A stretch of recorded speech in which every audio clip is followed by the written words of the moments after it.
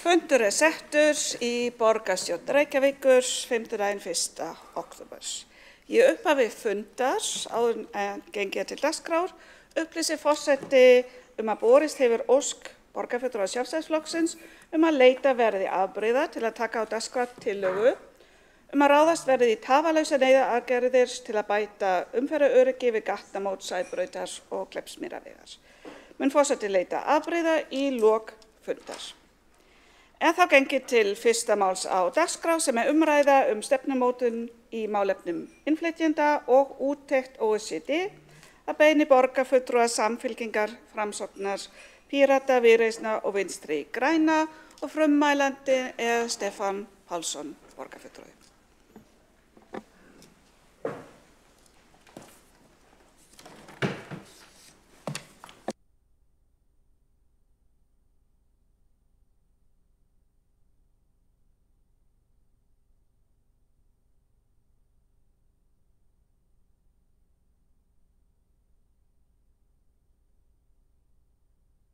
Borgarfulltrúum ætti að vera kunnugt útkoma skýrslu OECD fyrir 3 vikum síðan sem að unnin var að beiðni stjórnvalda og þá sérstaklega Guðmundar Inga Guðbrandssonar félagsmálaráðherra og mikilvægt innlegg í vinnu við fyrstu innflytjenda stefnu Íslands sem áætlað að samþykkja innan skamms fyrir árin 2024 til 2038. Og það kann að rauninni koma einhverjum á óvart að slík stefna sé ekki við lýði og hafi aldrei verið samþykkt. Nógu menn til í að ræða afmarkaða og sértæka hluti af málefnum sem að snúa að útlendingum í íslensku samfélagi og svo umræða ekki alltaf uppbyggileg eða falleg. Forsenda fyrir góðri stefnumótun náttúrulega að hafa gögnin, hafa upplýsingarnar og þess vegna var mjög gott að fá þessa vönduðu og miklu skýrslu frá OECD og það kallað eftir þessari umræðu, kannski til þess að gefa borgarstjórn bara tilefni og hvata til þess að kynna sér efni hennar. Auðvitað margt í skýrslunni sem að sérstaklega snýr að ríkisvaldinu, annað kannski að fulltrúum atvinnulífsins, en ég tel að það sé mjög margt í henni líka sem að hefur bara erindi við sveitarstjórnarstigið og þar af leiðandi þennan sal. Og þungamiðja í þessari skýrslu áherslan á tungumálið. Tungumálakennslu, íslenskukennslu á öllum skólastigum og sem hluti af fullorðinsfræðslu.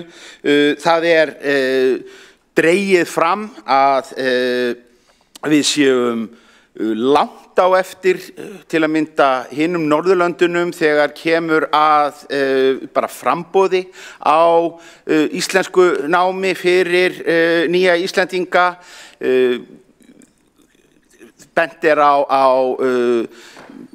dæmi sem hafa gengið sérstaklega vel. Það talað luxemburgiska módelið svokallaða sem að felur í sér 200 tíma launað leyfi fyrir starfsfólk á vinnumarkaði til þess að fara í íslensku námskeið bara á vinnutíma þar sem að vinnuveitendur og ríki skipta kostnaðinum. Á meðan að á Íslandi heyrir það til undantekninga að menn fari í meira heldur en þessa 200 tíma sem að í boði í námskeiðum þar sem ekki sérstaklega sundurgreind með við bakgrunn og færni þáttakenda þar. Það En þó svo að kannski tungumálaþátturinn sé stærstur í skýrslunni þá líka vikið að öðrum þáttum. Það í kafla 2 til að mynda rætt það hvað hlutfall útlendinga miklu hærra á leigumarkaði heldur en heimamanna, hversu miklu hærra hlutfall útlendinga teljast vera í of þröngu húsnæði og of lélegu og skýrsluhöfundar benda sérstaklega á að mikilvægt tæki í þessu sé aukið framboð á félagslegu húsnæði. Það bent á að meira en helmingur kæra til verkalýðsfélaga vegna bara brota á starfsfólki komið frá útlendingum. Og þar við nú komin inn á mál sem að verður tekið á dagskrá hér síðar í dag sem að tillaga félaga minna eða hugsjóna systkina minna í sósíalistaflokknum varðandi vinnumarkaðsmál.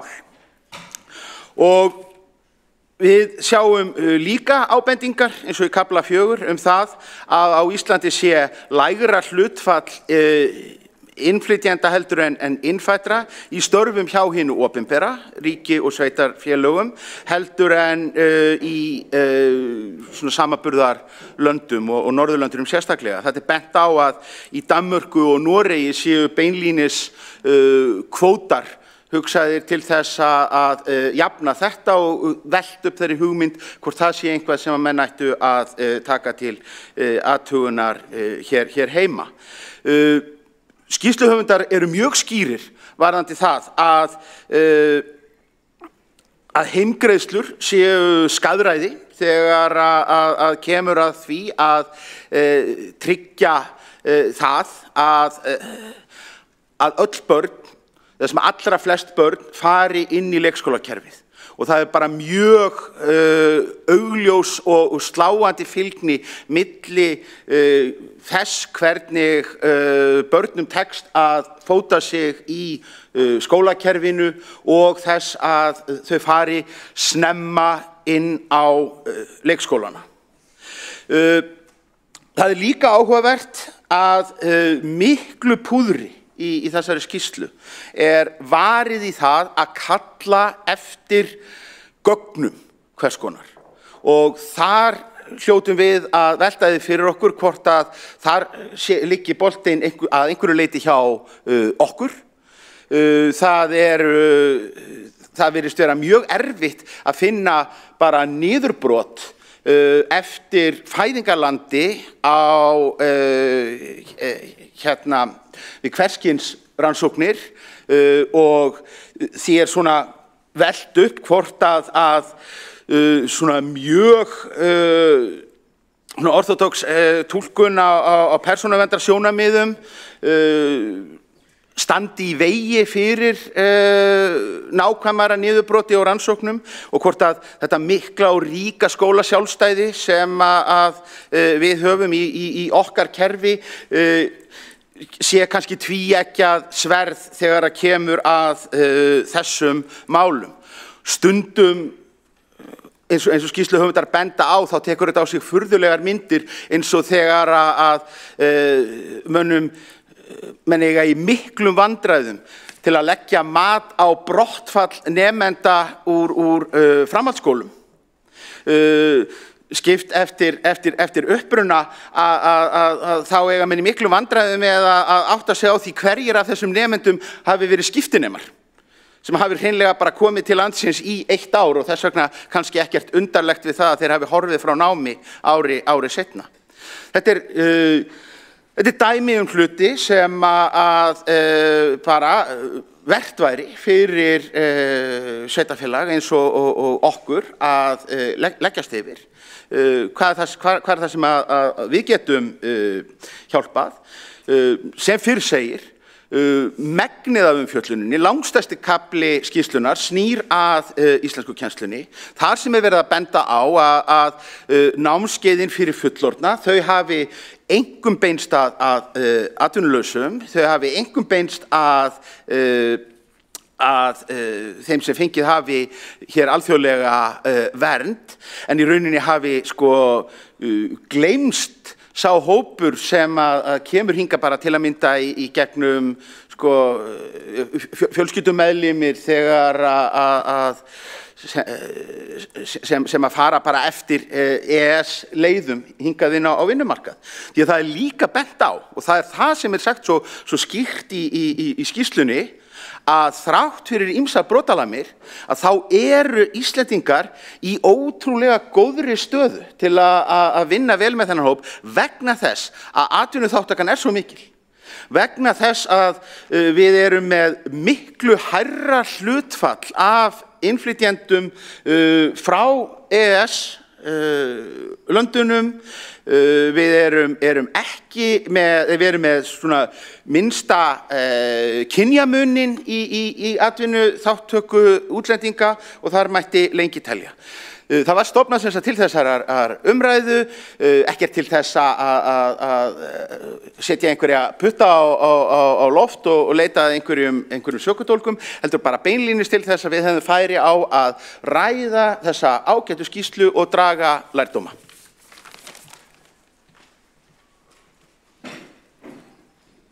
Borgarfulltrúi Stefán Pálsson hefur lokið máli sínu. Næstur tekur til máls borgarstjóri Einar Þorsteinsson.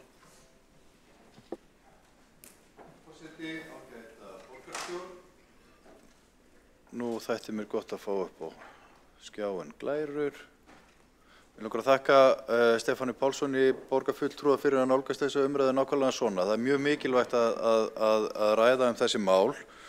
Þessi skýrsla, glöggt gests augað og allt það. Hún var unnið fyrir félags- og vinnumarkaðsráðuneytið og umræðan fólk með erlent ríkisfang hefur verið áberandi í samfélaginu undanfarin misseri, en hún hefur verið eiginlega aðalega beinst að flóttafólki og ágætt að hnykkja á því að þegar talað innflytjendur í átt við fólk sem flytur hingað sjálfviljugt til landsins með það í huga að hefja nýtt líf og vera hér til frambúðar. Og í þessari ræðu minni ætla ég svona bara rétt aðeins að fara yfir það sem við erum að gera. Ekki til þess að segja það að hér sé allt fullkomið og við séum búin að finna upp hið endanlega kerfi, heldur bara aðeins að varpa ljós á það. Því að stundum í umræðinni látið eins og ekkert sé gert. En síðan hlakka ég til að heyra umræðina hér í dag og vonast til þess og gerir ráð fyrir hún verði málefnileg og öflug.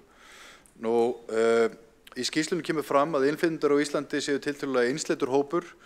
80% þeirra koma frá EES-löndunum. Hlutfallslega hefur innflytjendur fjölgað mest á Íslandi síðastliðinn áratug af öllum ríkjum innan OECD og á landinu öllu eru þeir 80.000. Atvinnuþátttakan mjög há og hefur verið og það eru gríðarleg verðmæti í því. Samkvæmt Hagstofunni eru innflytjendur 23% allra þeirra sem eru á íslensku vinnumarkaði, en það eru þó blikur á lofti og það áhyggjuefni að sjá vaxandi atvinnuleysi á meðal þessa hóps. Heilt yfir kemur ítrekkað í ljós að færni innflytjenda á Íslandi nýtist oft ekki nægilega vel á íslensku vinnumarkaði. Meira en þriðjungur hámenntaðra vinnustörf sem krefjast minni hæfni en þeir búa yfir og oft eru það störf í þjónustustörfum sem tengjast ferðamennsku. Góð íslenskukunnátta lykilatriði þegar kemur að inngildingu og aðlögun að samfélaginu, en tölurnar sýna okkur enn og aftur að íslenska stærsta hindrun innflytjenda að okkar samfélagi.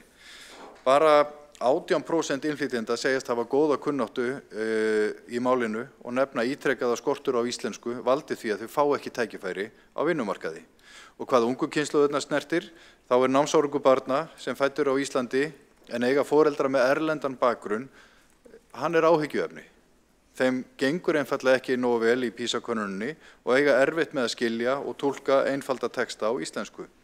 Eins sjáum við merki það í okkar kerfi að börn með erlendan uppruna eru líklegri til að fara aldrei á leikskóla en börn með íslenska foreldra.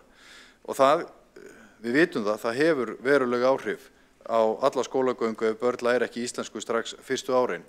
Aðeins vegna þess að Stefán Pálsson borgarfulltrúi nefndi heimgreiðslurnar og athugasemdir OECD, þá tek ég undir það að það gengur alls ekki að vera með heimgreiðslur þannig útfærðar að foreldrar geti sleppt í að senda börnin sín og svipta þau leikskólagöngu. Hér hefur þó á Íslandi verið aðalega útfært þannig, þessar heimgreiðslur þannig að það sé skilyrði fyrir því að fólk þiggi plássið ef það býðst og þá falli niður heimgreiðslurnar ef fólk hins vegar hafnar plássinu. Þannig að ég veit ekki til þess að OECD hafi rannsakað þá útfærslu. En í skýrslunni lagt til að bætt verði í gagnasöfnunum innflytjendur, íslenskukennsla aukin, unnið að því að auka menntun og færni innflytjenda og lögð verið áhersla á inngildingu fjölskyldna sem flytjast til landsins vegna vinnu. Nú mannfjöldinn, þessar niðurstöðar ríma mjög vel við reynslu okkur hjá Reykjavíkurborg og borgin hefur náttúrulega ótal snertifleti við innflytjendur gegnum leik- og grunnskóla, frístunda- og íþróttastarfs og þjónustumiðstöðvarnar en síðasta áratug hefur fjölgað jafnt og þétt í hópnum. 2013 bjuggu í Reykjavík rúmlega 13.000 innflytjendur en á síðasta árið 2023 voru hér 35.000 sem fjórðungur Reykvíkinga, langflest frá Póllandi. Haustið 2022 voru tæplega 21% barna í grunnskólum með annað móðurmál en íslensku og nærri 33% í leikskólunum. Síðustu ár hefur farið fram mikil stefnumótun í málefnum innflytjenda sem hefur skilað sér í ýmsum verkefnum.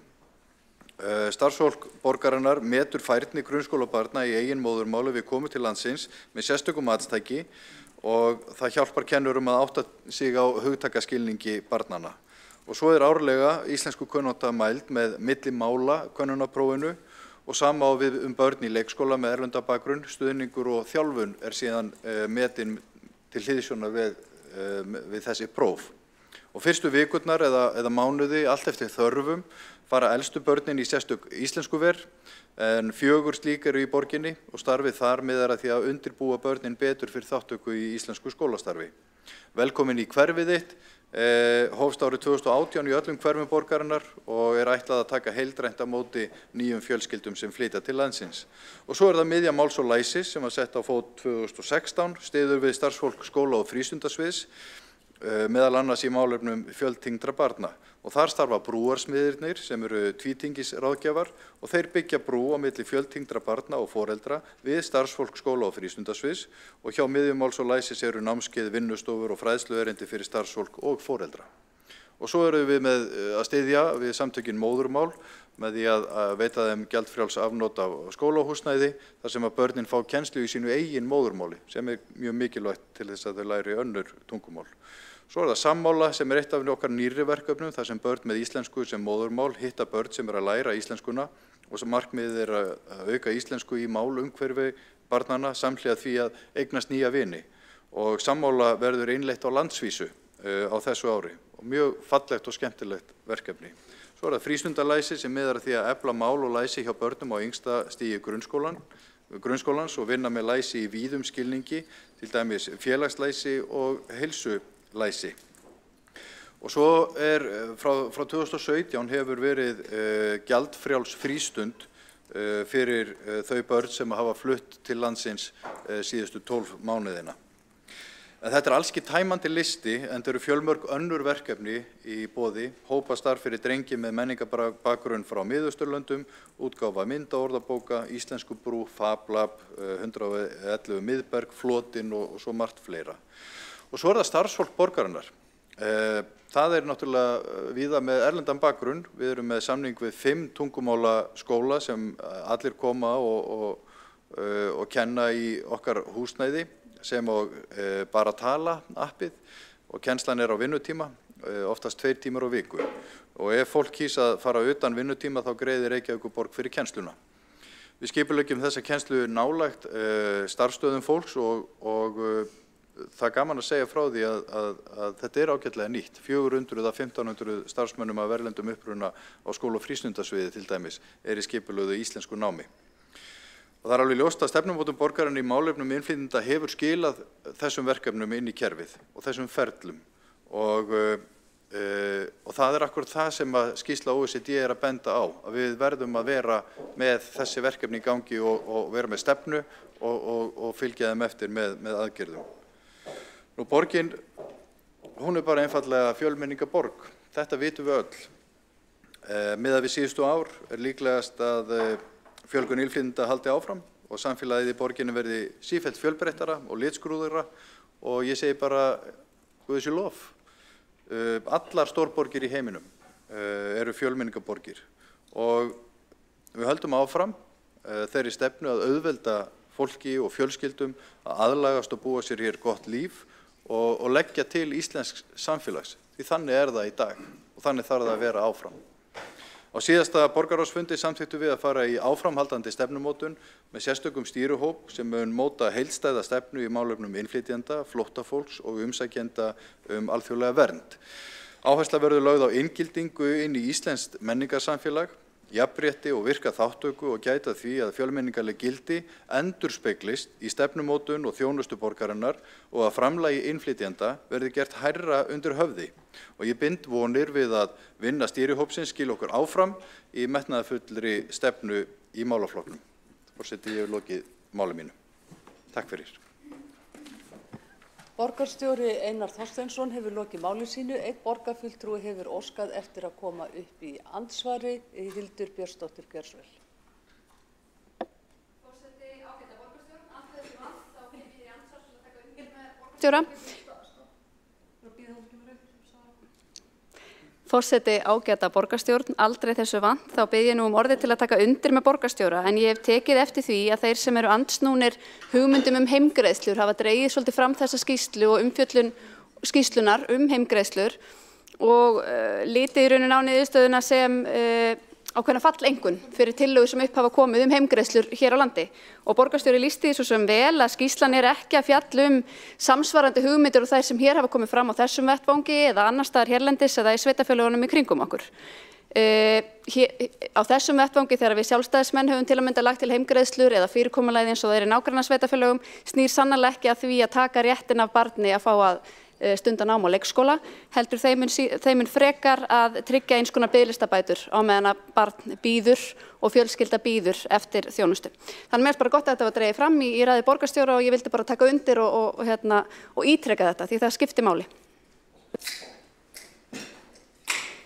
Borgarfulltrúi Hildur Björnsdóttir hefur lokið við að veita andsvar, þá telst andsvörum lokið, þá tekur næst til máls borgarfulltrúi Sabine Lerskov.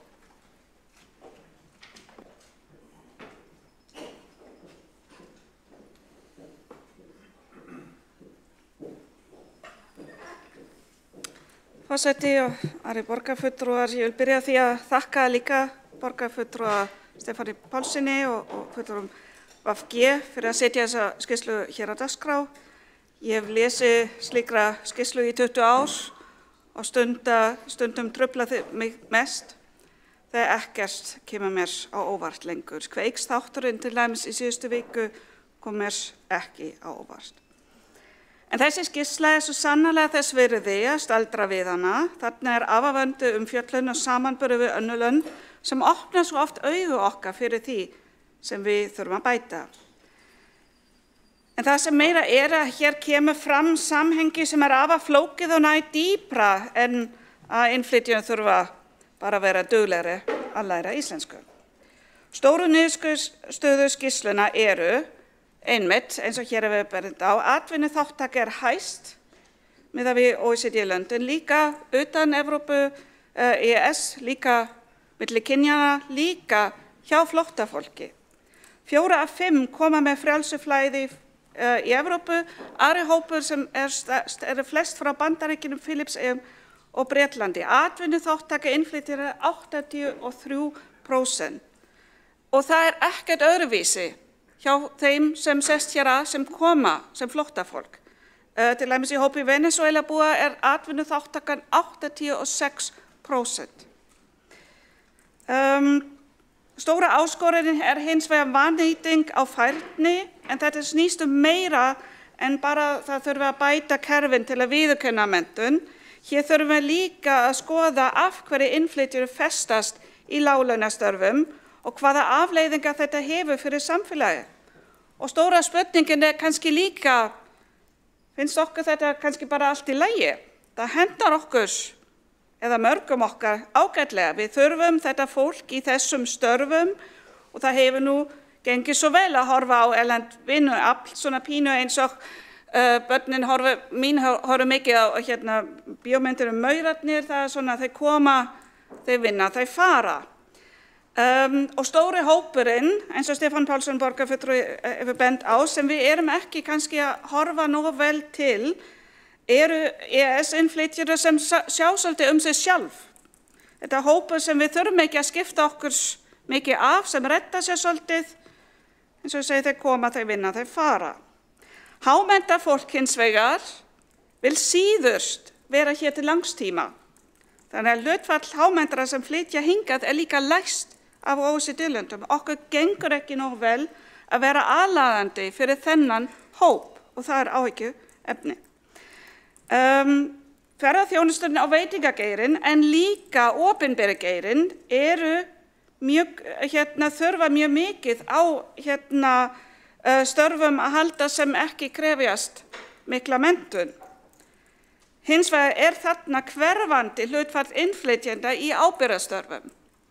Fyrir nokkrum árum gerði lögmannsstofa réttu skýrslu sem skoðaði sérstaklega opinbera geirann.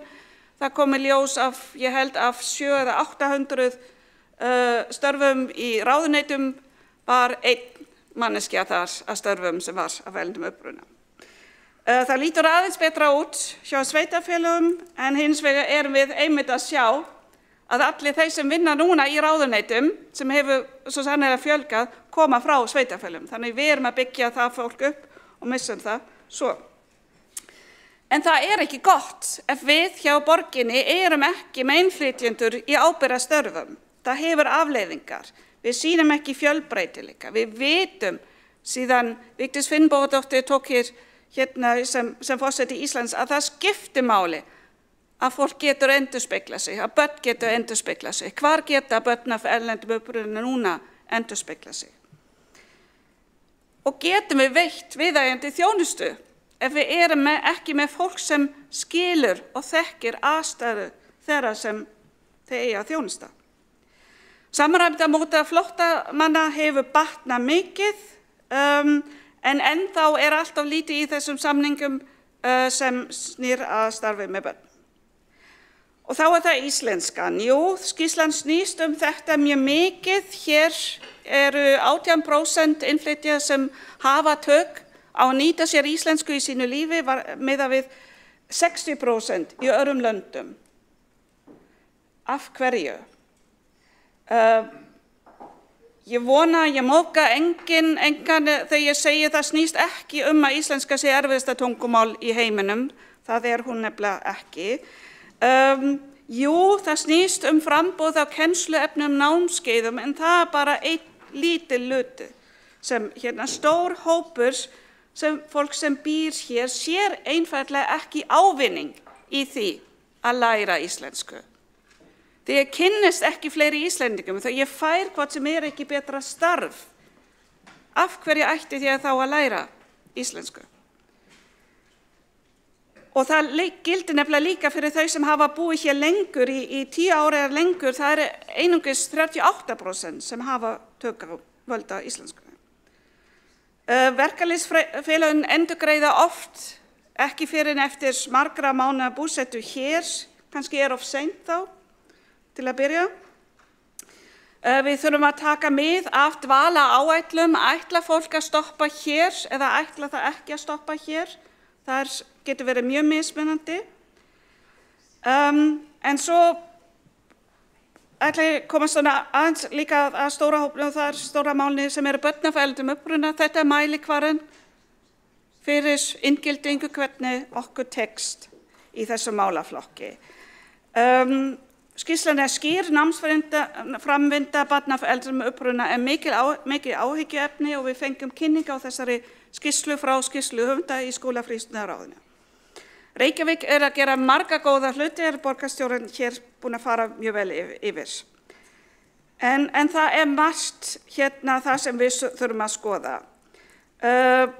Leikskóla aðgengi hefur verið nefnd, heimgreiðslur í þessu tilefni, við ætlum kannski ekki, það er ekki stóra máli í dag, en skýrsluhöfundurinn er samt mjög skýrt. Hvernig sem fyrirkomulag þá eru þetta peningar sem fara ekki í uppbyggingu á leikskólum og það að vera mjög snemma í íslensku málumhverfi er stærsti þáttur fyrir menntun þessara barna á lífsleiðinni og erum við að tala það sem jafngildir 2 árum á skólagöngunni. Þannig að það skiptir mikla máli, en það sem þessi skýrslan gerir líka, sem mér finnst svo ótrúlega merkilegt, að hún teiknar upp samhengi. Og stærsti áhyggjuvaldi eitthvað sem við höfum séð líka í gegnum okkar millimálapróf, og það undirstrikar skýrslan að ekki bara börnum af foreldrum gengur ekki nóg vel í náminu, heldur að þeim sem eru fædd hér á Íslandi gengur ekki heldur betur, og það held ég bara Mexíkó sem stendur sig verr. Þannig að það sé staða Íslands að börn af erlendum uppruna sem eru með erlenda foreldra fædd hér á landi gengur svona illa. Og það samhengi við hvar þessar foreldrar vinna, hvort þeir kunna íslensku, hvernig inngilding þeirra Og þetta stóra samhengi sem við verðum að hugsa. Ef við sinnum þessu ekki betur, þá mun þessum börnum ekki heldur ganga betur í framtíðinni. Við þurfum að ná þeim inn á máltökuskeiðinu. Við sjáum eins og ég sagði í grunnskólanum að þeim gengur ekki betur heldur þeim sem fæðast hér.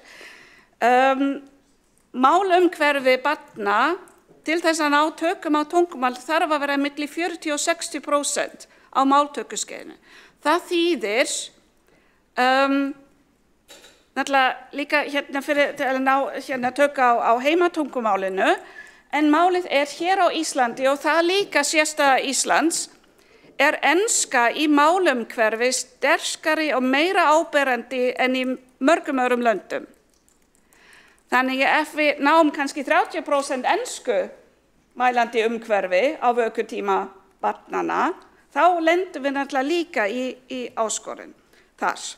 Þannig að það þetta stóra samhengi, hversu illa okkur gengi að innflytjendur læra sjálf íslensku, fá tækifæri að komast upp úr láglaunastörfum, þurfa að vinna vaktavinnu, erfitt að ná endum saman og styðja börnin sín í náminu. Forseti, í borginni eru 80% nýra skattgreiðenda fólk af erlendum uppruna. Fá þau viðeigandi þjónustu, stöndum við okkur nógu vel til að sinna inngildingu. Þegar forseti, ég ætla að koma hér aftur upp í seinna ræðu. Borgarfulltrúi Sabine Leskop hefur lokið máli sínu. Næst tekur til máls borgarfulltrúi Helga Þórðardóttir.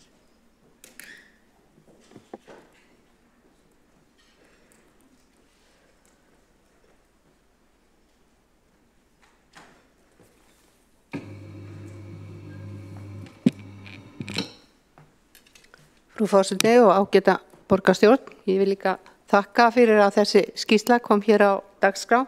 Þetta ákaflega mikilvæg skýrsla stöðu innflytjenda á Íslandi, mikilvæg til að skilja stöðu innflytjenda og hvernig við getum bætt stöðuna. Innflytjendum hefur fjölgað hlutfallslega mest á Íslandi síðastliðinn áratug af öllum ríkjum á Evrópska efnahagssvæðinu. Þeir eru jafnframt með hæstu atvinnuþátttökuna, en þrátt fyrir mikla atvinnuþátttöku þá bent á að mikið vantar á inngildingu innflytjenda í samfélagið. Innflytjendur eru tiltölulega einsleitur hópur á Íslandi miðað við stöðunni í öðrum löndum, en 80% innflytjenda koma frá Evrópska efnahagssvæðinu. Flóttafólki hefur líka fjölgað, eins og í öðrum löndum, en eru samt í miklu minni hluta. Bent á að það þurfi að huga miklu betur á þessum stóra hópi innflytjenda frá Evrópska efnahagssvæðinu. Í úttektinni bent á að íslenska sé algjört lykilatriði við að skapa inngildandi samfélag og geti brotið flestar þær hindranir sem innflytjendur standa frammi fyrir. Fram kemur að tæplega helmingur innflytjenda sem átt hafa í erfiðleikum með að fá vinnu á Íslandi að nefna skort á íslensku kunnáttu sem aðal ástæðu. Ergo, ef innflytjandi hefur ekki góð tök á íslensku, fær hann síður vinnu. Mikil fylgni á milli góðrar færni í íslensku og starfstækifæra á vinnumarkaði sem hæfa menntun og reynslu. Það sem var mest sláandi í skýrslunni var að hlutfall þeirra sem segist hafa góða kunnáttu í tungumálinu lægst hér á landi á meðal svarenda í OECD-ríkjum eða 18% samanborið við 60% af meðaltali innan Evrópska efnahagssvæðisins. Útgjöld til kennslu fyrir fullorðna eru sömuleiðis talsvert lægri en í samanburðaríkjum. Skýrsluhöfundar benda á að helsta vísbendingin langtíma árangur aðgerða á málefnasviðinu sé hvernig afkomendum innflytjenda reiðir af námsárangur barna sem fædd eru á Íslandi en eiga foreldra með erlenda bakgrunn áhyggjuefni. Meir en helmingi þeirra gengur illa í PISA-könnuninni sem þýðir að þau eiga erfitt með verkefni eins og kom hér fram áðan að skilja og túlka einfalda texta. Þessu tengt þá langar mig að vitna í skýrsluna því við vorum að ræða hérna námsmat, samræmt námsmat, komið inn á þetta í skýrslunni með leyfi forseta. Þetta beint úr skýrslunni. Börn innflytjenda þurfi meðal annars íslensku stuðning í skóla sem byggi á kerfisbundnu og samræmdu mati á tungumálakunnáttu þeirra. Slíkt mat sé ekki til staðar á Íslandi í dag en reynsla frá öðrum ríkjum OECD bendir til þess að kerfisbundið mat innan menntakerfisins geti bætt námsárangur þeirra. Tilvitnun lýkur. Það augljóst að við þurfum að gera betur í þessum málaflokki. Ég tók þátt í menntaþingi í gær og ég tók meðal annars þátt í hópavinnu undir yfirskriftinni Jöfn tækifæri fyrir alla. En þar kom fram að ein af aðgerðum stjórnvalda að samræma verklag á landsvísu móttöku, menntun og inngildingu barna með fjölbreyttan tungumálabakgrunn og menningabakgrunn. Ég tel einmitt að menntun barna, og sagði það hér í ræðu og síðasta borgarstjórnarfundi, sé ein stærsta áskorunin í innflytjendamálum á Íslandi. Og því fannst mér gott að sjá þessa aðgerðaráætlun stjórnvalda samræmt verklag og svo bara að vona að það komist í framkvæmd.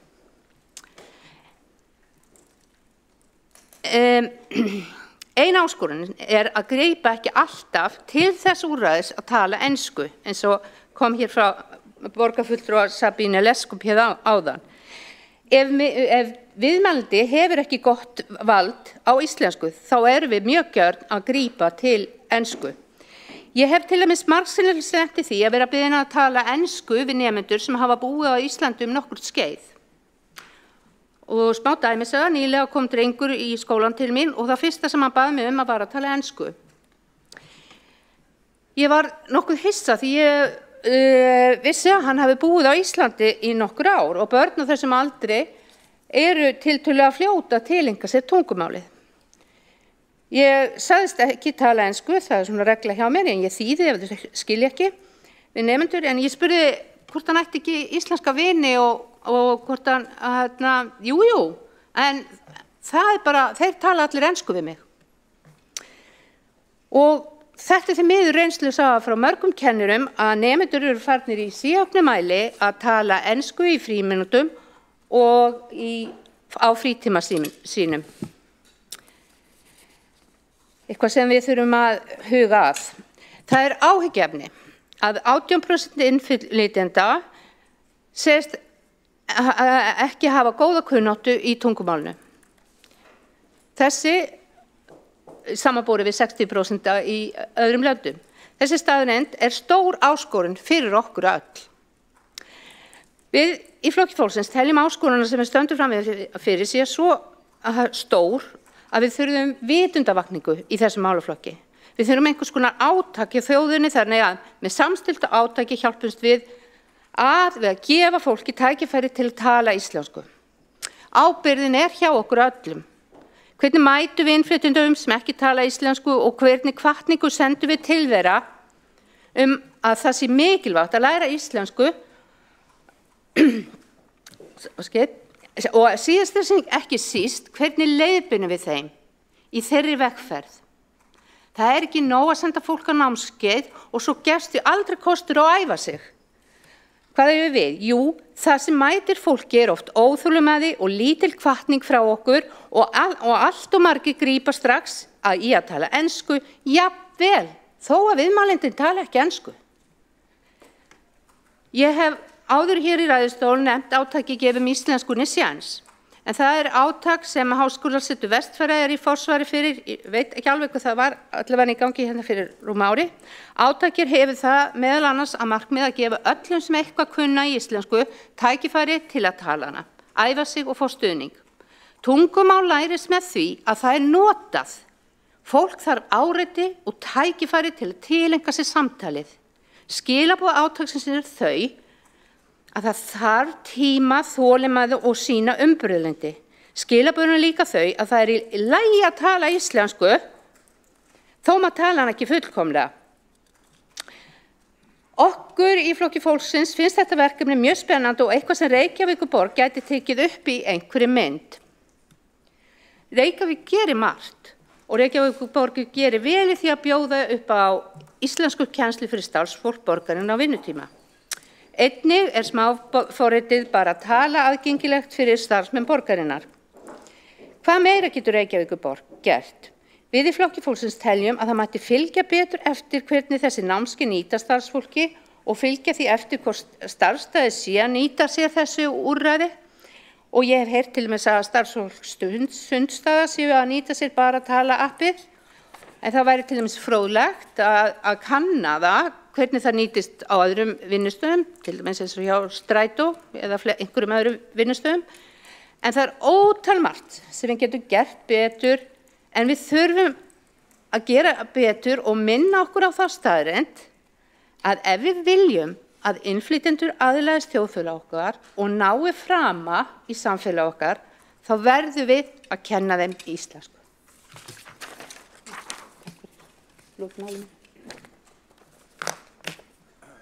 Borgarfulltrúi Helga Þórðardóttir hefur lokið máli sínu. Einn hefur óskað eftir að koma upp í andsvari.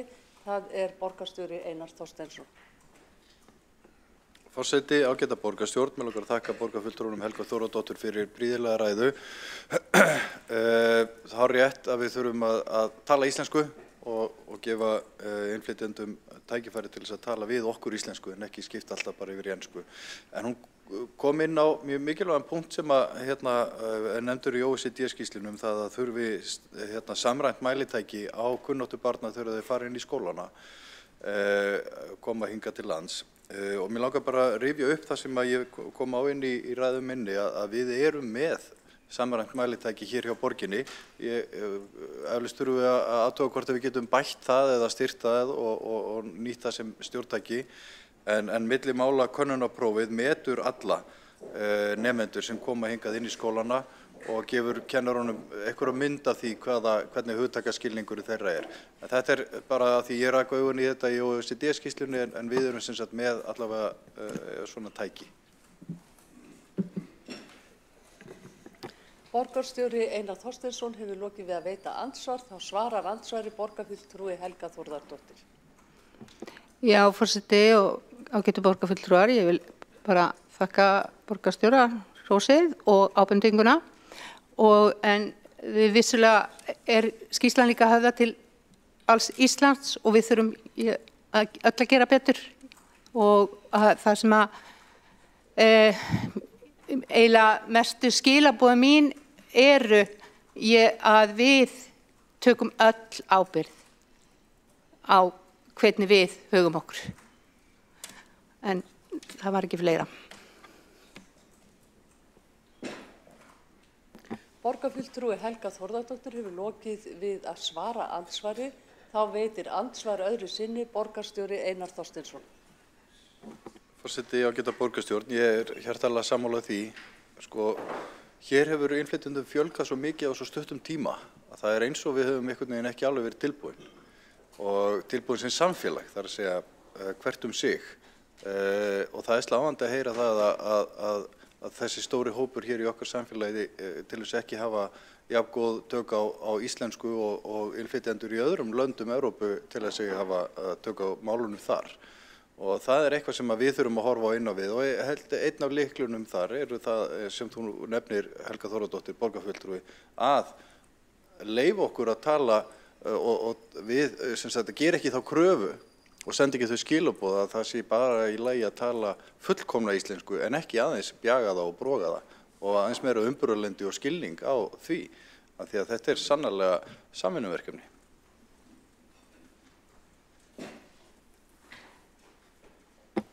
Borgarstjóri Einar Þorsteinsson hefur lokið við að veita andsvar og þá telst andsvörum lokið. Næst tekur til máls borgarfulltrúi Pavel Bartosek.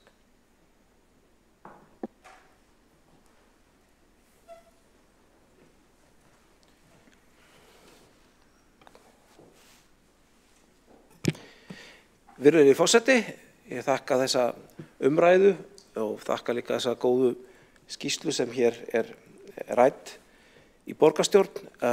Það kannski stundur svona í þessari umræðu að hlutir sem við getum verið stolt af þykist síðan enginn kannast við og öfugt. Ég ætla að segja sem frjálslyndur hægri maður að mér finnst margt sem við getum alveg verið ánægð með hvernig við gerum.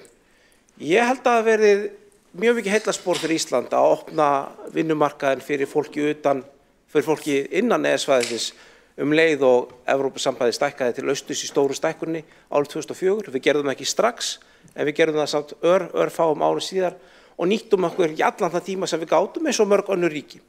Og það var mikið heillaspor fyrir okkur og þannig kom kynslóð af fólki sem fékk tækifæri til þess að gera frábæra hluti á Íslandi, auðga okkar samfélag og nú eru börn þessa fólks að vaxa úr grasi og verða fullorðin. Og við getum bara verið nokkuð stolt af því og við getum líka verið nokkuð stolt af því að hafa tekið til okkar stóran hóp fólk sem var að flýja borgarastyrjaldir í Írak og Sýrlandi þessum tíma. Við höfum ekki að skammast okkur fyrir það. Við höfum heldur ekki að skammast okkur fyrir það, hafa tekið á móti hópi fólk sem var að flýja harðræði kommunismans í Venesúela. Við höfum heldur ekki að skammast okkur fyrir það, hafa tekið á móti mjög mörgum Úkraínumönnum sem voru að flýja grimmúðlega innrás Rússlands í sitt ríki og heldur ekki flóttafólki frá Palestínu. Við eigum að vera stolt af því að það virðist einhvern veginn eins og í dag sem fólk sé frekar að mæla árangur af því að hafa, ég veit ekki, komið veg fyrir það eða ekki, en ég held við eigum bara að ánægð með þetta. Og í almennt séð þá margt sem við höfum verið að gera vel og það sem við höfum helst verið að gera vel, svo ég árétta það líka, að það hefur allt kannski snúið að svona formlagalegu réttindum fólks. Formlagalegir réttindum fólks til þess að flytja til landsins, þau hafa ekki verið að minnka, þau hafa aukast. Lagalegir réttindi fólks á vinnumarkaði hafa líka verið að aukast, það að þessi fyrstu kynslóðar réttindi til að stunda atvinnu. Sumt af þessu hefur verið komið í gegn í raunar oft með ákveðin andstöðu verkalýðshreyfingarinnar, svo það sé þetta líka, en ég ánægð með þau skref sem þarna hafa verið tekin. Þannig að við höfum í raunin gert ágætlega í að hafa stað sem sæmilega opinn. Vandamálin okkar ef einhverju eru kannski stað af því að þó að staðurinn sé opinn þá kannski þjónustan þegar þangað komin ekki nægilega góð, allavega ekki með við þann mikla fjölda sem hefur verið valið að flytja til landsins að undanförnum árum. Og það kannski það sem skýrslan frá OECD setur í ákveðið samhengi.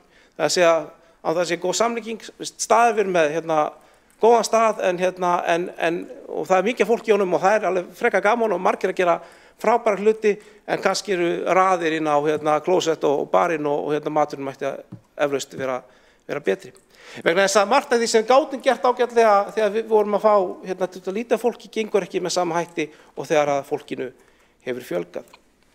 Ég nefndi til dæmis að þegar ég flutti til Íslands fyrir 600.000 árum síðan þá fór ég í Melaskóla og starfsfólk Melaskóla tjáði foreldrum mínum nokkuð ánægt að það hafði nú komið annar pólskur strákur í skólan fyrir einhverjum 15 árum, þannig að það var reynsla fyrir hendi og það þurfti engar áhyggjur að hafa af því að það hefði ekki tekið vel á móti mér líka. Og það reyndist nú reyndar ágætlega vel og það rétt. En það svolítið annað auðvitað að þegar samfélagið tekur á móti einu barni heldur að þegar fjöldinn orðinn miklu meiri þá þarf bara allt aðra innviði. Og það kannski það sem skýrsla OECD dregur svolítið fram. Þannig ég held að við megum samt ekki gleyma því, þó að við tölum ýmislegt sem þetta bæta hvílíkt heillaspor það hefur verið fyrir íslenskt samfélag að vera opið og við eigum bara að vera stolt af því að hafa skrifið svo skref og verið með sæmilega opin landamæri og eigum að vera það áfram. kannski vegna orða Stefáns Pálssonar sem ég hjó líka eftir verðstu skýrslunar svona erfiðleika við að safna gögnum hitt og þetta. Við rekumst á þetta reglulega. Við vorum til dæmis að funda í menninga-íþrótta- og tómstundaráði þar sem var rætt erfiðleika þess að halda almennilega utan tölfræði hve mörg börn sem hafa einhvern annan bakgrunn en hreina íslenska bakgrunn síðan að stunda frístundir með frístundakort vegna þess að sú samantekt ekki algjörlega á hreinu. Og það eru fleiri svona atriði sem mætti nefna. Ég held að almennt sé þarna raunir ekki við persónuvernd að sakast, hún svo sama alls staðar í Evrópu. Ég held að það sé það við að sakast að okkar hagskýrslugerð því miður bara í skötulíki samanborið við það sem gerist í mörgum öðrum þjóðum. Ég hef unnið við það að safna og halda utan samanburð á hagskýrslugögnum frá mismunandi löndum. Í Eurostat dæmigert ríki með það bil 2000 gagnasett sig. Við erum með sirka 200 gagnasett á Hagstofuvefnum. Munur þarna á þessum 200 og 2000 munur á því hvað vel við vitum okkur sem samfélag. Það þetta til ágætis gögnum þetta fyrir árin 2009 til 2013 þegar við vorum umsóknarríki að Evrópusambandinu þá þurftum við að gera þetta allt saman. Þannig ef einhver vill vita eitthvað Ísland á þessum árum þá eru betri gögn til staðar þar heldur en fyrir margt annað. Það var líka nefnt hér fjördæmi frá Luxemburg og þannig að ég held ekki að það sem við þurfum örlítið að horfa til núna að lagalegur réttindin að mörgu leyti hafa batnað. Það við erum ekki almennt lokað samfélag. Við höfum verið að útvíkka kosningaréttin. Við höfum verið að útvíkka réttindi fólks á vinnumarkaði þannig að til dæmis fólk sem sem vegna tíma við skort á vinnuafli getur öðlast réttilegra dvalar en nokkur ára og ég held að ætti að ganga fleiri þannig skref þó svo að það séu áhyggjur af mögulegri misnotkun annars staðar. Við höfum bara tæklað það á öðrum hætti en ekki með því að refsa duglegu fólki og fækka tækifærum þess. En það til dæmis kemur að hlutum eins og tungumálakennslu. Þá verðum við að vera svolítið loksins að grípa held ég almennilega í taumana þar. Og ég veit ekki hvað hefur valdið því að við höfum ekki gert meira af því. Kannski annars vegar bara hinn hefðbundna, ég veit ekki, ef maður veit ekki hvað máli snýst oftast peninga eins og hefur verið sagt. Það að segja þetta bara kostar að bjóða meira og vera með meiri kennslu, sérstaklega fólk á ekki borga fyrir það sjálft. Og í öðru lagi kannski hefur mig grunað að það sé einhverja áhyggjur þá svona meira kannski frjálslyndismegin á þessum ási að ef við búum til of mikil tæki til að prófa getu fólks í tungumáli þá hætta við að þau verði með einhverjum hætti misnotuð. Að það sé kannski undirliggjandi, kannski það rangt hjá mér, en það sé undirliggjandi andstafi það að vinna að því að koma slíkum tækjum á. En ég held að valkostun sé ekki endilega betri. Hér var nefnt Luxemburg sem dæmi og það held ég ríki sem við ættum aðeins að taka okkur til fyrirmyndar hvað varðar tungumálakennslu fólks af erlendum uppruna. Það svona kannski svipuð lýðfræðileg samsetning og hjá okkur. Það líka ríki þar sem talað lítið og fámennt tungumál sem ekki auðvelt að sannfæra fólki að opni dyr fyrir því allan heim með því að læra. Luxemburgska fámennt mál, svona svipað okkar, en auðvitað partur af þeirra svona national identitet eins og svo sannarlega í tilfelli íslenskunnar. Og í Luxemburg getur alla 4 sinnum á ári labbað inn í opinbera tungumálastofnun Luxemburg og tekið staðlað evrópskt tungumálspróf í luxemburgisku sem nær frá A2 upp í C1 fyrir þau sem þekkja þann ramma og þá fólk komið með eitthvað opinbert skjal yfir því hve góða tökur þá hefur á máli landsins. Og ég held að eitthvað svona kerfi gæti, þó að séu hættur í því að það verði sett sem allt og íþyngjandi við allt og mörg störf, þá samt einhvers staðar mikilvægir möguleika á hvatningu telja. Vegna þess að við erum okkur átt okkur á því að út af því eins og hefur verið nefnt að langstærsti hluti okkar innflytjenda kemur frá löndum EES, þá getum við sama hvað við öskrum okkur hása, ekki neitt langstærsta hluti fólksins að læra íslensku nokkuð skapan hlut fremur það vill það sjálft. Við getum ekki sagt að þú þurfur að ná tökum málunu innan einhvers tíma ellegar hitt og þetta. Fólk getur verið eins lengi og vill án þess að læra startótt íslensku. Þannig lagalega umgjörðin.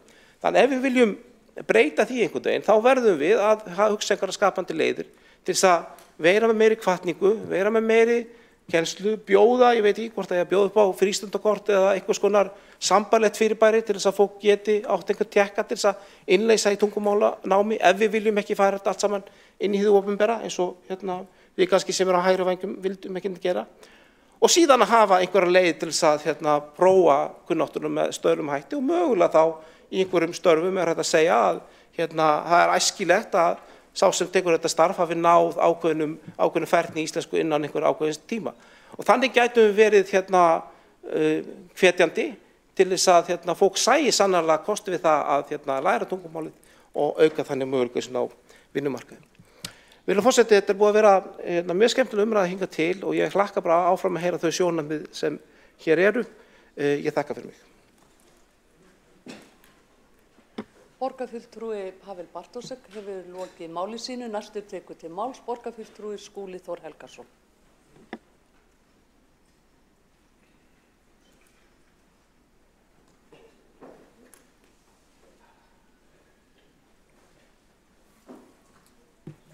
Forseti, ágæta borgarstjórn, við ræðum hér mikilvæga og margt mjög merkilega skýrslu OECD sem að gerða með stuðningi félags- og vinnumarkaðsráðuneytisins innflytjendur og stöðu þeirra í okkar samfélagi. Það sem ég tek úr skýrslunni þetta. Innflytjendur eru bæði mikilvægur og nauðsynlegur hluti af okkar samfélagi, atvinnulífi og hagkerfi. Stórar atvinnugreinar eins og mannvirkjageirinn og ferðaþjónustan treysta á vinnuframlag innflytjenda og þær gætu í raun ekki þrifist með góðu móti án þeirra. Atvinnuþátttaka innflytjenda góðu heilli svo hæsta innan OECD hér á Íslandi eða 83% og þátttaka þeirra í samfélaginu sömuleiðis með við þær forsendur sem OECD gefa sér. Mesta fjölgun innflytjenda innan OECD hefur verið hér á landi síðastliðinn áratug. Hlutfall innflytjenda hækkaði úr 8% árið 2013 í 18% árið 2023 og langflestir 80% í þessum hópi koma frá EES-löndunum. En það eru miklar áskoranir sem mæta þessum hópi og hin hliðin á mikilli atvinnuþátttöku innflytjenda sú að þetta líka svo hópur sem hættast við að missa vinnuna eða fá ekki vinnu. En annar hver einstaklingur á atvinnulausiskrá úr röðum innflytjenda og það hlutfall hefur hækkað gríðarlega á mjög stuttum tíma. Úr 15% fyrir 10 árum í 50% í fyrra. Og það ljóst á meðal annars viðhorfskönnunum sem að gerðar hafa verið meðal þessa hóps að stærsta hindrun innflytjenda inn á vinnumarkaðin skortur á íslensku kunnáttu. Tungumálið stærsti þröskuldurinn sem mætir þeim í þeirra atvinnuleit. Hvernig erum við að mæta þessum hópi í samfélaginu? Hér hefur verið farið ágætlega yfir í ræðum ýmissa það sem við höfum gert fram að þessu. Og það hefur ýmislegt verið gert, en ég held að við verðum að viðurkenna það að við höfum ekki gert nægilega mikið til þess að mæta þessum miklu breytingum, þessari miklu fjölgun í þessum hópi á undanförnum árum. Og sem samfélag þá höfum við staðið okkur illa í að meta menntun innflytjenda að veruleikum. Og það eru alltaf mörg dæmi það að þessi hópur sé hlunnfærinn þegar kemur að störfum og launum vegna þess að menntun þeirra í heimalandinu ekki metin sem skildi á íslensku vinnumarkaði. Það segir sína sögu að rúmlega þriðjungur háskólamenntaðra innflytjenda 35% í störfum sem nýta ekki menntun þeirra með fullnægjandi hætti. Sambarilegt hlutfall okkar innfæddra 3 sinnum lægra eða 10%. Þarna birtist líka skýr kynjahalli því konur eru fjölmennari í þessum hópi, þar að segja í starfi þar sem menntun þeirra ekki að nýta sem skildi heldur en kallar. Og þessi mikli munur milli innfæddra og innflytjenda á þessu leyti á því sem við getum kallað vannýtt menntun í starfi með því mesta sem gerist innan OECD-ríkjanna. Íslenskukennslu hefur verið ábótavant bæði í skólakerfinu og á vinnumarkaði. Við þekkjum öll dómsmálið okkar við ríkið út af þeirri mismunum sem reykvísbörn með annað móðurmál en íslensku mæta í krafti þess að þau búa hér í Reykjavík en ekki í öðru sveitarfélagi. Þetta dómsmál enn óafgreitt. Héraðsdómur dæmdi borginni í vil í lok síðasta árs, ríkið áfrýja og við bíðum enn niðurstöðu 10 mánuðum síðar. Reykjavíkurborg hefur sannarlega margfalda framlög sín til íslenskukennslu barna með annað móðurmál en íslensku á undanförnum 7–8 árum, en það dugar hins vegar ekki til að mæta þörfinni megna þeirra miklu fjölgunar sem það hefur orðið í þessum hópi síðastliðinn áratug. Mér finnst mjög mikilvæg athyglisverð þessi niðurstaða skýrslunnar að innflytjendur á Íslandi virðast búa yfir minni kunnáttu á þjóðtungunni hér heldur en raunin kunnáttu innflytjenda á þjóðtungu í öðrum löndum. Kannanir sýna aðeins 18% telja sig hafa fullnægjandi vald á íslensku meðan sambærilegt hlutfall í öðrum löndum í kringum 60%. Þetta sérstakt rannsóknarefni sem það þarf að bregðast við með fræðslu, vitundavakningu, auknu aðgengilegu námsframboði, en kannski líka naflaskoðun okkar innfræða á því hvernig getum við girt okkur í brók varðandi það að tryggja eðlilegan framgang fólks af erlendum uppruna á vinnumarkaði. Þar með talið í ábyrgðarstöður. Samanber sjónarmið Sabine Leskov, borgarfulltrúa í umræðunni hér áðan, það að það vanti kannski skýrari hvata fyrir fólk af erlendum uppruna að leggja stund á íslensku. Íslensku kunnátta nemenda af erlendum uppruna skiptir lykilmáli upp á menntunarstöðu þessa hóps núna og síðar á lífsleiðinni. Við sjáum þetta vel í PISA-niðurstöðum þar sem að munurinn á frammistöðu þess hóps nemenda af erlendum uppruna sem tala íslensku á sínu heimili og hinna sem gera það ekki mestur hér á landi af öllum ríkjum OECD. Það líka eins og nefnt hefur verið athyglisvert að skýrslan dregur sérstaklega fram hve mikilvægt að börn með innflytjendabakgrunn njóti þeirrar menntunar sem leikskólavistin býður upp á, ekki síst þjálfun í íslensku, og þar sérstaklega dregið fram að heimgreiðslur sem valkostur við leikskólapláss geti haft neikvæð áhrif varðandi menntunarstöðu viðkomandi barna og auðvitað stöðu foreldra þeirra á vinnumarkaði, ekki síst kvenna. Þarna verk að vinna því þessi börn af erlendum uppruna sækja leikskólana mun síður en börn af innlendum uppruna og fara því frekar á mis við fyrsta skólastigið sem eins og mikilvægt að rifja upp hefur mjög mótandi áhrif á málþroska barna og máltöku sem aftur hefur heilmikið forspárgildi varðandi læsi og gengi á menntabrautinni síðar meir. Við þurfum að horfa í eigin barm sem samfélag varðandi framboð á íslensku kennslu fyrir þennan hóp og það áberandi í skýrslunni að opinber fjármögnun á slíkri kennslu mun minni hér á landi en gengur að gerist á hinum Norðurlöndunum sem standa okkur mun framar í að fjármagna kennslu í þjóðtungu viðkomandi landa. Við þurfum að gera betur, nýta betur menntun innflytjenda og meta hana að verðleikum og auka fræðslu til innflytjenda mikilvægi þess að læra íslensku og auðvelda þeim aðgengi að íslensku kennslu. Stórefla íslensku kennslu bæði barna og fullorðinna á röðum innflytjenda svo þeir geti orðið virkari þáttakendur í okkar samfélagi og geti nýtt tækifæri sín og hæfileika til jafns við þá sem eru með innlendan bakgrunn. Við þurfum sérstaklega að beita okkur gagnvart jaðarsetningu barna með erlendan bakgrunn, sjáum að þau skila sér til dæmis ekki eins vel í skipulaða frístundir eins og önnur börn. Við sjáum það vel á tölfræði nákvæmri nýtingu frístundakortsins eftir hverfum. Því hún sannarlega undir meðalagi í hverfum eins og Breiðholti, miðborg og að hluta til á Kjalarnesi þar sem hlutfall innflytjenda hvað hæst í borginni. Samandregið, þessi skýrsla stórmerkileg. Hún geymir afar mikilvæga niðurstöður fyrir okkar vinnu hér við stjórn borgarinnar og ég fagna því að stefnumótun fari nú í ganga þessu tilefni eftir of langa meðgöngu. Samfélagið okkar hefur breyst gríðarlega á undanförnum áratugum. Við höfum ekki staðið okkur nægilega vel á landsvísu í að bregðast við þeim breytingum, höfum hreyft okkur of hægt og nú þurfum við að gera betur.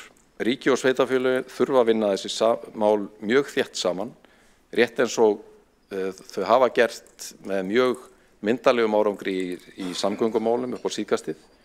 Báðir þurfa hér að koma fjármögnun því hér einfaldlega að ræða eitt brýnasta samfélagsverkefni okkar tíma, að tryggja jafnræði barna og fullorðinna óháð búsetu og uppruna. Borgarfulltrúi Skúli Þór Helgason hefur lokið máli sínu. Næst tekur til máls borgarfulltrúi Heiða Björk Hilmisdóttir.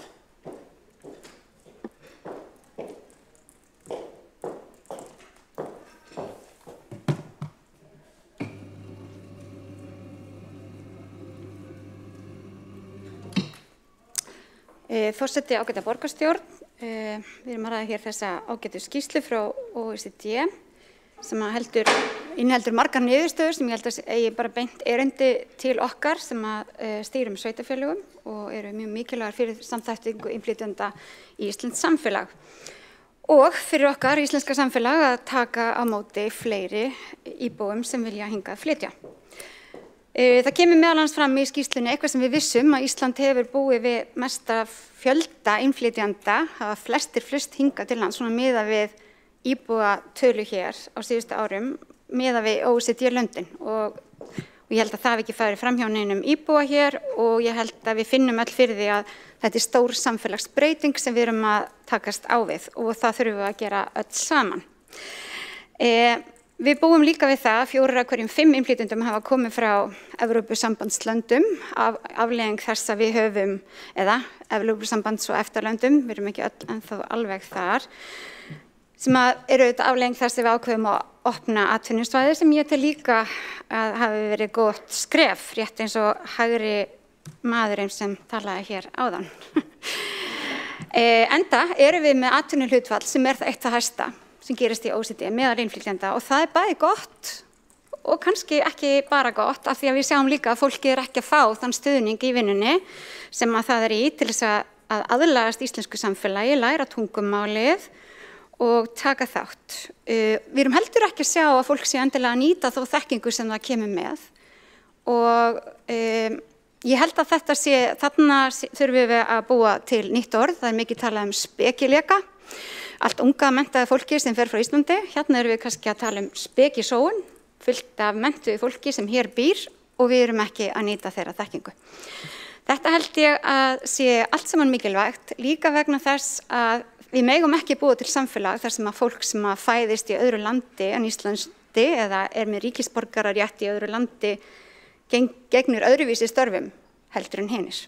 Af því við verðum að búa hér til samfélag þar sem við eigum öll sama rétt og við búum öll við sömu tækifæri. Og ég held að við séum öll stödd á þeirri stundu núna, ég held að við þurfum að áttu gráðu við erum stödd á þeirri stundu núna á Íslandi og við verðum að taka þetta alvarlega. Að það ef við viljum að allir búir hér í sama samfélagi þá verðum við að bregðast við núna og ég veit að allir hér þekkja dæmi samfélög þar sem að ójöfnuður mikill og fólk upplifir ekki að það tilheyri samfélaginu, að það tilheyri jaðarhóp, að því fylgir mikið vantraust, vanlíðan, sundrung, auðvitað ójöfnuðurinn sem er birtingamynd en líka bara mikil óhamingja, vanheilsa og ýmislegt sem að kostar okkur öll og hefur áhrif á okkur öll, alveg sama í hvaða stétt eða stöðu við erum. Ég veit að þetta svo sem ekki einhver umræða sem að byrja núna. Við auðvitað höfum samþykkt hér að fara í stefnumótun. Á vettvangi ríkisins hefur verið í gangi stefnumótun og mér var svo sem allt í lagi að bíða svolítið eftir því að hún kemi fram og hún verður lögð fram núna á þessu hausti. Og ég veit að umræðu hefjandi hér, flokksfélagi hans mun standa fyrir því á Alþingi. Þar verið að tala að stefnu í málefnum innflytjenda til næstu 15 ára og framkvæmda áætlun til 4 ára og ég held að sé rétt að við líka rýnum þá framkvæmda áætlun hér og skoðum hvort okkur finnst hún nægileg. Og mér finnst margt af því sem kemur fram í þessari skýrslu bara benda til þess að við kannski erum ekki að ganga nægilega langt. Og ég held líka að þessi skýrsla sýni okkur fram á að núverandi aðgerðir sem við höfum ráðist í hafa ekki verið nægilega markvissar og við verðum að vinna meira saman að því að þróa okkar samfélag. Framtíðarsýn stefnumóturinnar að skapa samfélag þar sem öll njóta jafnra tækifæra hér á landi óháð uppruna og ég held og vona að við séum öll sammála að sú framtíðarsýn nauðsynleg og við þurfum að finna leiðir til að finna hana. En niðurstöðurnar eru auðvitað unnar á grundvelli gagna sem aflað á Íslandi. Það sýnir okkur stöðun á Íslandi og afleiðingar þeirra ákvarðana sem hafa verið teknar á Íslandi. Allt það sem lýst á afleiðingar af ákveðnum leikskólaaðgerðum, heimgreiðsluaðgerðum eru gögn frá Íslandi og við þurfum að taka þau alvarlega og ég held að margt sem við höfum gert hafi bara ekki verið nægilega gott. Ég held að margt sem að ríki hafi gert hafi ekki verið nægilega gott. Ég held að eiginlega mjög margt sem atvinnulífið hefur gert hafi ekki verið nægilega gott og ekki við íbúar heldur.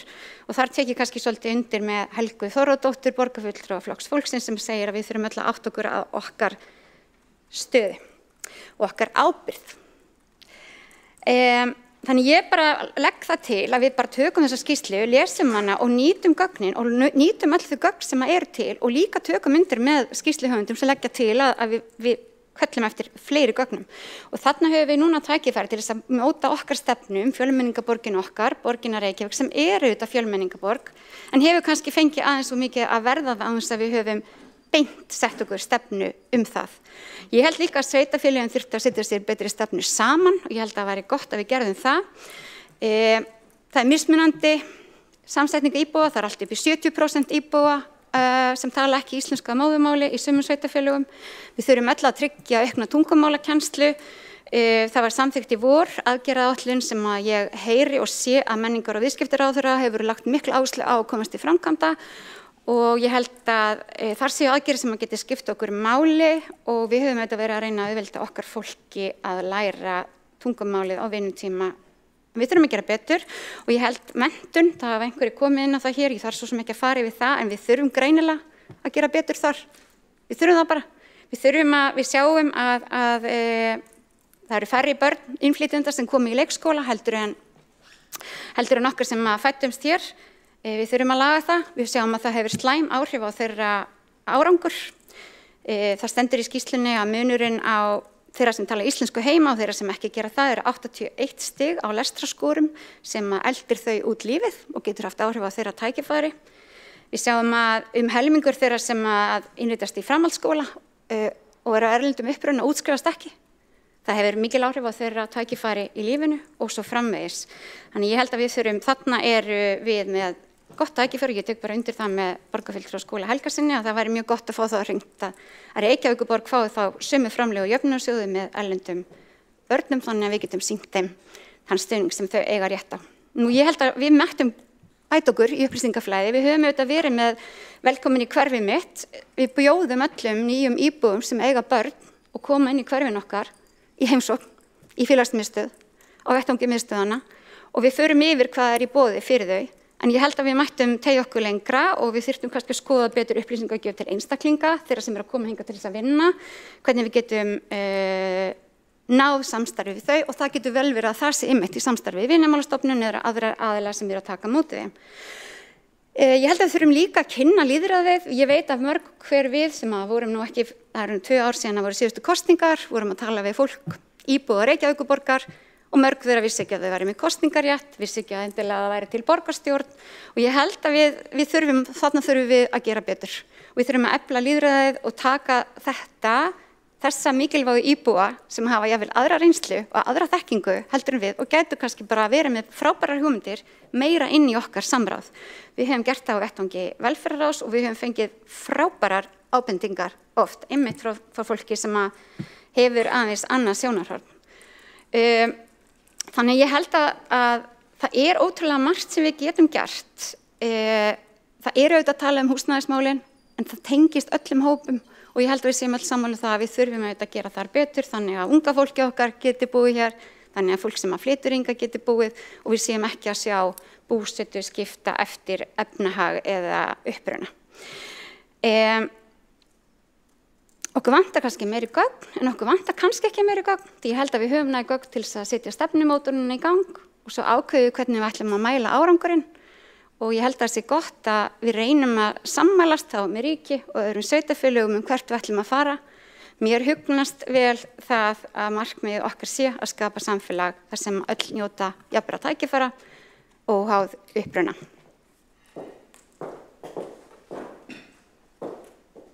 Borgarfulltrúi Heiða Björk Hilmisdóttir hefur lokið máli sínu. Þá tekur næst til máls borgarfulltrúi Sabine Lesko.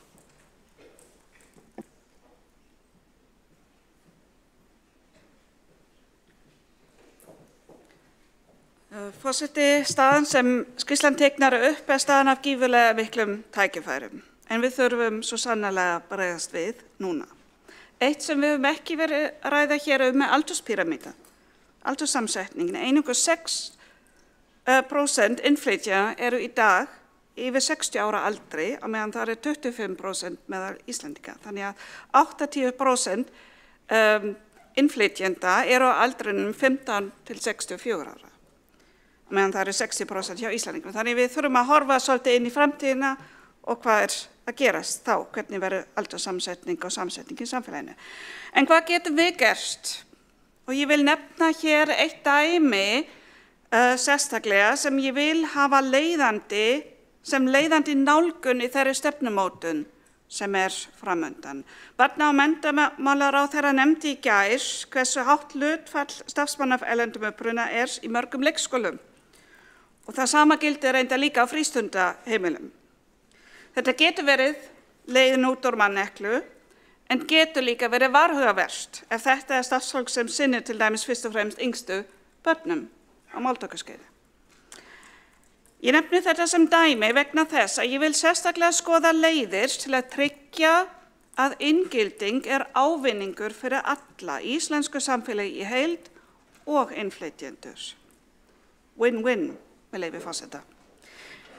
Við þurfum til dæmis ramma, eins og Pavel Bartošek, borgarfulltrúi, nefndi, Evrópska tungumálaramman, sem gæti hjálpa okkur að segja, hvað er lágmarkskunnátta til að geta unnið með börnum í leikskólum og hvar á hver að vinna. Í augnablikinu engin rammi, enga leiðbeiningar fyrir stjórnendur hvar fólk með hvers konar tungumálakunnáttu getur unnið með börnum. Við vorum hér á skóla Frístundasviði með mjög skemmtilegt tilraunaverkefni þar sem við leitum sérstaklega til fólks frá Venezuela sem var með kennara eða uppeldismenntun og það alveg það sem okkur bráðvandar. Og settum þau í sérstakt prógram til að læra íslensku sem vinnutengt, starfstengt og með vettvangsnámi. Þetta leiðin til þess að við getum aukið hlutfall háskólamentara eða uppeldismentara, en líka leiðin fyrir þetta fólk að komast inn í betri störf.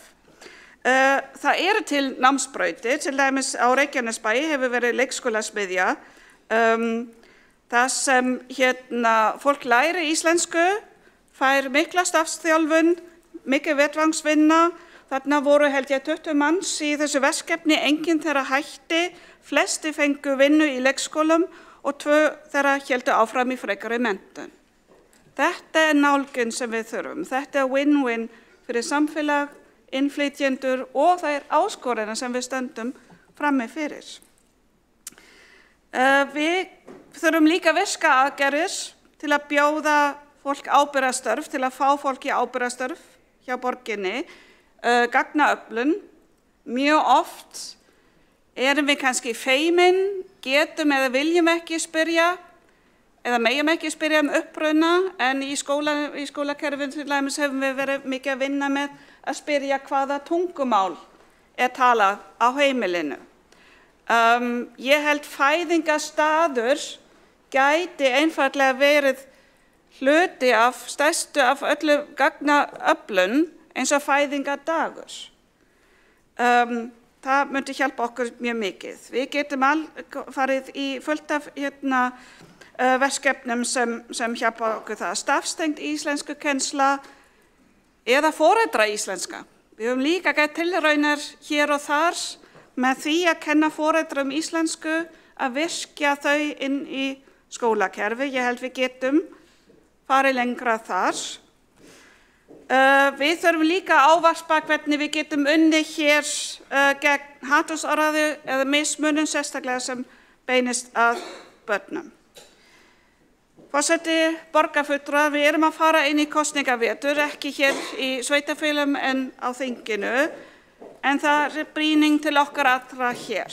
Við megum ekki tala inn í óttann, ekki tala inn í útlendingaandúð í kosningabaráttum sem framundan, sem tengist að sjálfsögðu okkar flokkum og jafnvel kannski einhverjum frambjóðendum hér, sem koma hér úr þessum hópi. Þessi skýrsla hefur svörin að það ekkert að óttast. Að við höfum tækifæri og möguleikar og sýnir okkur hvar.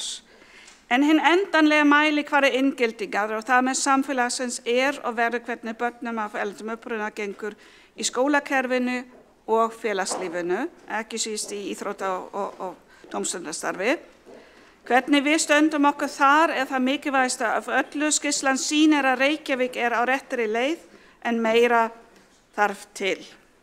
Reykjavík fer núna í þessa stefnumótun, það mun skýrsla að mínu mati vera leika hlutverk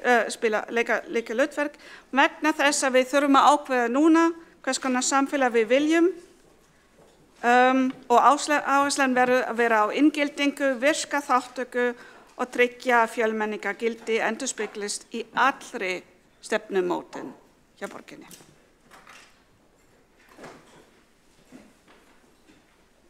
Borgarfulltrúi Sabine Leskov hefur lokið máli sínu. Næst tekur til máls borgarfulltrúi Björn Gíslason.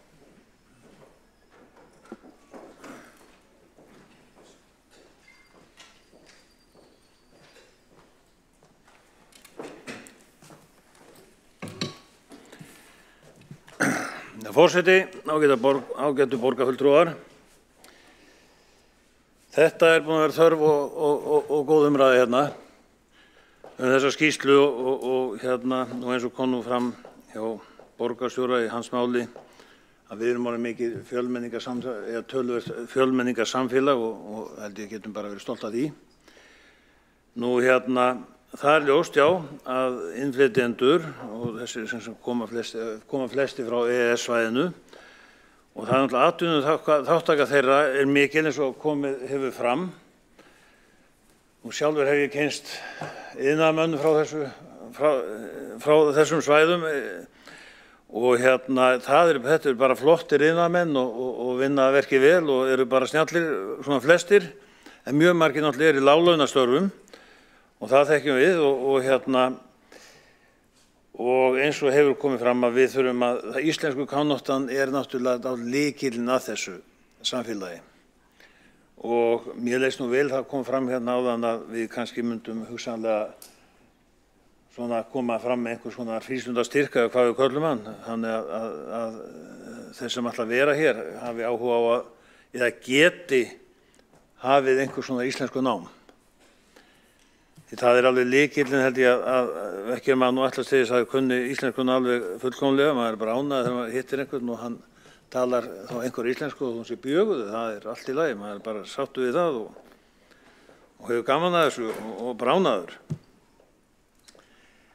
Nú hérna, það sem mig langaði nú kannski að minnast hérna og hefur komið fram líka að það þáttaka barna í íþróttastarfi og tómstundastarfi og hérna og við vitum það að íslensk börn held ég svona þau eru flest það í hverfum þetta nálægt 80% þáttaka barna í íþróttum og það ekki að skila sér með sama hlutfalli barna sem eru barna innflytjenda það eru bara sést eins og þetta hefur verið svona smá vandamál hjá held ég íþróttafélögum við vitum það að börn, þau hérna skilja leikinn vel og það mjög gott að þeir sem eru í hópíþróttum, þetta leikurinn alveg eins, alveg sama hvar þú ert í heiminum nánast, að hérna þau vinna saman og kynnast og hérna þarna fá börn oft sína bestu vinni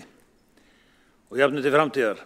Þannig að hérna það mikilvægt að börn af innflytjenda komist í íþróttir. Svo ég segja hann bara svo og að því ég þekkir náttúrulega til í þessu þá hefur þetta nú verið skoðað og það eitt vandamál þarna að foreldrar barnanna eru náttúrulega mörg hver í láglaunastörfum og vinna mikið og oft eru, ég hef sagt það hér áður, eldri systkinin að passa þau yngri og þar að þetta komast þau ekki á æfingar og þvíumlíkt og þetta svona þetta kom fram í skýrslu hjá ITR fyrir nokkrum árum og þetta þarf að vinna einhvern veginn í þessu.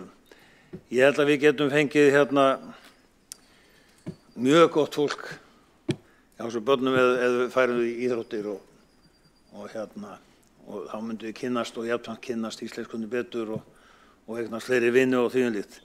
En ég held að þetta eins og ég segi, við þurfum það þarf að gera eitthvað átak í því að koma þeim að þau hafi aðgang að íslensku námskeiði og læra íslensku. Það engin ætlast til þess að hún sé fullkomin íslenskan en bara þau getur gert sér skiljanlega og við skiljum þau. Þannig að við séum ekki að æða yfir í enskt mál bara leið og maður heyrir að það eitthvað erlend tungumál. Heldur enda þeir innflytjendur vilja við tölum við á íslensku. Þannig að ég held að skoða þetta. Ég ætla ekki að hafa þetta meira. Takk. Borgarfulltrúi Björn Gíslason hefur lokið máli sínu og einn borgarfulltrúi hefur óskað eftir að koma upp í andsvari, það borgarfulltrúi Sabine Leskov. En forseti ætlar að tilkynna hér með að mælendaskrá lokað. Já, forseti þakka Björni Gíslasyni fyrir sína ræðu, sína innsýn í málaflokknum var bara ágætt. Nú þekkir hann alltaf mjög vel til í íþróttahreyfingunni og það alltaf líka stór málaflokkur sem við vitum, það sem við vitum að börn af erlendum uppruna skila sér ekki í sömu mæli og íslensk börn og það getur verið peningaskortur, það getur verið tímaskortur hjá foreldrum, en það getur líka verið kannski einmitt þekking og aðgengi. Það hefur oft verið talað hvernig keppnisferðir til dæmis fjármagnað í gegnum klósettpappírsölu sem náttúrulega stílað inn á hóp sem hefur mikið fjölskyldur og tengslandi í kringum sig, þannig að íþróttahreyfingin tilbúin að takast á við þetta? Borgarfulltrúi Sabine Leskov fyrir lokið við að veita andsvar, þá svarar andsvari borgarfulltrúi Björn Gíslason. Já, forseti, ágætu borgarfulltrúar, ég þakka Sabine Leskov borgarfulltrúa fyrir. Já, ég held ég geti fullyrt það að íþróttafélögin öll eru tilbúin því að þau eru mikið að hugsa þessa hluti, hvernig þau geta fengið börn á erlendu bergi broti til þess að koma til sín á æfingar og því líkt. Og ég held að eins og nefndir svona krakkarnir fara að selja þau og taka þátt í einhverju. Ég vil meina það og það sem ég hef séð að ef að þau taka þátt í íþróttum, þessi krakkar, og komast í íþróttunar, þá eru þau mjög fljóta að kynnast öðrum og íslenskum börnum og maður sér eiginlega að þetta dálítið lykilatriði. Og þannig að ég held að þau verða bara einn á hópnum, mjög fljótt. Og eins og ég sagði áðan, í svona hópleik, eins og hvað maður segja, fótbolta, handbolta, eitthvað því líkt, krakkarnir þekkja leikinn og þau vinna saman í þessu og skapa liðsheild. Þannig að ég vil meina það að þetta mun allt ganga ágætlega fyrir sig. Og íþróttafélögin, svo ég segi það aftur, þau eru mjög sem sagt inn á öllu að skapa þeim tækifæri. Borgarfulltrúi Björn Gíslason hefur lokið við að svara andsvari, þá telst andsvörum lokið. Næst tekur til máls borgarfulltrúi Alexandra Brím.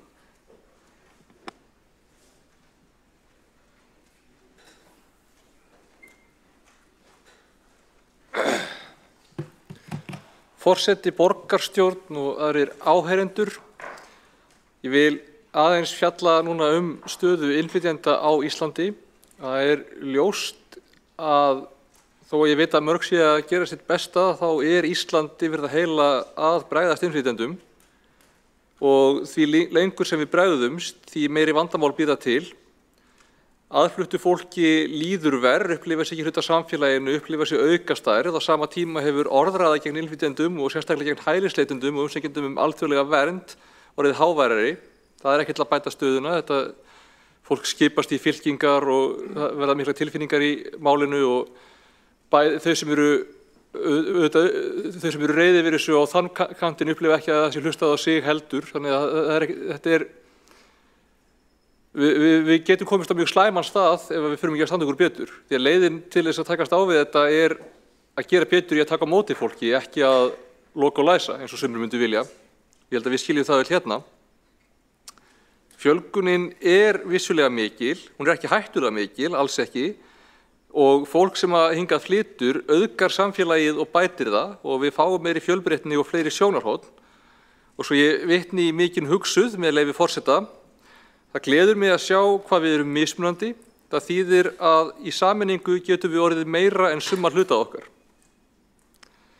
Fólk sem hingað flytur þáttakendur í samfélaginu. Þau versla, þau vinna, þau gangi í skóla, eignast börn, þurfa heilbrigðisþjónustu. Við geta kosið og farið í framboð, en við höfum ekki verið að gera þeim það auðvelt eða sjálfsagt að verða fullgildur hluti samfélagsins. Við metum ekki menntun innflytjenda að verðleikum, við gerum þeim ekki auðvelt að læra íslensku, þá eru mjög lítið af góðum íslenskunámskeiðum þannig. Við erum ekki að gera kleift að fá þá hugsanlegu viðbótarmenntun sem þarf í sumum atvinnugreinum til þess að geta nýtt sína menntun að utan til fulls og við ættum að vera að gera það. Íslensk ungmenni flytja til útlanda til að læra og þau komu ekki öll tilbaka. Það allt í lagi, fólk má það. En við eigum að geta náð því upp með þeim erlendu sérfræðingum sem hingað koma á móti. En við höfum ekki verið að bjóða þau velkomin. Við erum með lækna og verkfræðinga að vinna ófaglega störf og það ekki bara óréttlátt gagnvart þeim, það sóun á hugviti og það veikir samfélagið. Við erum líka með dvalarleyfi beintengt við atvinnuleyfi og tiltekinn vinnuveitanda sem að setur fólk í mjög viðkvæma stöðu gagnvart þessum vinnuveitanda. Fólk getur verið í þeirri stöðu að ef það missir vinnuna þá það líka rekið úr landi og missir húsnæðið sitt og margt fleira. Þannig að það mjög veikri stöðu að krefjast réttar síns gagnvart vinnuveitandanum. Það ekki réttlátt. Við erum ekki að standa okkur í upplýsingagjöf til fólks réttindi á vinnumarkaði. Tólin sem að vinnueftirlit, stéttarfélög, opinberir aðilar hafa til að grípa inn í og sekta býta ekki nógu sterkt. Það oft þannig að fyrirtækin koma út í plús á því að svindla á starfsfólkinu og þá hafa þau ákveðin hvað að gera það áfram, jafnvel þó að þau fái sekt, ef að sektin lægri heldur en ágóðin. Og það alveg vitað til að geta tekið á móti fólki og þurfum við að byggja upp þá nauðsynlegu innviði sem að fólk þarf að hafa, skólar, húsnæði og fleira. Velferðarkerfi og heilbrigðiskerfi sem hafa undan fjölguninni og þar þetta rosalega hávaxta umhverfi sem við búum við ekki að hjálpa og það líka væntanlega að valda auknum brottflutningi ungra Íslendinga sem að fara í nám og langar ekkert að koma til Íslands og kaupa þar íbúð á margfalt verri kjörum heldur við gætu verið að fá erlendis. Þannig að það að tryggja að vaxtastigið eins og það núna tefji ekki uppbyggingu húsnæðis að minnstakosti hlýtur að vera forgangsatriði næstu ríkisstjórnar og vonandi þessarar enda húsnæði skortur hlutur sem að veldur verðbólgu. Við þurfum líka að tryggja leikskólavist. Í skýrslu OECD kemur í ljós að ein stærsta breytan sem að eltir börn af erlendum uppruna í gegnum sína skólagöngu og hvort þau komast í framhaldsskóla eða endast þar eða hvort þau fara í háskóla hvort þau náðu að læra íslensku vel á barnsaldri og stærsta breytan þar, fyrir utan það hvort íslenska kannski töluð á heimilið þeirra sem að gerist auðvitað í 2 eða 3 tengdum heimilum, hvort þau komast inn á leikskóla 2 ára eða 4 ára. Og auðvitað getum við ekki alltaf stjórnað því, sum þeirra flytja hingað eftir þau verða 4 ára og lítið sem við getum kannski beinlínis gert í því, en við þurfum að minnstakosti að gera allt sem við getum til að tryggja öllum börnum og kannski sérstaklega börnum sem að komast ekki annar staðar í íslenskt málumhverfi leikskólavist eins ung og hægt er. Við verðum líka að tryggja það að aðflutt börn í Reykjavík fái sams konar stuðning frá ríkinu og aðflutt börn annar staðar á landinu. Það bara réttlætisatriði og það bara stórt mál og réttindamál bæði sanngirnismál Reykjavíkur gagnvart ríkinu og sveitarfélögum og bara réttindamál fyrir þennan hóp barna sem að fá misgóðan stuðning eftir því hvað þau búa. Mér finnst það rosalega mikilvægt. Við verðum að tryggja betri félagslega blöndur í borginni. Hluti af því að byggja fjölbreyttara húsnæði í hverfunum sem nú eru til staðar. Hluti af því eins og að koma mögulega stúdentagörðum upp í Breiðholti eða reisa ný hverfi þar og bara alls konar. Að bara gera þetta aðeins fjölbreyttara þannig að það verði ekki félagslega einsleitni. Við erum að sjá mjög mikið vaxandi félagslega einsleitni og jafnvel þjóðernis eða eftir kynþætti í hverfi borgarinnar eftir bara hverfum og eftir hvaða húsnæði í boði þar og við verðum að tryggja það svolítið að hverfin standi undir því að skólarnir sé ekki einsleitir, að það sé íslenskt málumhverfi, að það sé hægt að kynnast innbyrðis og það verði ekki bara aflokuð örsamfélög sem að kynnast ekki hvert öðru. Við höfum ekki verið að standa okkur nógu vel í því að ná til foreldra barna af erlendum uppruna. Við verðum líka að efla kennslu í móðurmálum og það lykilatriði að halda áfram samstarfinu við móðurmál svo að börn af erlendum uppruna þurfi ekki að nota frístundastyrkin í móðurmálskennsluna og missi þannig að tækifæri til að taka þátt í íþróttum og tómstundastarfi og þá kynnast öðrum og læra með þeim hætti. Við höfum núna verið í samstarfi við móðurmál en við verðum að halda því áfram. Það alveg lykilatriði. Það hefur líka áhrif hvernig við tölum og hvernig við höfum okkur þegar við tölum. Ég til dæmis hef vanið mig á það að byrja alltaf að tala íslensku við fólk og svo get ég skipt ef fólk biður mig það eða þá ef ég kem inn í samtal sem augljóst að nú þegar að fara fram á einhverju öðru tungumáli en maður getur alltaf gengið of langt. Ég hef staðið með því að þegar ég erlendis ég líka farin að tala íslensku við fólk að fyrrabræði þar til ég mann hvar ég þannig að maður þarf aðeins að passa sig með þetta. En svo ég lokið þessu þá hefur okkur í Pírötum þótt að erfitt að horfa upp á það að svo virðist sem þeim fari fækkandi sem eru tilbúin til að taka skýra afstöðu með fjölmenningunni, með innflytjendum, með flóttafólki, með mannréttindum. Við erum alveg skýr á því að við ætlum hvergi að hnika frá okkar sannfæringu að saman eru við sterkari og því gott að sjá að hér í borgarstjórn að minnstakosti samstaðan þetta bæði mikil og þverpólitísk og ég fagna því. Við þurfum í sameiningu að stuðla að því að þetta gangi betur, að við stöndum okkur betur, bæði hér í Reykjavík og með þeim áhrifum sem við höfum og með okkar orðræðu á landsvísu og hjá ríkinu og með samtölum inn í okkar flokka og bara allt sem við getum gert. Að passa við tölum ekki inn í óttan, að tryggja það að við byggjum brýr í stað þess að reisa múra. Takk. Þá hefur Alexandra Briem borgarfulltrúi lokið máli sínu og næsta mælendaskrá Árelía Eydís Guðmundsdóttir.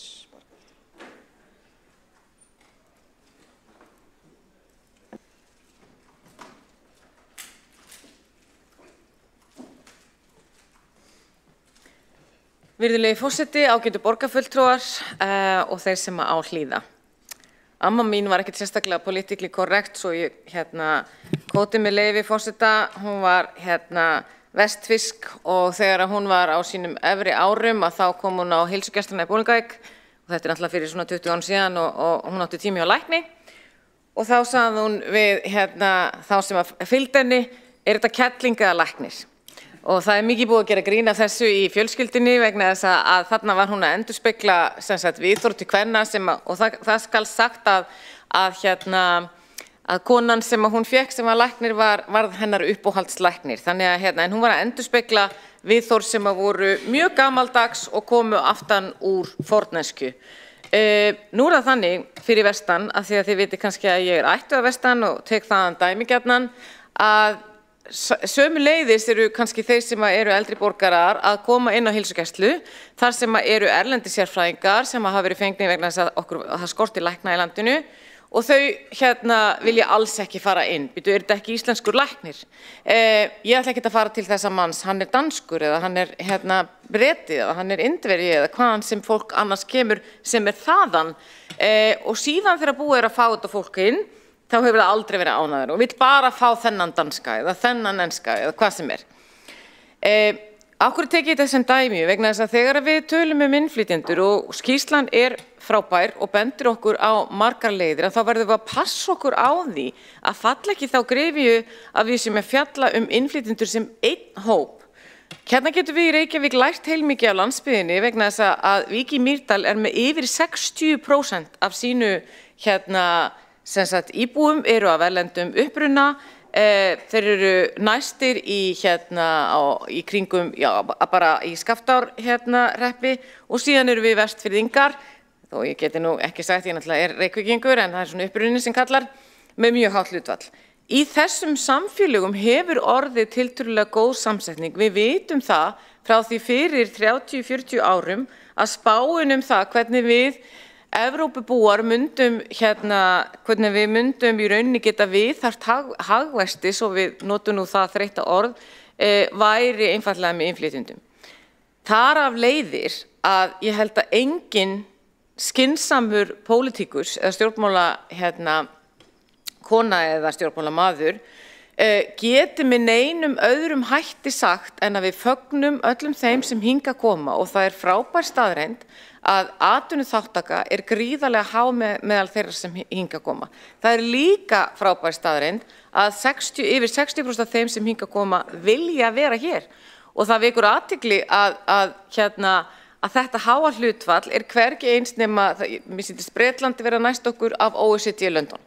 Þannig við skulum taka það góða úr þessari skýrslu líka, varpa á það ljósi og hugsa okkur hvað það sem við þurfum að gera. Vissulega eru það margir þættir.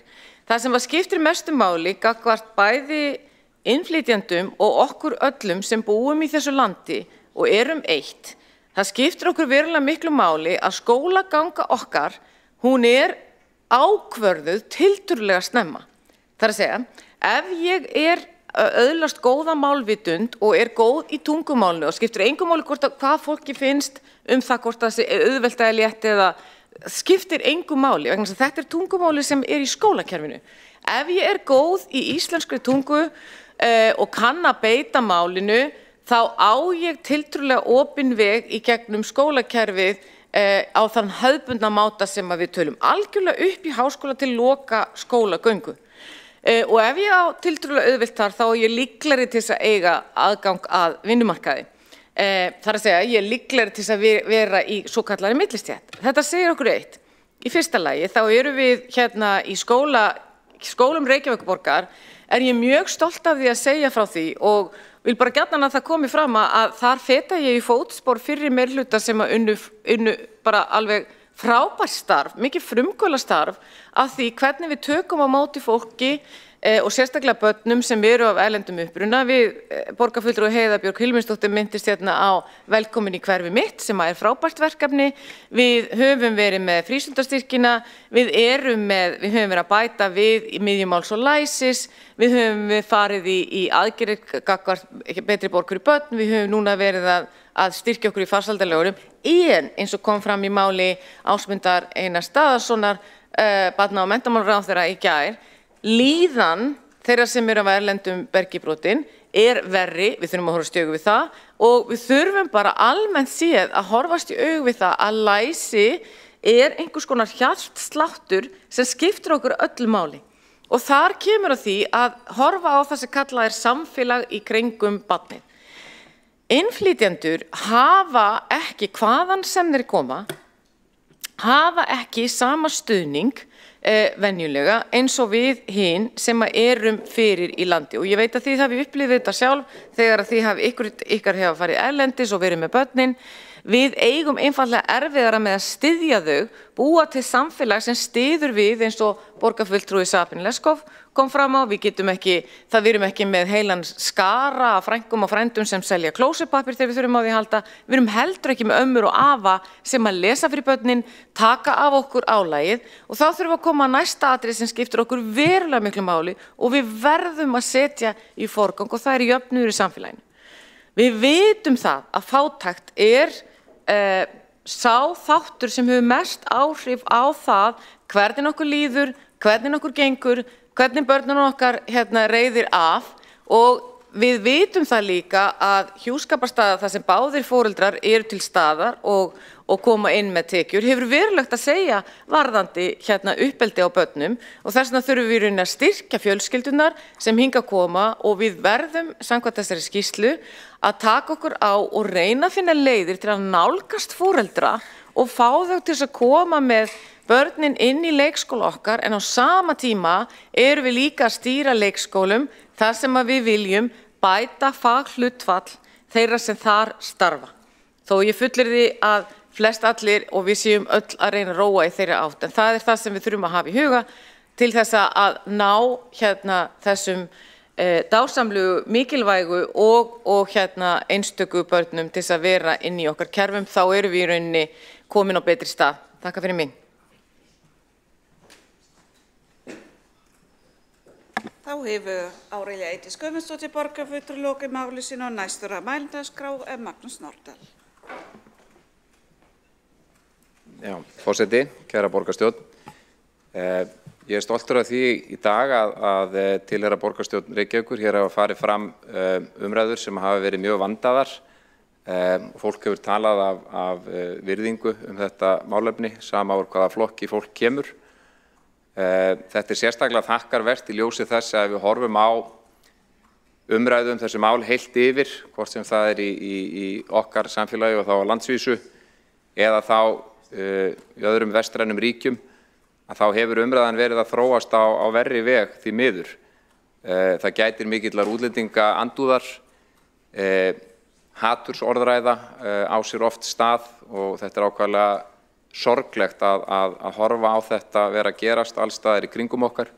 Við auðvitað þekkjum afleiðingar þess svona í sögulegu samhengi þegar að samfélagið fer einhvern veginn af út af brautinni hvað þetta varðar. En umræðan sem fram hefur farið hér í dag hefur verið sérstaklega góð og til fyrirmyndar og vonandi að Alþingi Íslendinga og þeir sem að þar sitja geti hagað umræðu þessi mál með sama hætti og við. Ég tel að það sé nú kannski búið að snerta á kannski flestum þáttum þessarar umræðu í ólíkum ræðum þeirra sem að hingað hafa komið upp. En mér þykir samt rétt að horfa til þess að við stöndum í rauninni þakkarskuld við innflytjendur og þá sem að hingað koma. Íslenskt samfélag væri ekki á þeim stað sem að það í dag án innflytjenda. Það kemur fram í þessari skýrslu að hlutfall innflytjenda í okkar landi sé komin yfir 18%. Ef við tökum hins vegar þá sem á vinnumarkaði, að þá 25% þeirra sem þar starfa eru innflytjendur. Fjórði hver starfsmaður þannig innflytjandi í okkar samfélagi. Þannig að það alveg sama hvort þú horfir á ferðamanniðinaðinn, sjávarútveginn eða aðrar atvinnugreinar í okkar samfélagi, þeim einfaldlega haldið uppi af innflytjendum. Þannig að við eigum auðvitað að vera dugleg að lýsa því yfir að við séum þakklát fyrir þeirra framlag í okkar samfélag. Og vegna þess að fólk var að tala hér áðan tungumálakunnáttu og mikilvægi þess að bjóða upp á öfluga kennslu og úrræði fyrir þá sem vilja læra tungumálið, þá held ég að þessi eitt atriði öðru fremur sem geti hvatt innflytjendur til þess að læra málið. Og það að upplifa það að þeir séu hér velkomnir. Að umræðan sé ekki eins og hún hefur stundum verið, allavega á landsvísu, hjá tilteknum stjórnmálamönnum, vegna þess að ef að hið pólitíska andrúmsloft litað hatri, andúð, fordómum eins og við sjáum, að þá nær það auðvitað til þeirra sem að hingað hafa flust. Og ef að þú upplifir samfélagi sem óvinnveitt þér, þá hefur ekki hvatan til þess að fara og læra tungumál þessa samfélags. Það gefur auga leið. Þannig ég held að umræðan hér í dag hafi einmitt verið vísir að því að sýna þessum málaflokki virðingu, að sýna það að við stöndum í þakkarskuld við þá sem að vilja byggja upp okkar ágætta land og taka þátt í því með okkur öllum, og það vel. Takk fyrir.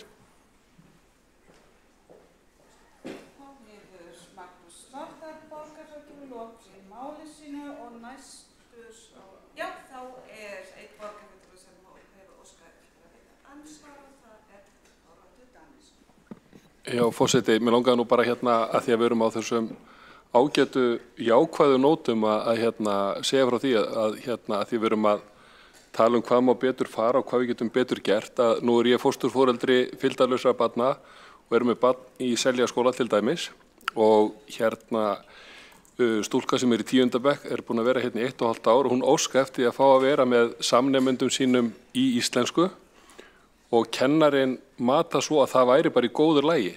Gaf henni reyndar afslátt frá Íslendingasögum, en að öðru leyti þá situr henni í tíma með krökkunum, lærir málið og ég held að við verðum að þakka því starfsfólki borgarna sem að þessum málum kemur og að sína mikinn dugnað og áræðni á hverjum degi í sínum störfum. Mér finnst það bara svona rétt að það komið fram. Þannig takk. Þá hefur Þorvaldur Daníelsson borgarfulltrúi lokið við að veita ansvar. Óskar borgarfulltrúi eftir svara ansvari? Nei. Þá næstur á mælendaskrá borgarstjórinn sem ekki í salnum. Gæti einhvers?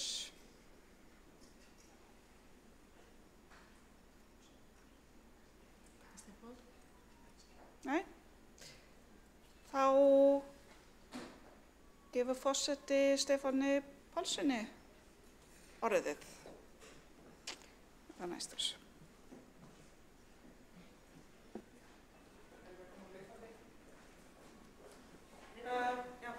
Þá borgarstjórn næstur á mælendaskrá. Forseti ágæta borgarstjórn biðst afsökunar á þessu, ég var í samtali við blaðamann. Mér langar að þakka fyrir þessa ágætu umræðu hér í dag og kannski bara biðja okkur öll að velta því fyrir sér hvað við erum lánsöm að geta rætt innflytjendamál í þessum sal, og við erum öll hófstillt, málefnaleg og berum virðingu fyrir þessu málefni.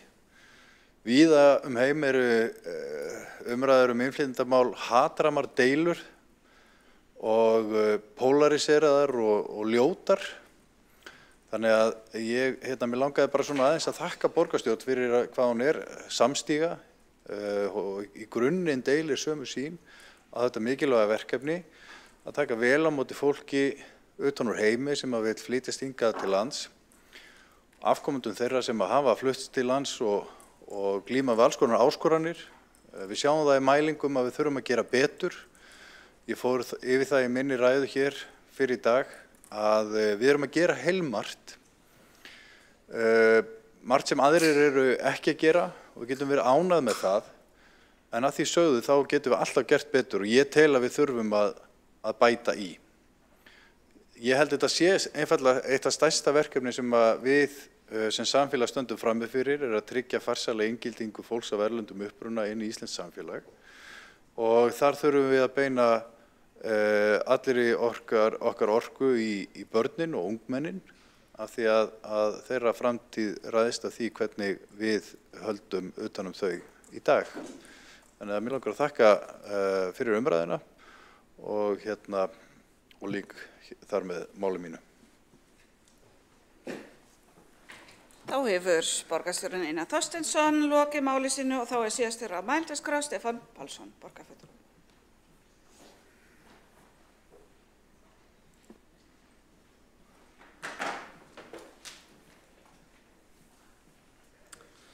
Forseti, ágæta borgarstjórn, svo sem kannski ekki sérstök ástæða til þess að teygja þessa umræðu mikið meira. Við erum ekki hætt að ræða þetta mál og þá eftir að koma upp aftur og aftur með einum eða öðrum hætti. En til að draga þetta kannski aðeins saman að þá þetta skýrsla sem að við hérna í höfuðborginni getum dregið ýmsar ályktanir af. Margt af þessu það sem tengist okkur með beinum hætti. Það hversu mikið, hversu hátt hlutfall innflytjenda hér á landi upplifir mismunun hlýtur að vera umhugsunarefni bara fyrir okkar starfsmanna og mannauðsstjóra í hinum ólíku fyrirtækjum og stofnunum borgarinnar. Þannig velt upp hugmyndum það hvort að skynsamlegt væri fyrir hið opinbera, þar með talið sveitarfélögin, að taka upp viðmiðunar kvóta varðandi samsetningu síns starfsmanna hóps upp frá uppruna, ekki síður heldur en við gerum til dæmis varðandi kynferði. Það var gott sem kom fram hjá borgarstjóra Einari Þorsteinsinni með íslensku námskeiðin á vinnustaðnum, svo má líka aftur spyrja sig í ljósi þess hversu viljugir innflytjendur eru til þess að fara í slík námskeið samkvæmt könnunum, þá má alveg velta því fyrir sig hvort að 400 af 1500 á skóla- og frístundasviði sé fullnægjandi tala eða hvort að við viljum stefna á að ná henni enn hærra upp þá með því að fjölga stöðunum þar sem boðið upp á þetta eða gera þetta einhvern veginn aðgengilegri. Og síðan það ábyrgð borgarinnar bara sem, við höfum ábyrgð sem vinnuveitandi og líka bara sem verkkaupi. Og þar kannski komum við inn á umræðu sem að verður hér síðar á fundinum að ég reikna með að það hafi nú verið mistök hversu snubbótt svörin voru frá Reykjavíkurborg til Kveiks, þar sem að við vorum þó eina sveitarfélagið sem að hirti að svara fyrirspurnum, þar sem að var bara mátti skilja að það sem að gerðist hjá undirverktökum kæmi borgin ekki við, en við erum náttúrulega sjálfsögðu með undirselt keðjuábyrgð og við erum með bara okkar reglur í okkar innkaupastefnu, þannig að sem að við hljótum stífellt að skoða og vera með í athugun. Og svo þetta einmitt spurningin með upplýsingaöflunina. Það fundið að því í skýrslunni að sjálf vinnumarkaðsrannsóknin sem lykilgagn til að leggja mat á stöðu mála, að þar sé ekki einu sinni spurt sérstaklega fyrir fjölskyldustærð. Ég get ekki svarað spurningavagni frá Gallup það hvaða sápumerki ég þekki eða hversu líklegt á skalanum 1 til 10 sé að ég muni mæla með krónunni eða nettó við vini og kunningja án þess að tiltaka nákvæmlega hversu mörg börn eru í heimili. Borgin að safna upplýsingum mjög víða og það alveg spurning hvort að við getum ekki gert betur, hjálpa til við að leggja til þessi gögn sem að kallað svona skýrt eftir að verði aflað. En prýðileg umræða í dag en rétt bara byrjunin. Þá umræðum þennan dagskrárlið lokið og næst á dagskrá tillaga borgarfulltrúa Sjálfstæðisflokksins aukið framboð lóða til íbúðauppbyggingar og frummælinn Friðjón Friðjónsson, borgarfulltrúi.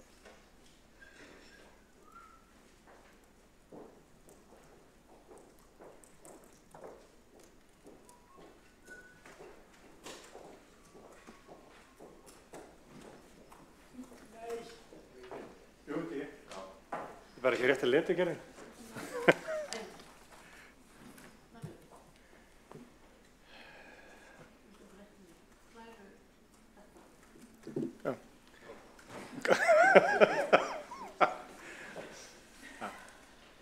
Áður en ræðin hefst þá frábið mér þessari letugerð.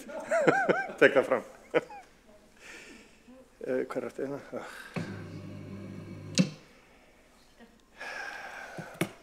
Forseti.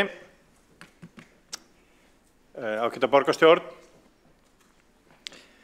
við sjálfstæðismenn leggjum hérna til að borgarstjórn hefji viðræður endurskoðun vaxtamarka þéttbýlis á höfuðborgarsvæðinu til þess að unnt verði að auka framboð lóða til íbúðaruppbygginga í Reykjavíkurborg. Ég held að það sé ágætt að skoða forsendur.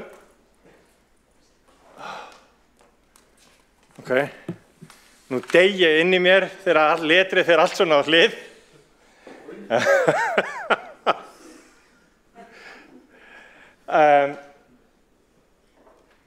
Það allt í lagi að nefna þess hvað og hver eru vaxtarmörkin.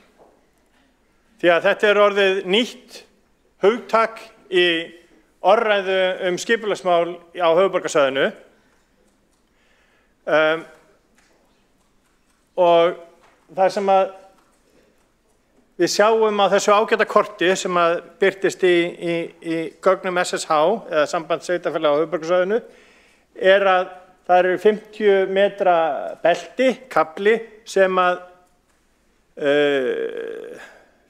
liggur og utan höfuðborgarsvæðið og utan ákveðin svæði á höfuðborgarsvæðinu þar sem að sveitarfélögin hafa samþykkt að fara ekki frekari uppbyggingu nema innan þeirra og raunar innan þeirra marka sem eru grá eða dökkgrá á þessu korti.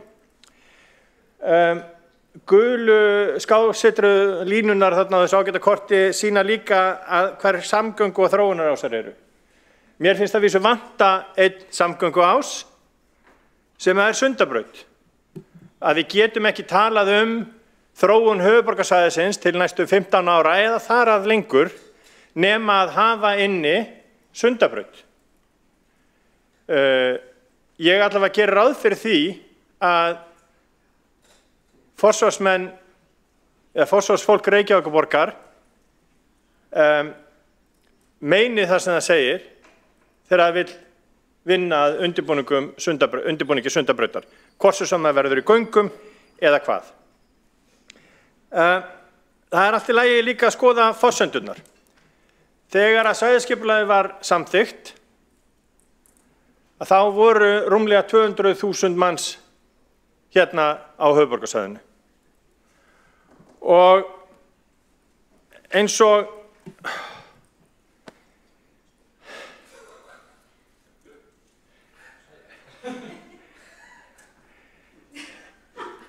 og leturgerð tölvunar í borgarstjórnarsalnum reynir að afbaka að þá þetta særir mig svo þá hérna ágætt tilvitnun í fyrrverandi formann svæðisskipulagsnefndar þar sem hann segir að við vitum eftir að hafa lesið ítarleg fylgiskjöl svæðisskipulagsins að íbúum höfuðborgarsvæðisins muni fjölga 70.000 til ársins 2040. Það byggir hann á, þetta segir hann árið 2015 og skrifað í greinargerð svæðisskipulagsins. Það myndi þýða það að miðað við forsendur þess ágæta skipulags að árið 2040 væri hérna 280.000 manns á höfuðborgarsvæðinu. Stöðumat þróunaráætlunar SSH frá árinu 2022 nefnir líka og bendir á þetta að það sé gert ráð fyrir 70.000 íbúðum á skipulagstímabilinu eða 2.800 íbúðum á ári, en nefnir og varar við að fólksfjölgunin frá árinu 2015 hafi verið langt yfir þessum og hafi verið 4.500 manns á ári. Þegar maður síðan skoðar hver staðan í dag, á höfuðborgarsvæðinu 244.000 manns. Við erum komin halva leið í áttina að það sem við byggumst við að tækja okkur 25 ár á 10 árum. Og þegar við framreiknum og notum 1,8% vöxtinn sem að samgöngusáttmálinn gerði ráð fyrir, og þá að ekki hafi allir hérna inni verið sammála samgöngusáttmálann, þá gerði engin ágreining það að þær forsendur að við munum vaxa 1,8% næstu 15 árin. Og það passar við þá fjölgun, það örlítið minni fjölgun heldur en hefur verið undanfarin 10 ár. Sem hún hefur verið svona 1,9 til 2%. Það eru því 45.000 manns sem að munurinn á svæðisskipulaginu sem gildandi gerir ráð fyrir og samgöngusáttmálinn sem við vorum að samþykkja fyrir 2 vikum síðan, 45.000 manns inn í framtíðina, næstu 15 árin. Sem við verðum fleiri, sem við megum gera ráð fyrir að verðum fleiri, miðað við það svæðisskipulag sem við erum með núna.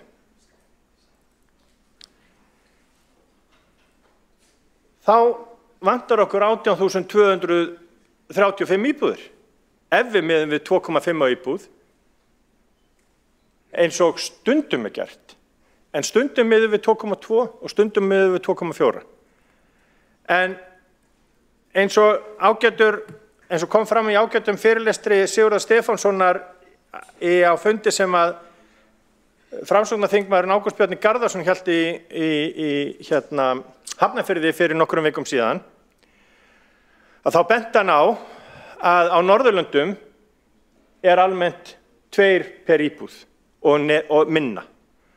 Og við stefnum þangað vegna þess að við eldumst og lýðfræðin segir okkur það að yfir 65% þeirra sem eru 65 ára og eldri eru 65 ára og eldri búa 1,4 íbúð og við erum að eldast og eldri árgangar þeim að fjölga. Þá munurinn tæplega 23.000 íbúðir og svo skulum við skoða önnur verkefni. Við vorum með fund núna í morgun Hvassahraun og það sé mögulegt að flytja innanlandsflugið þangað. Það tekur að lágmarki 20 ár að byggja innanlandsflugvöll í Hvassahrauni. Og við höfum samt eftir að fara í gegnum allskyns fleiri rannsóknir. Og það kom fram á fundunum að það að minnstakosti 2 til 3 ár eftir á rannsóknum í viðbót. Þannig að Vatnsmýrin ekki inni í þessum tölum sem að við erum að horfa á til 2040. Miklubrautarstokkur, þar eru 1000 íbúðir. Þetta allt saman myndir sem eru fengnar af vef borgarinnar. Þetta eru áætlanir og þróunaráætlanir og framtíðarskipulag fengið af vef borgarinnar. Það eru aðrar 1000 íbúðir. Þannig að við erum að horfa á mögulega ríflega 30.000 íbúðir sem okkur vantar inn í það skipulag sem að við erum með núna. og við erum ekki svona byrjuð að tala hversu hægt allt gengur. Við erum ekki byrjuð að tala það hvað Ártúnshöfðin langt á eftir áætlun. Og ég alveg viss að vinur minn Pavel Bartosek mun benda á Skerjafjörðinn og þar séu nokkur hundruð íbúðir sem hafist ekki komist af stað. En það er ekkert neinum til hróss. Við getum farið yfir, og ég ætla að gera það í næstu ræðu, og ég vil þar í næstu, að það eru stór verkefni hérna í borginni sem eru langt á eftir áætlun og það að við séum að horfa til næstu 15 ára, það bara ekki ráðnum að í tíma sér tekið að við förum að skoða framtíðina og hvernig hlutinni ganga. Þess vegna erum við að leggja þetta til, vegna þess að við erum langt á eftir og sama hvað menn ætla að koma hérna upp og segja að þetta sé hinsegin og einhvern veginn og Hjálmar, borgarfulltrúi Hjálmar Sveinsson mun vitna í grein sína í vísbendingu. Vertu velkomin. Það breytir samt ekki þeirri staðreynd að við erum í skuld og við stefnum í meiri skuld.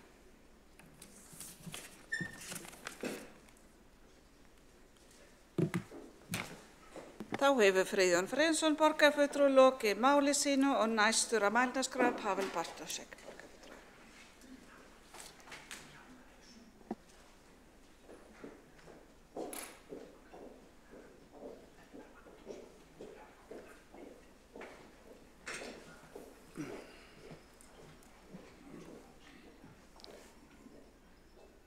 Ég er klár.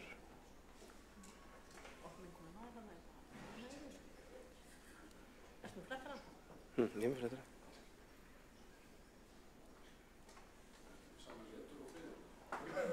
Hann að skipta letur núna.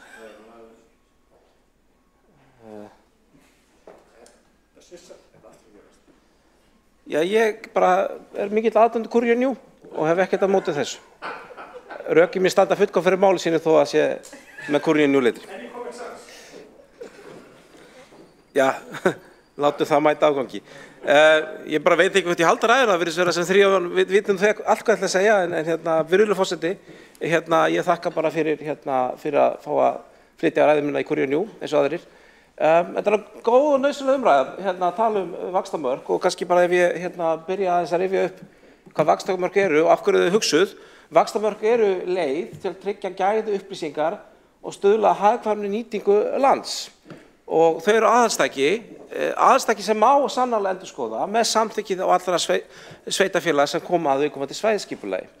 Og bara svo það sé sagt, það er ekkert sem mælir á móti því að rýna endurskoðun svæðisskipulags reglulega og ég er ekki talsmaður einhverja kretta því að það megi aldrei undir nokkur kringumstæður huga að færslu vaxtamarka. Það eru alveg aðilar eins og OECD sem mælir með að það sé rýnt reglulega, en það er alltaf spurning hvort það er að gera, með hvað hætti og hvenar. Og bara svo það sé sagt að tillagan sem hér liggur fyrir fundunum, þó hún reyndar sé nú bara 4 línur og fer reyndar ekki rétt með nafn svæðisskipulagsnefndar, þá er öll umræðan og umgjörðin kringum það þannig að það er ljóst að hér er heildar endurskoðun svæðisskipulags að ræða og þannig hefur það verið orðað. Svo það sé bara sagt. Og þá er spurning hvenær er rétt að endurskoða svæðisskipulag? Af því að það er ekki bara eitthvað random hvernig það er gert. Það segir það beinlínis í skipulagsreglugerð með hvaða hætti eigi að huga endurskoðun og heildar endurskoðun svæðisskipulags. Og þar segir með leyfi forseta í grein 391 endurskoðun svæðisskipulags að loknum sveitarstjórnarkosningum skal svæðisskipulagsnefnd koma saman og meta hvort ástæða sé til að endurskoða svæðisskipulagið. Ef niðurstaða svæðisskipulagsnefndar er að svæðisskipulagið þarfnist ekki endurskoðunar, heldur stefnagildi sínu tilkynna skal skipulagsstofnun þá niðurstöðu. Þannig að það er bara spurning, gleymdist þetta? Nei, það gleymdist ekki. Í svæðisskipulagsnefnd, þar sem eiga tveir fulltrúar frá öllum sveitarfélögum höfuðborgarsvæðinu, þar með talið fulltrúi minnihlutans sem er fulltrúi Sjálfstæðisflokksins í Reykjavík, var á fyrstu 3 fundum á upphafi þessa kjörtímabils tekið fyrir og ræddar áherslur svæðisskipulagsnefndar nokkuð ítarlega og það var samþykkt þessi klausa sem er fyrsta klausan í áherslum sem segir með leyfi forseta afstaða til heildarendurskoðunar. Svæðisskipulagsnefnd leggur til að unnið verði á grundvelli gildandi svæðisskipulags höfuðborgarsvæðis 2040 með orðnum breytingum. Ekki svo stöddu lagt til að ráðist verði heildarendurskoðun svæðisskipulags á kjörtímabilinu en einstaka breytingar verða teknar til efnislega meðferðar þar slík erindi berast á aðildarsveitarfélögum. Og þetta var samþykkt í miklu ósætti. Nei, þetta var samþykkt með öllum greiddum atkvæðum og sent til skipulagsstofnunar eins og þessi fallegi fontur í Kurióníu segir.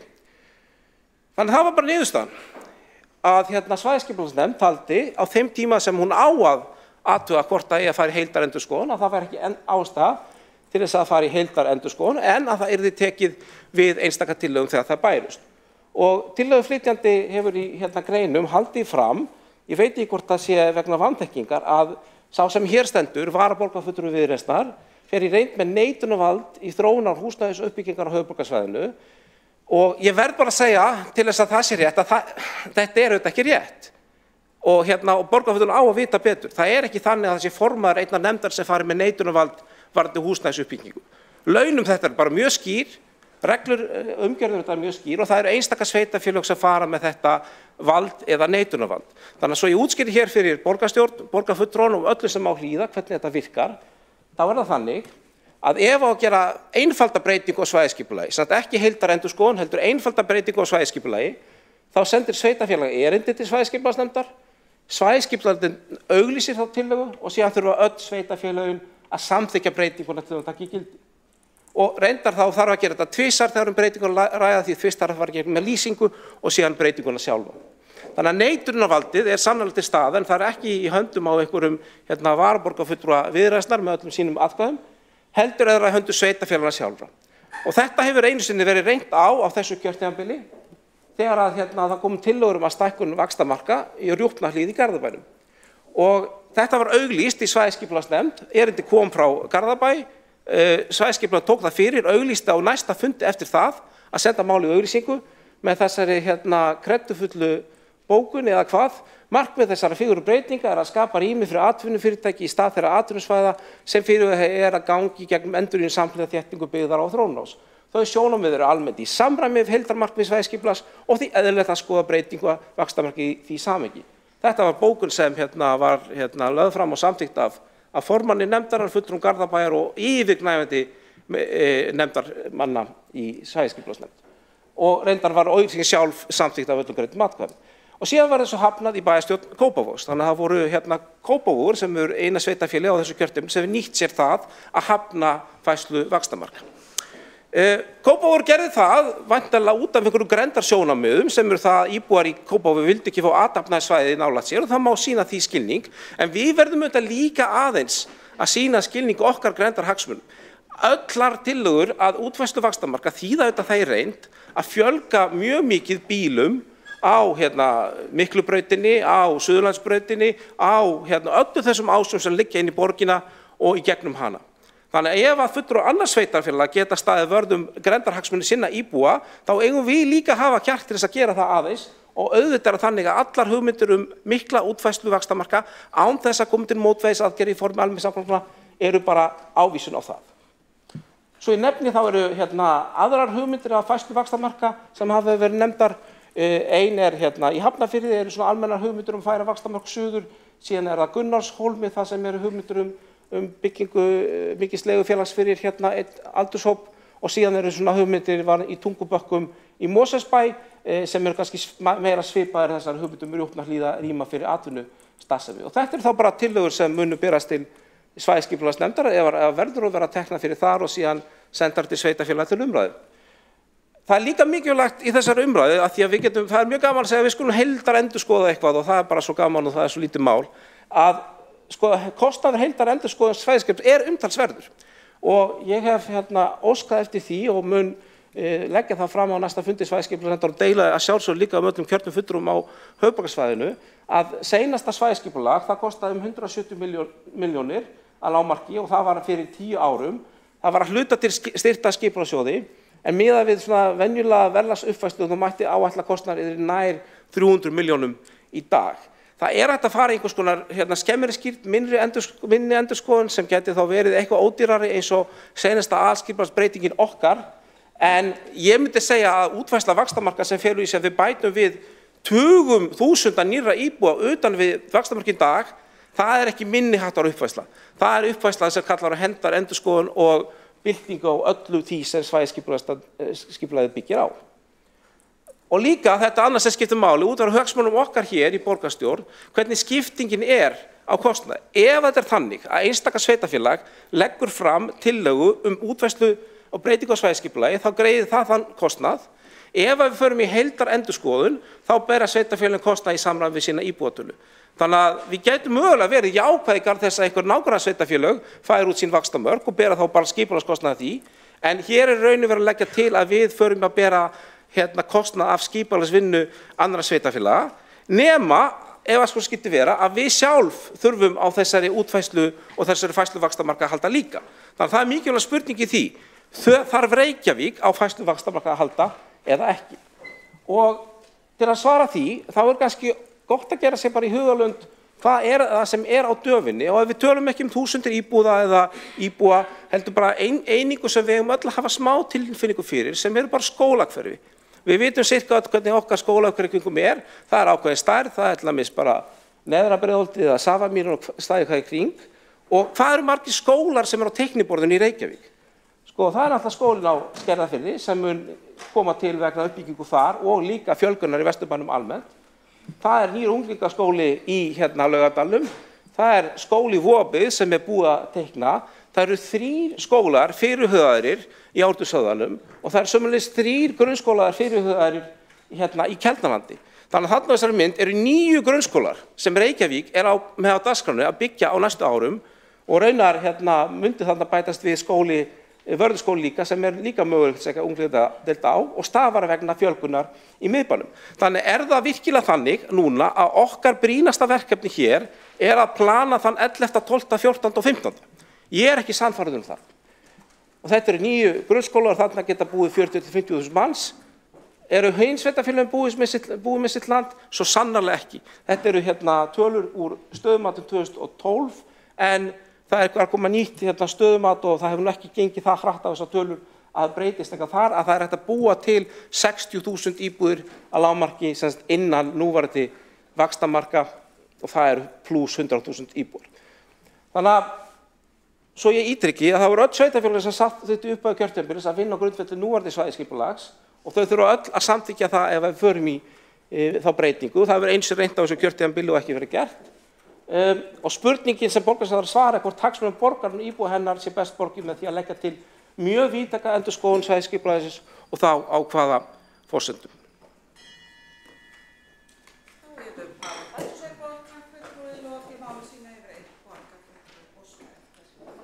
Að veita ansvar, og það er Friðjón Friðjónsson. Forseti, borgarstjórn, þakka borgarfulltrúanum Páll Bartoszek fyrir líflega ræðu í sama fondi og við hinn þurftum að vera í. Ég velti því fyrir mér að borgarfulltrúi nefnir og mikla fyrir sér þá erfiðleika við að byggja skóla. En hann skautar fram hjá því að íbúarnir eru komnir, fólkið er á leiðinni, það verður að bregðast við þeim forsendum. Skólar eru að springa og þess vegna byggjum við nýja skóla. Það er alveg rétt að við þurfum að byggja skóla í Keldnalandi og Ártúnshöfða. En við verðum að líta á það hvað er að gerast í raun og veru með fjölgunina á höfuðborgarsvæðinu. Og það er það sem að borgarfulltrúinn Páll Bartoszek neitar að horfast í augu við. Þá hefur Friðjón Friðjónsson borgarfulltrúi lokið við að veita ansvar, svara það ansvari Páll Bartoszek. Virðulegur forseti, það er nákvæmlega ekki neitt sem ég neita að horfast á augu við annað en það að hins vegar sú staðreynd að auðvitað er ekki þannig að við getum planað og byggt upp 16 grunnskóla í einu. Það tekur langan tíma að byggja hvern grunnskóla og það er heldur engin skynsemi því að að dreifa kröftum með þeim hætti að við séum kannski með uppbyggingu á 15 ólíkum stöðum í einu. Ég man vel hvernig staðan var í Úlfarsárdal lengi og það voru þetta umkvartanir íbúa að hverfi byggðist upp á allt og aftur á löngum tíma.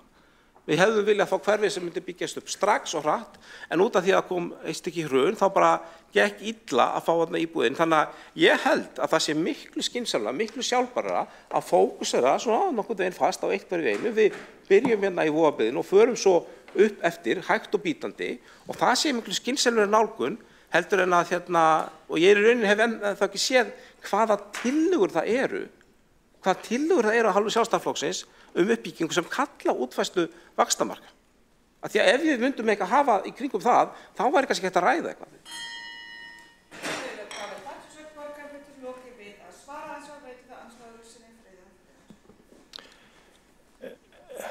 Forseti, ágæta borgarstjórn, eins og ég fór yfir í ræðu minni áðan, þá eru við fleiri á höfuðborgarsvæðinu heldur en vaxtamörkin gerðu ráð fyrir. Það er íbúðir sem við gerðum ráð fyrir að kæmu, til dæmis í Vatnsmýrinni, munu ekki koma fyrir árið 2040. Né heldur þær íbúðir sem við ætlum að hafa inni á Miklubrautar stokk. Það er 1000 íbúðir sem áttu að koma þar. Það eru mörg önnur svæði í borginni sem eru langt á eftir áætlun og nægir þar bara að nefna Ártúnshöfðann. Þannig að þess vegna erum við að leggja þetta til vegna þess að þið eru komin langt á eftir áætlun og það horfir til vandræða og þess vegna er húsnæðisvandi á höfuðborgarsvæðinu. Þá hefur Friðjón Friðjónsson borgarfulltrúi lokið við að veita andsvarið sinni. Svara það andsvarið sinn Pavel Bartošek. Virðulegi forseti, ég hef ennþá ekki fengið spurningu um það hvaða svæði það eru sem borgarfulltrúinn langar endilega að byggja upp á svæði Reykjavíkur, því það er nú svolítið forsendan. Það mega nú eiga það hins sveitarfélögin að þegar þau beina sínum erindisvæðis til skipulagnefndar að þau koma þó með einhverja konkrét hugmynd af vaxtamarka útfærslu. En hér er bara hugmynd að stækka vaxtamörkin eitthvað. Fyrst það væri gaman að vita, erum við að tala um Kjalarnesið, erum við að tala að fara upp í Grænadreifinn í Heiðmörk og byggja þar upp. Það er svolítið svona erfitt að hafa engar hendur á reiðandi í þeim efnum. Og ég verð líka að nefna það að þegar borgarfulltrúinn ræðir með þessar tölur, af mörgu leyti það hafa vaxtamörkin sanna gildi sitt vegna þess að við höfum, það sem við gerst, byggt upp miklu fleiri íbúðir á minna svæði en í rauninni gerum ráð fyrir í svæðisskipulaginu.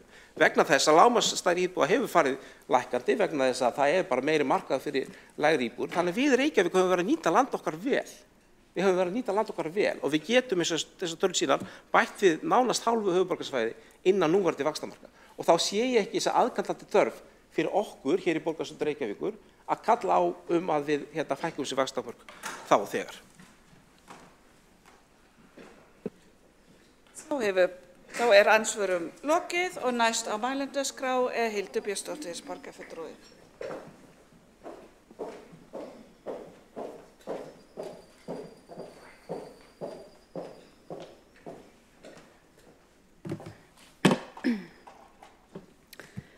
Forseti, ágæta borgarstjórn, við höfum hér til umræðu tillögu okkar sjálfstæðismanna að hefja viðræður innan svæðisskipulagsnefndar höfuðborgarsvæðisins útvíkkun vaxtamarka svæðisins og það er auðvitað til þess að við getum aukið lóðaframboð til íbúðuppbyggingar í Reykjavík. Og þessi tillaga, hún er ekki sett fram í neinu tómarúmi, ég geti byrjað á að vísa á fund sem var í liðinni viku hjá Húsnæðis- og mannvirkjastofnun þar sem að nýjar tölur í íbúðatalningu voru kynntar.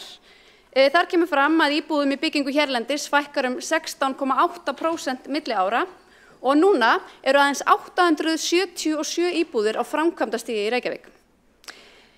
Þá er ágætt að minnast á það þegar að núverandi borgarstjóri Einar Þorsteinsson lofaði í liðnum kosningum uppbyggingu 3000 íbúða árlega og þegar í upphafi árs 2023 undirritaði þáverandi borgarstjóri Dagur B. Eggertsson samkomulagi við ríkið uppbyggingu 2000 íbúða árlega. Þannig að árangurinn hefur auðvitað bara verið brot af loforðunum sem gefin voru. Og ég ætla ekki að vera ósanngjörn. Auðvitað er það þannig að ytri aðstæður hafa ekki verið með okkur í liði. Auðvitað hafa vextir og verðbólga ekki veitt okkur neitt liðsauka við lausn húsnæðisvandans. Það er algjörlega ljóst, en það eru hins vegar nokkur atriði sem Reykjavíkurborg getur gert. nokkrar leiðir þar sem Reykjavíkurborg getur stigið inn í til að liðka til. Eitt er það augljósa sem við ræðum hér í dag, það er að tryggja aukið lóðaframboð. Hitt er auðvitað að hraða öllum ferlum á uppbyggingarstigi húsnæðis, tryggja að uppbygging gangi hratt fyrir sig. En þriðja atriði sem við ræðum kannski sjaldnar er það hvernig við hröðum skipulagsferlinum. Og þetta fjallaði Sigurður Hannesson, framkvæmdastjóri Samtaka iðnaðarins, einmitt á téðum fundi Húsnæðis- og mannvirkjastofnunar, þar sem hann vísaði til þess að skipulagsferillinn geti verið í 0 til 20 ár. Og það er svo einmitt þarna sem eru kannski helstu tækifærin fyrir okkur að stytta tíman sem þarf til húsnæðisuppbyggingar, allt frá því að skipulag hefst og þar til að uppbyggingu lýkur. Það blasir auðvitað við öllum sem að rýna þessar tölur að staðan á húsnæðismarkaði er mjög alvarleg. Við vitum það og fólk finnur fyrir því. Kollegi minn, borgarfulltrúi Friðjón Friðjónsson, hann fór í ræðu sinni yfir brostnar forsendur að baki húsnæðisáætlun borgarinnar og svæðisskipulagi höfuðborgarsvæðisins. Og það sem að mér finnst kannski mestu máli skipta í því samhengi eru aðalega 3 atriði. Við erum annars vegar, eða fyrst og fremst, að tala hérna mannfjöldaspána. Mannfjöldaspáin sem svæðisskipulagið byggir á, hún er brostin. Forsendurnar að baki henni eru brostnar. Það birtist auðvitað glöggt í 9 ferðum samgöngusáttmála sem var einmitt afgreiddur hérna á síðasta borgarstjórnarfundi, en þar er búið að uppfæra þessa mannfjöldaspá. Og ef við berum saman mannfjöldaspána sem liggur að baki vaxtamörkunum, eins og þau líti út núna, annars vegar og svo samgöngusáttmálanum, að þá gerir sáttmálinn ráð fyrir 45.588 fleiri einstaklingum á höfuðborgarsvæðinu til ársins 2040, heldur en svæðisskipulagið. 45.588 einstaklingur, þetta eru gríðarlegur fjöldi og þetta fólk þarf húsnæði. Hitt atriðið er að jafnvel þó að við tökum tillit til nýrrar mannfjöldaspár, þá telur meirihlutinn samt að aðalskipulagið og vaxtamörkin geti rúmað uppbyggingu íbúða sem svara getur þörfum til ársins 2040. En það sem kannski gleymist að nefna í þessu er að þau byggja á því að í hverri íbúð muni búa 2,4 eða 2,5 einstaklingar. Og inn á þetta komi mitt borgarfulltrúi Friðjón Friðjónsson í ræðu sinni. Veruleikinn hann er hins vegar allt annar. Samfélagið er auðvitað að taka hröðum breytingum og það hefur auðvitað mikil áhrif á búsetuform til lækkunar á þessari tölu. Og hérna vega þungt drifkraftar eins og lækkandi fæðingatíðni, öldrun þjóðar og breytt fjölskyldumynstur. Fólk býr með öðrum hætti í dag og mun gera til framtíðar heldur en það hefur gert til áður. Þannig að ef við tökum mannfjöldaspána og gerum ráð fyrir að til framtíðar verði 2 einstaklingar hverja íbúð, sem er svona þróunin sem við erum að sjá í Skandinavíu, að þá er þörfin til 2040 ekki 35.000 íbúðir, eins og meirihlutinn hefur gert ráð fyrir, heldur tæplega 57.000 íbúðir. Þannig að það eru tæplega 23.000 fleiri íbúðir heldur en meirihlutinn er að gera ráð fyrir. Og svo er það þriðja atriðið, risastóri bleiki fíllinn í skipulagsáætlunum borgarinnar, fyrst og fremst Vatnsmýrin. Og við hlýtum örugglega mörg hver á blaðamannafund fyrir í dag þar sem kynnt var skýrsla Hvassahraun og þó að hún hafi ekki útilokað Hvassahraun sem nýtt flugvallastæði að þá er öllum ljóst að það mun ekki rísa 7.500 íbúða byggð í Vatnsmýrinni innan skipulagstímabilsins til 2040. Ég held okkur sé öllum það algjörlega ljóst. Þannig að þessar 7.500 íbúðir sem þessi meirihluti ráðgerir að komist í byggingu innan skipulagstímabilsins, við getum bara tekið þær algjörlega út. Sama má segja þær 960 íbúðir sem eiga að rísa á Miklubrautarstokk. Þær mun ekki koma innan þessa tímabils. Og svo mættu auðvitað nefna fleiri dæmi innan nágrannasveitarfélaga sem eru ráðgerð í skipulagi en augljóslega munu ekki komast til framkvæmda. Þannig að þegar allt þetta er talið, vanáætluð mannfjöldaspá, of áætlaður fjöldi búsettra í hverri íbúð og svo Vatnsmýrin, Miklubrautarstokkur og önnur svæði, þá má alveg fullyrða að áætlanir borgarinnar og bara áætlanir borgarinnar, þær byggja á vanáætlun sem nemur ríflega 31.000 íbúðum. Þannig að staðreyndin er þessi. Miðað við uppfærða mannfjöldaspá og með hliðsjón af samfélagsbreytingum, breyttu búsetuformi, lægri fæðingatíðni og öldrun þjóðar, þá er nærtækara áætlað til ársins 2040 verði nauðsynlegt að byggja tæplega 57.000 íbúðir til að mæta íbúafjölgun. Þá erum við ekki farin að telja inn alla uppsöfnuðu þörfina sem við þekkjum og höfum fjallað oft um. Hún er áætluð á bilinu 10.000 til 15.000 íbúðir á þessari stundu. Þá erum við komin upp í 70.000 íbúðir til ársins 2040. Og svo hafa sérfræðingar jafnvel kallað eftir og ofan á þetta allt saman að þá verði að tryggja að búið sé að skipuleggja, að búið sé að tryggja í skipulagi borgarinnar svigrúm í alveg niður í deiliskipulag til uppbyggingar jafnvel 20.000 íbúða sem hægt að grípa til að skipulagstímabili loknu eða jafnvel fyrr ef þurfa þykir. Þannig að þegar allt þetta samantalið, þá má hæglega fullyrða að til ársins 2040 þurfi að byggja og skipuleggja ríflega 90.000 íbúðir á höfuðborgarsvæðinu. Það næstum því tvöföldun á núverandi húsnæðismarkaði á þessu svæði og það eru sláandi tölur. Það hlýtur hver maður að sjá að við þurfum að bregðast hratt við og að forsendur vaxtamarkana eru fullkomlega brostnar. Það er ríflegur áratugur frá því að vaxtamörkin voru skilgreind og forsendundar eru jafn gamlar. Frá þeim tíma þá hefur mannfjöldin aukist langt umfram spár og húsnæðisþarfir fjölskyldna breyst og breytast í sífellu. Og það er ljóst núna að skilgreind uppbyggingarsvæði innan vaxtamarkana munu ekki nægja svo standa megi undir fyrirliggjandi húsnæðisþörf. Svo ef við ætlum að mæta þessari uppsöfnuðu þörf sem við höfum oft fjallað og er orðin eiginlega meira sláandi en við áður vissum, við ætlum að bregðast við bráðavandanum eins og hann blasir við okkur í dag og fyrir séðum skorti til framtíðar þá þarf að uppfæra forsendur vaxtamarkana og hefja samtal við nágrannasveitarfélögin útvíkkun þessara vaxtamarka. Og þau hafa einmitt mörg hver kallað eftir nákvæmlega því og jafnvel þó árið 2022 hafi fólk ekki séð þessar forsendur þegar svæðisskipulagsnefnd byrjaði að funda á nýju kjörtímabili, þá blasa þær við fólki í dag. Og það er ekkert í reglugerðum sem útilokar að það samtal sé hafið í dag. Húsnæðisstefna Reykjavíkurborgar er hrunin. Þýðir það að við megum ekki áfram þétta byggð? Alls ekki. Við þurfum auðvitað áfram að halda við að þétta byggð innan hverfa sem hafa til þess svigrúm. En staðreyndin er þessi. Þéttingarstefnan mun aldrei nægja til að svara eftirspurn á húsnæðismarkaði. Og ég veit að þetta hryggir ykkur í meirihlutanum, en þetta er veruleikinn eins og hann blasir við og tölurnar þær bara tala sínu máli. Samhliða þéttingu þá þurfum við nefnilega líka að brjóta nýtt land, útvíkka vaxtamörkin og horfa miklu lengra til framtíðar. Öðruvísi leysum við ekki húsnæðisvandann. Og öðruvísi verður fólkinu í landinu á öllum sínum fjölbreyttu æviskeiðum ekki tryggt húsnæði eftir þörfum. Og það er hverju manni ljóst með lágmarkshyggjuvit að það er kominn tími á stefnubreytingu.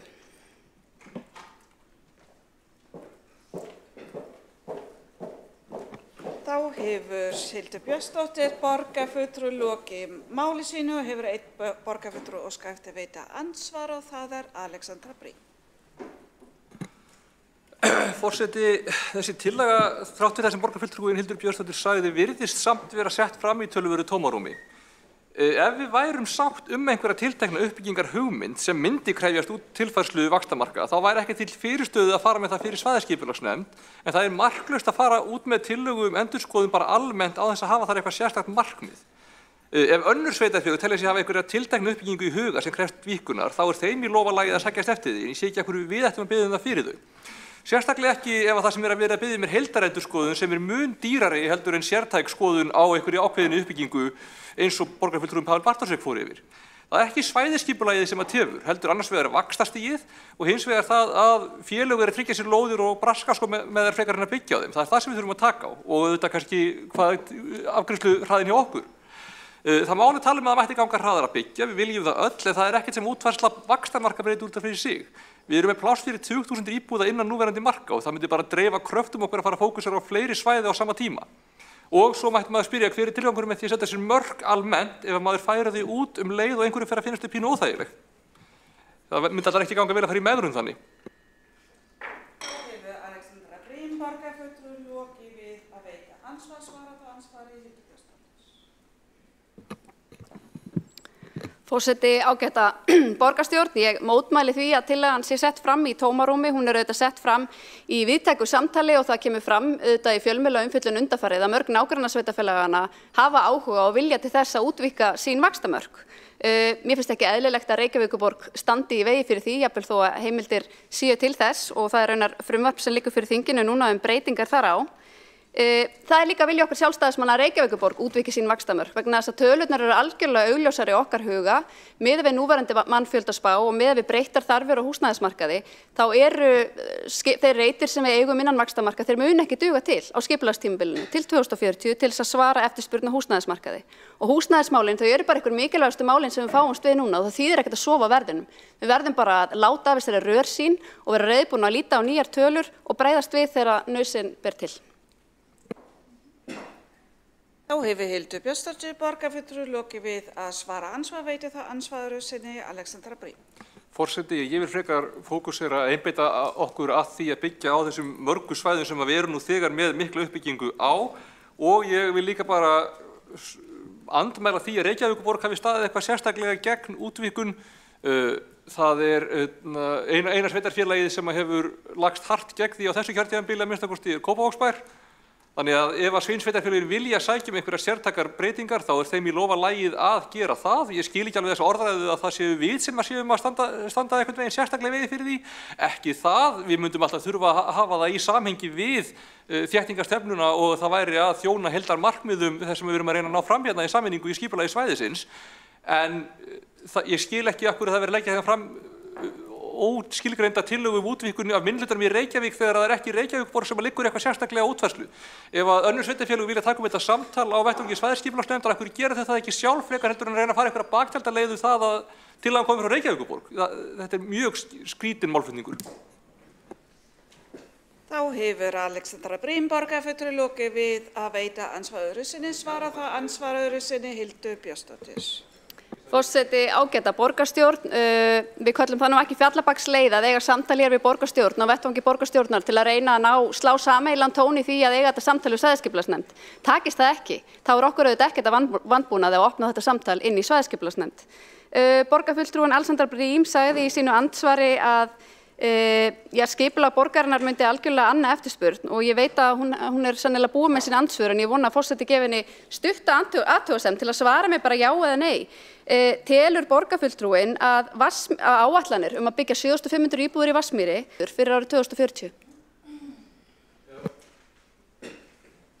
Þá er andsvörum lokið. Forseti ætla ekki að leyfa stutta athugasemd og bendir á að ekki er leyfilegt að spyrja spurningar í síðari svörum með andsvörum.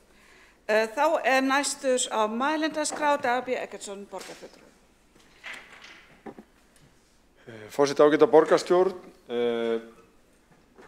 ég vil fagna þessari umræðu vaxtamörk í svæðisskipulagi höfuðborgarsvæðisins vegna þess að þetta var ákveðið tímamóta ákvæði og vinna sem fór fram í tengslum við svæðisskipulagið sem byggðist á bæði mjög miklu og víðtæku samtali og samráði en ekki síst gögnum og greiningu.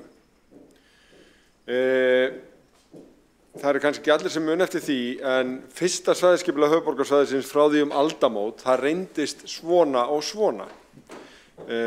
Raunar svo að eftir hrun þá kom á daginn að sveitarfélögin sem áttu einhvern veginn að vera svona í fyrstu bylgju uppbyggingar, Garðabær og Mosfellsbær, höfðu alls ekki hafið sína uppbygginga af þeim krafti, en Kópavogur sem áttu vera svona kannski á seinni hlutanum með hagstæð svæði, var í raun búin að fullbyggja mikið af sínum svæðum. Reykjavík var það eina sem fylgdi svona einhvern veginn í jöfnum takti með við markmið svæðisskipulagsins, en þó snerust vaxtarmörkin ekki fyrst og fremst það. Það voru aðrir þættir í svæðisskipulaginu sem snerust það.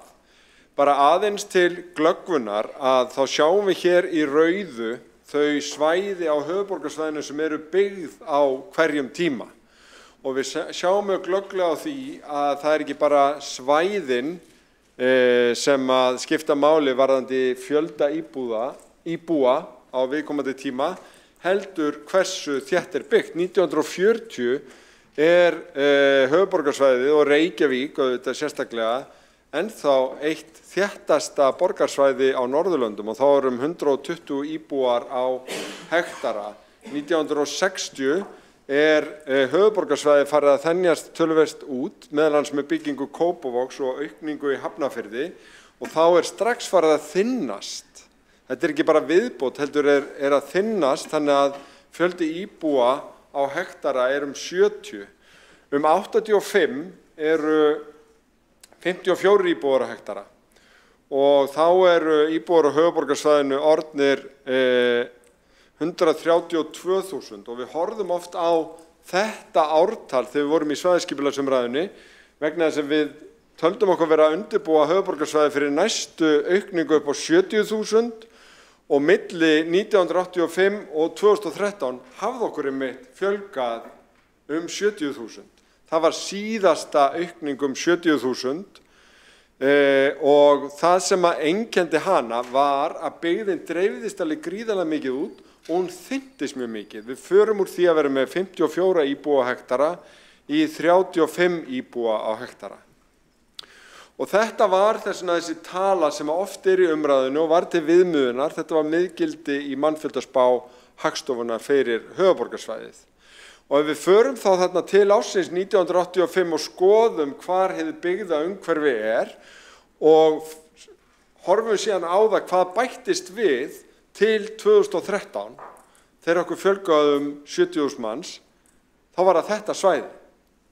Það sýnir ykkur þetta aftur. Þegar fjölgaði sem 50%, þá jókst landsvæðið 100%, ef ekki meira. Þannig að það fjölgaði ekki bara heldur þynntist byggðin alveg gríðarlega mikið. Og það sem skiptir þá máli og var kortlagt í svæðisskipulagsvinnunni var hvað vitum við nærsvæði höfuðborgarsvæðisins? Jú, það eru svæði sem eru beinlínis friðuð. Það eru gríðarlega umfangsmikil og stór vatnsverndarsvæði sem að byggðin í raun komin alveg að þarna árið 2013. Þarna eru græni trefillin, grænu svæðin sem við viljum halda í og höfum staðið sameiginlega vörðum sem leggst nánast alveg að byggðinni eins og hún var 2013. Þarna eru útivistarsvæði til viðbótar.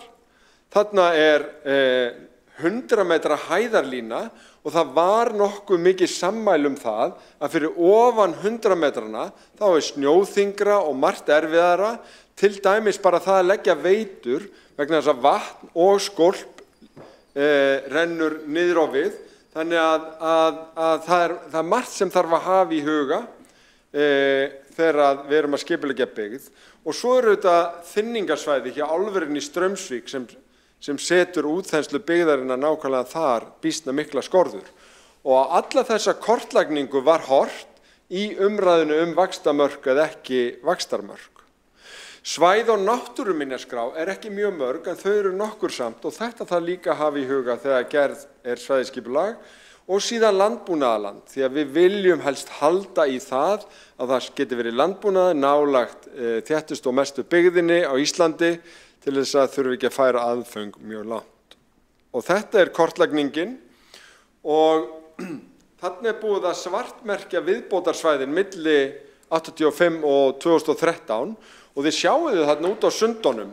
Þetta er sem að byggðin eins og við þöndum hana út milli 85 og 2013 og hvar ætliði nú að bæta þessu utan á miða við vatnsverndarsvæðin, náttúruverndarsvæðin og svo framvegis sem ég var að rekja hér. Það er einfaldlega bara mjög vandasamt. Og þess vegna var skoðaður samanburður valkosta við þróun byggðarinnar. Vöxtur áfram út á við, vöxtur alfarið inn á við eða einhver blanda og niðurstaðan var að það yrði að tefla fram mjög miklu nýju landsvæði eftir því hvaða leiðir þið valin, meðal annars ganga á þessi mikilvægu verndar og náttúru og vatnsverndarsvæði ef við ætlum að halda áfram að þenja svona út. Og niðurstaðan varð málamiðlun, það var farin B-leiðin, þannig að bætast við töluverta svæðum sem eru innan vaxtamarka. En þið sjáuð þarna á þessum samanburði að þarna var líka verið að miða við mismunandi þéttleika, þar að segja mismunandi fjölda íbúa á hektara. Og þéttasta sviðsmyndin var 46 íbúa á hektara. Það var algjör samstaða að draga þessi vaxtarmörk, þau voru dregin nokkuð rúmt og það misskilningur, það mjög mikill grundvallar misskilningur að setja eitthvað samasemmerki milli fólksfjölgun upp á 70.000 manns og vaxtamarkana. Vaxtamörkin tók ekkert síður mið af náttúrulegum aðstæðum, vatnsvernd og svo framvegis vegna þess að innan vaxtarmarka hægt að auka byggðina mun meira heldur en 70.000 manns. Við vitum okkur fjölgað mikið, það hefur líka fjölgað mikið á höfuðborgarsvæðinu undanfarin ár, það hefur verið mikil uppbygging í sögulegu samhengi en hún hefur orðið í öllum póstnúmerum, í öllum hverfum, ekki bara í miðborginni eða í 102, hún hefur orðið í öllum hverfum, fólksfjölgunin nema í Grafavogi sem hefur verið að eldast. Það hefur líka verið meiri stöðuleiki í uppbyggingu hér og svæðisskipulagið, samgöngusáttmálinn og aðalskipulag Reykjavíkur til 2040 auðvitað eins og margoft hefur verið sagt, upplegg að næsti áratugur verði áratugur Reykjavíkur í uppbyggingu á höfuðborgarsvæðinu. Þegar byggðin þróast inn á við, þá meiri áhersla á Reykjavík og meðan sveitarfélög eins og Seltjarnarnes eru nokkurn veginn búið með sitt land og önnur eins og Kópavogur hafa lengi talað að hjá þeim sé stóra verkefni að þétta byggð. Og ef við horfum bara á hvað við erum búin að gera hér síðustu 10 árin, að þá erum við búin að fara úr þéttleika upp á 42 íbúa á hvern hektara í 51 íbúa á hvern hektara. Við erum búin að þétta byggðina töluvert mikið, nánast að því sem það var 85 en þó ekki meir en það. Hvað má byggja innan vaxtamarkana? Mér finnst algjör upplýsingaóreiða í umræðinu það. Garðabær má tvöfaldast, Hafnarfjörður getur tvöfaldast líka, nánast, Mosfellsbær meir en tvöfaldast, Kópavogur getur stækkað að minnstakosti 30%. Þetta eru tölur frá 2021, það er verið að uppfæra þar núna, koma bara á næstu vikum inn á borð til okkar, þannig að öll sveitarfélögin geta vaxið mjög mikið innan núverandi vaxtamarka án þess að breyta aðalskipulag. Ég hérna bara að tala núverandi aðalskipulag. Svo geta sveitarfélögin breytt aðalskipulagi sínu ennþá meira. Þessa mynd sýndi Pavel formaður svæðisskipulagsnefndar áðan. Hvað eru 58.000 íbúðir? Einhver með hugmynd? Það má sem að byggja á grundvelli núverandi aðalskipulags 58.000 íbúðir. Það er Kópavogur, heill Kópavogur. Það er heill Hafnarfjörður, það er heill Garðabær, heill Mosfellsbær og Seltjarnarnes 10 sinnum. Það má byggja Kópavog, Hafnarfjörður, Garðabæ, Seltjarnarnes, Mosfellsbæ, allt innan vaxtamarka án þess að breyta aðalskipulagi. Það er hátt upp í þó nokkuð. En það eru ekki takmörkin fyrir því hvað má byggja innan vaxtamarkana. Því að nú erum við komin með samgöngusáttmála á borgarlínu og við erum með svo dreifða byggð innan vaxtamarka að ef að við förum og þéttum hana eins og eðlilegt þá er þetta tvöfalda uppbyggingu innan vaxtamarka með því að byggja í kringum þessa þéttingarása og þessa stöðvar. Takk.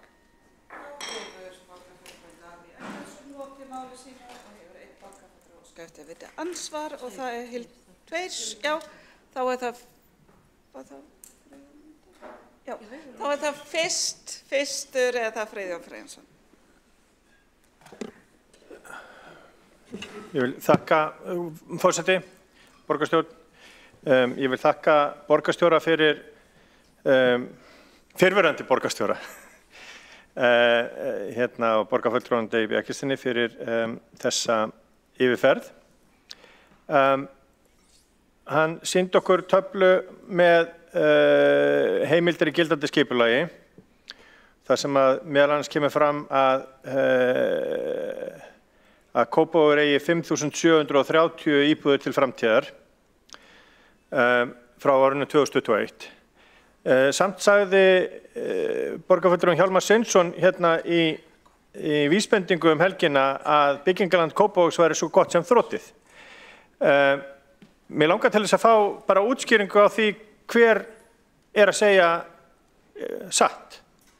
Eða ekki satt, heldur bara hver með réttar tölur. byggingaland og uppbyggingasvæði Kópavogs þrotið eða hafa rými fyrir 5.700 íbúðir?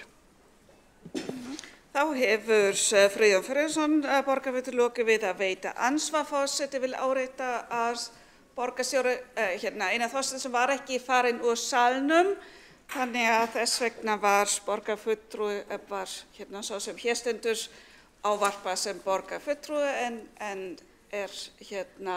núna í hlutverki borgarstjórans og mun svara ansvari.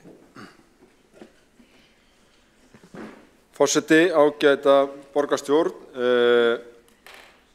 mér langar að segja bæði rétt eins og fyrrverandi bæjarstjóri og núverandi bæjarstjóri hafa margoft farið yfir í Kópavogi að þá Kópavogur við það að klára að brjóta land ef svo má orði komast. Þannig að nýjar úthlutanir á Rjúpnahæð eru svo til eina landið sem óbrotið þar. Þó gerði eldri aðalskipulag Kópavogs ráð fyrir aðeins meiri uppbyggingamöguleikum á svokölluðu vatnsendalandi en Kópavogur dráð þar aðeins í land sem kannski tengdist aðeins málaferlum við vatnsendabónda á sínum tíma í tengslum við gerð svæðisskipulags og aðalskipulags.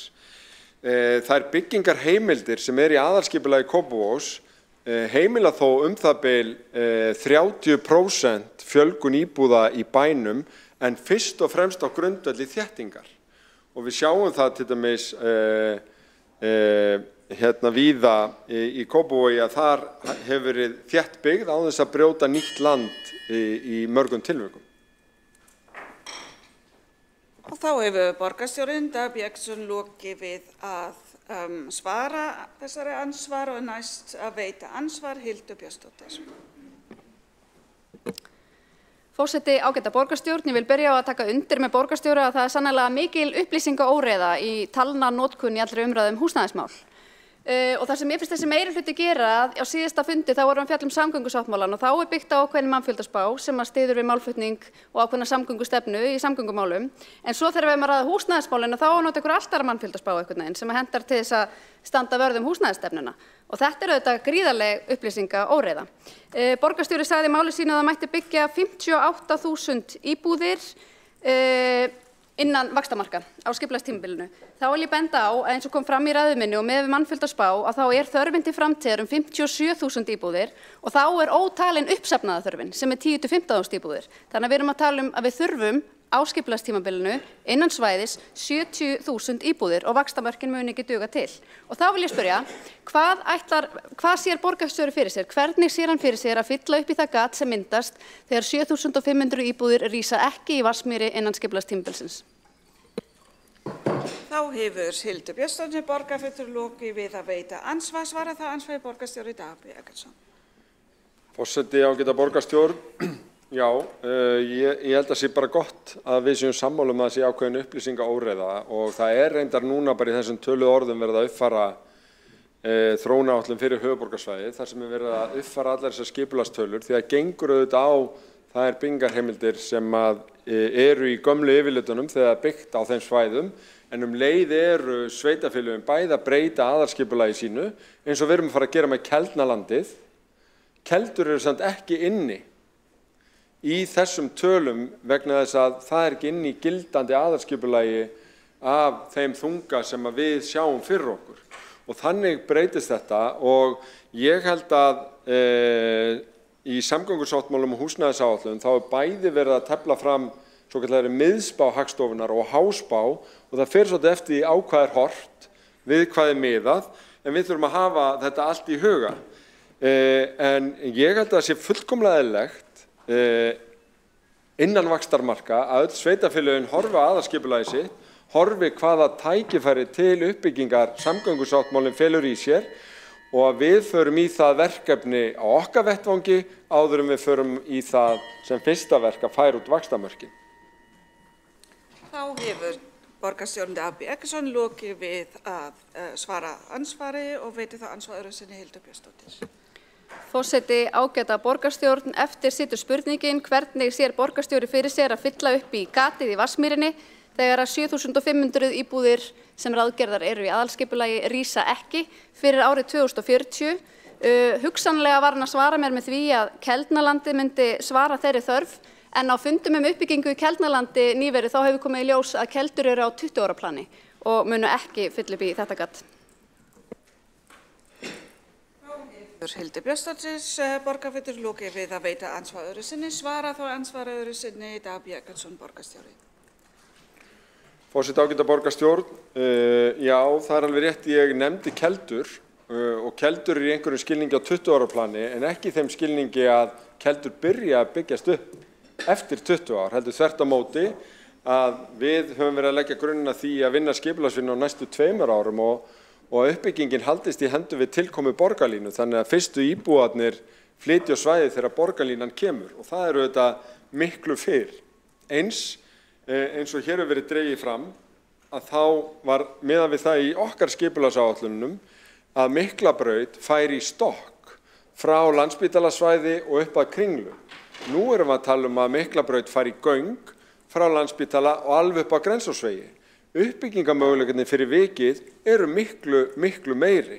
Samaskapi gerum við ráð fyrir því að það sé hægt að bæta við 750 íbúðum í Skeifunni.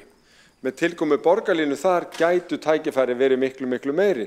Ég held að við höfum kerfisbundið að fara við það að skoða hvaða sóknarfæri leið af samgöngusáttmálanum og önnur sveitarfélög ættu að gera slíkt hið sama. Breyta sínu aðalskipulag og hækka þessar tölur. Þá er ansvörum lokið. Næstur á mælendaskrá Hjalmar Sveinsson og á meðan borgarfulltrúinn talar loka forsetinn mælendaskrá.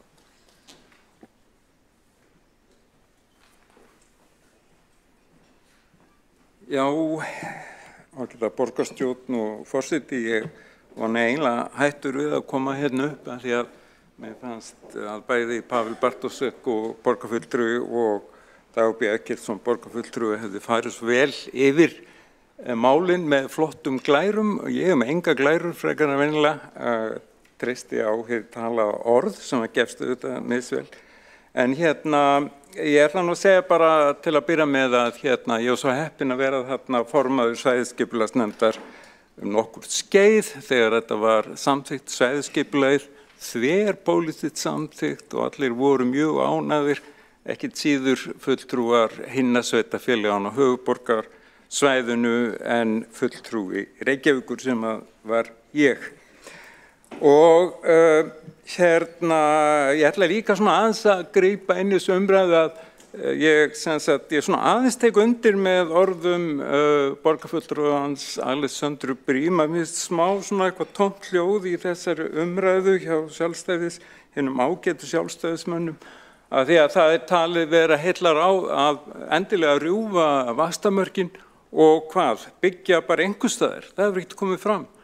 Og ég bendi á það að þó að Reykjavík eða höfuðborgarsvæðið sé 11. stærsta þéttbýli Norðurlandanna, þá eru við samt ekki mjög stórt svæði og það hefur sýnt sig í Úlfarsárdal og fleiri svæðum að okkur einfaldlega skortir mannskap, byggingakrana, verktaka og svo framvegis til að geta byggt mikið og mörgum stöðum í einu. Og ef að sagan ætti að kenna okkur eitthvað, þá er það að dreifa ekki kröftunum og heldur fókusera á ákveðna staði sem er búið að leggja mjög mikla vinnu í að undirbúa og deiliskipuleggja. Sú vinna tekur oft auðvitað óþolandi langan tíma en ég segi bara vanda skal það sem lengi skal standa og ég held að þetta verði okkur allt til sóma og bara til að endurtaka það, því að stundum þarf að segja sömu hlutina oftar en einu sinni, lágmark 3 sagði Ómar Ragnarsson einu sinni og það er hægt að byggja 60.000 íbúðir innan núverandi vaxtamark á höfuðborgarsvæðinu, hugsanlega meira að því eins og fyrrverandi borgarstjóri nefndi hér áðan að það var svæði eins og Skeifusvæðið, Ártúnssvæðið og fleiri svæði sýnt þegar deiliskipulagsvinnan byrjar að þið þola í rauninni miklu meiri íbúðaruppbyggingu heldur en aðalskipulag gerir ráð fyrir. Og það bara í Reykjavík á að vera hægt að byggja 30.000 íbúðir á næstu árum, næstu kannski 10-20 árum innan vaxtamarka. Og að því það var nefnt hér áðan að ég hefði sagt í vísbendingargrein að það væri þrotin uppbyggingarland og ég menn hvernig var orðað, byggingarland og byggingarsvæði. Þá var það ónákvæmt, ég talaði ekki byggingarsvæði, heldur byggingarland og ég held að það sé rétt, en Kópavogsbúar eiga örugglega talsvert inn í því að þétta sína byggð og þeir eru byrjaðir á því eins og sáum á Kársnesi, það sem þeir byrja eftir Fossvogsbrú og líka sunnan Smáralindar. En ég ætlaði bara svona að minna hér á eitt sem hefur svolítið farið fram hjá mörgum, að nú í vor samþykkti Alþingi, hið háa Alþingi, landsskipulagsstefnu, þverpólitískt samþykkt eins og ég held örugglega, landsskipulagsstefnu 2024 til 2038, 14 ár, og þar í þessari landsskipulagsstefnu segir meðal annars, með leyfi forseta, að það kveðið á skýr skil á milli þéttbýlis og dreifbýlis og þarna kemur líka fram að vaxtamörk þéttbýlisstaða skuli skilgreind með það fyrir mörkum að efla viðkomandi þéttbýlisstað og standum leið vörð landbúnaðarland og önnur verðmæt landgæði. Enn fremur segir þarna skipulag byggðar stuðli að sjálfbæri þróun þéttbýlisstaða með þéttari samfelldri byggð, endur skipulagningu vannýttra svæða og eflingu nær samfélagsins. Sveimur þá ef að Alþingi ekki orðið prógressívara í skipulagsmálum heldur en sumir borgarfulltrúar í þessum sal, það kemur óvart en virðist vera staðreynd. Og það allavega ótt að segja að þessi landsskipulagsstefna Alþingis svo sannarlega í takt við tímann. Við vitum það öll sem að ferðumst í borgir í nágrenni okkar í Evrópu. Það einmitt gríðarlega mikil þéttingarstefna og einmitt í allra vinsælustu borgunum og leið mikil áhersla á uppbyggingu almenningssamgangna og ég nefni þetta vegna þess að gleymi stundum að okkar ágæti samgöngusáttmáli og borgarlína og allt það dæmi ekki síður uppbyggingarsáttmáli. Og þetta, þessi vaxtamörk eru líka gríðarlega mikilvægt, eða hvað ég segja, mér finnst það stundum smá tilhneiging hér í okkar ágæta landi að setja sér einhver mörk og síðan þeir fyrir að reyna á mörkin, en mörku eru þetta þannig að það á að reyna á þau, mörkin eiga að segja á einhverju tilteknu tímabili stopp, ekki lengra, og það smá tilhneiging fyrir að reyna á einhver svona mörk sem sjálfsett okkur, þá allt í nei, herðu, við getum ekki neitt mark á þessu. Við bara hendum þessu og bara höldum áfram eins og ekkert hafi skorist og gleymum allir þeirri vinnu sem var lögð í að skilgreina vaxtamörkin og eins og hefur komið fram hér í ágætum ræðum að þá rúma vaxtamörk höfuðborgarsvæðisins gríðarlega mikla uppbyggingu og þannig að ég held að við þurfum enga að kvíða svona næstu 30 árin.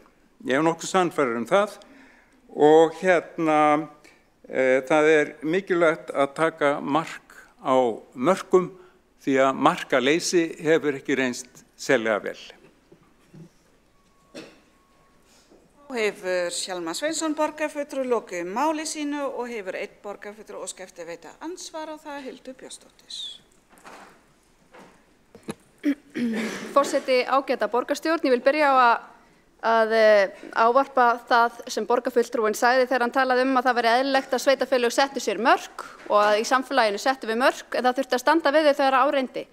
Það er sannarlega eðlilegt að setja sér mörk en það þarf líka að sýna sveigjanleika þegar forsendurnar að baki mörkunum eru brostnar.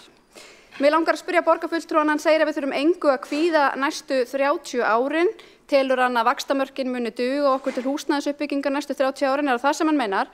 og ég hef verið að fá loðin svör eða engin svör frá fulltrúum meirihlutans og ég spyr hann því, annars vegar, telur þú, borgarfulltrúi Hjálmar Sveinsson, að það muni rísa 7500 íbúðir í Vatnsmýri fyrir árið 2040?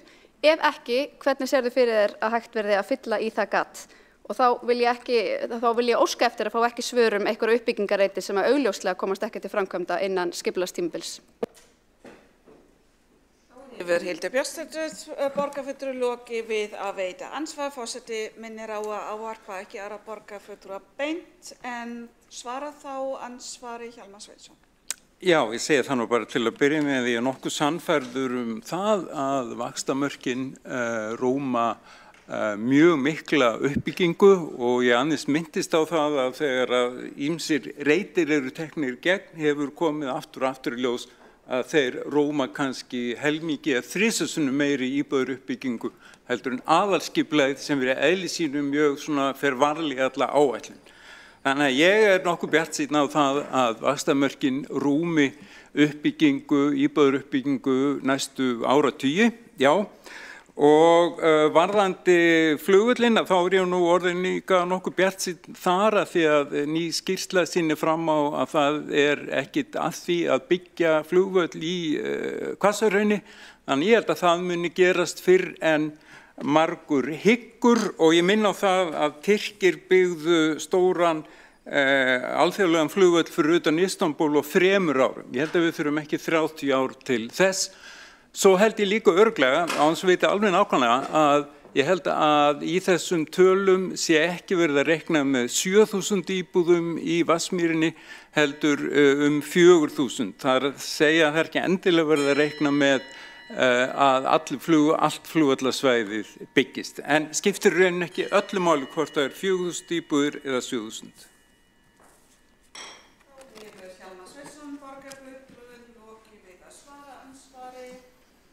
Og ætla borgarfulltrúi Hildur Björnsdóttir þá að veita ansvaru sinn. Forseti ágæta borgarstjórn, ef ég skildi borgarfulltrúan rétt, þá telur hann nægt pláss innan vaxtamarka til að svara eftirspurn á húsnæðismarkaði næstu 30 árin.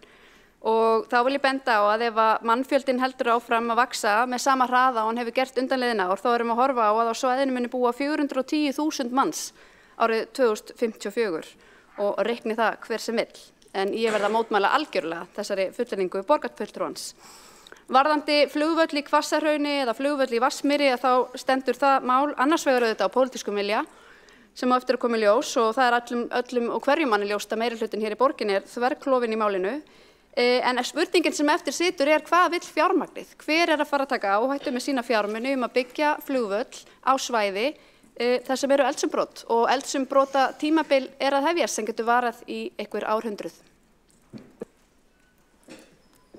Þá hefur Hildur Björnsdóttir lokið við að veita ansvaru sinni, svara þá ansvaru sinni Hjálmar Sveinsson. Já, ég bara benda á það að við Íslendingar kunnum ágætlega á svona náttúruvá. Á sínum tíma held ég að margir hefur búist við því að Vestmannaeyjar eftir gosið þar myndi aldrei verða nein byggð framar, en það liðu örfá ár, 2-3 ár, þá fólk flutt þangað aftur og það liðu ekki mikið fleiri ári viðbót og þá voru næstum því jafnmargir fluttir þangað og það eru flugvöllur og höfn og allt saman. Þannig að ég ber engan sérstakann kvíðbúa í brjósti fyrir þessari framtíð. Þá ansvörum lokið og tekið stutt fundarlega eins og vanalega á þessum tíma.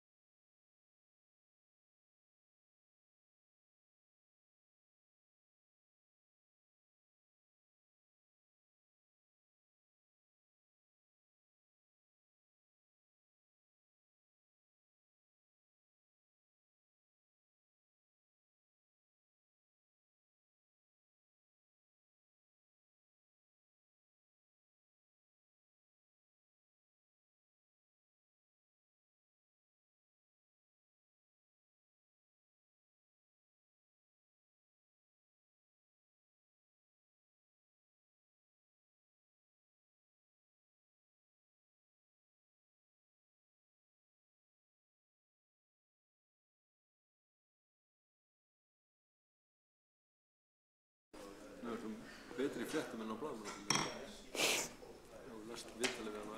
Nei, ég ekki búin að því, sko.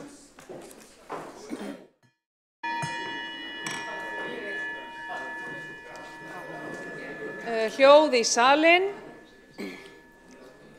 og fundi framhaldið í borgarstjórn þriðjudaginn 1. október.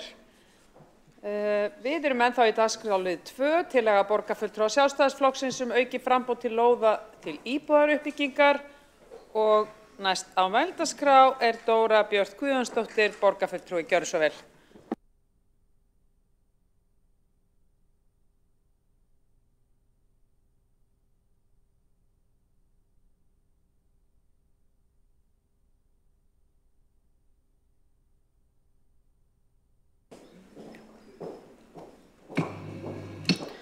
Forseti, ég held að það sé meiri eftirspurn eftir lausnum en rifrildum húsnæðismál. Þak yfir höfuðið eru mannréttindi. Lög, reglur og framkvæmd á húsnæðismarkaði verða að ganga í takt við þá sýn en enn vantar töluvert upp á þetta hér á Íslandi. Það hlutverk kjörinna fulltrúa að standa með almenningi. Ekki með hagsmunaaðilum sem standa í sérhagsmunagæslu.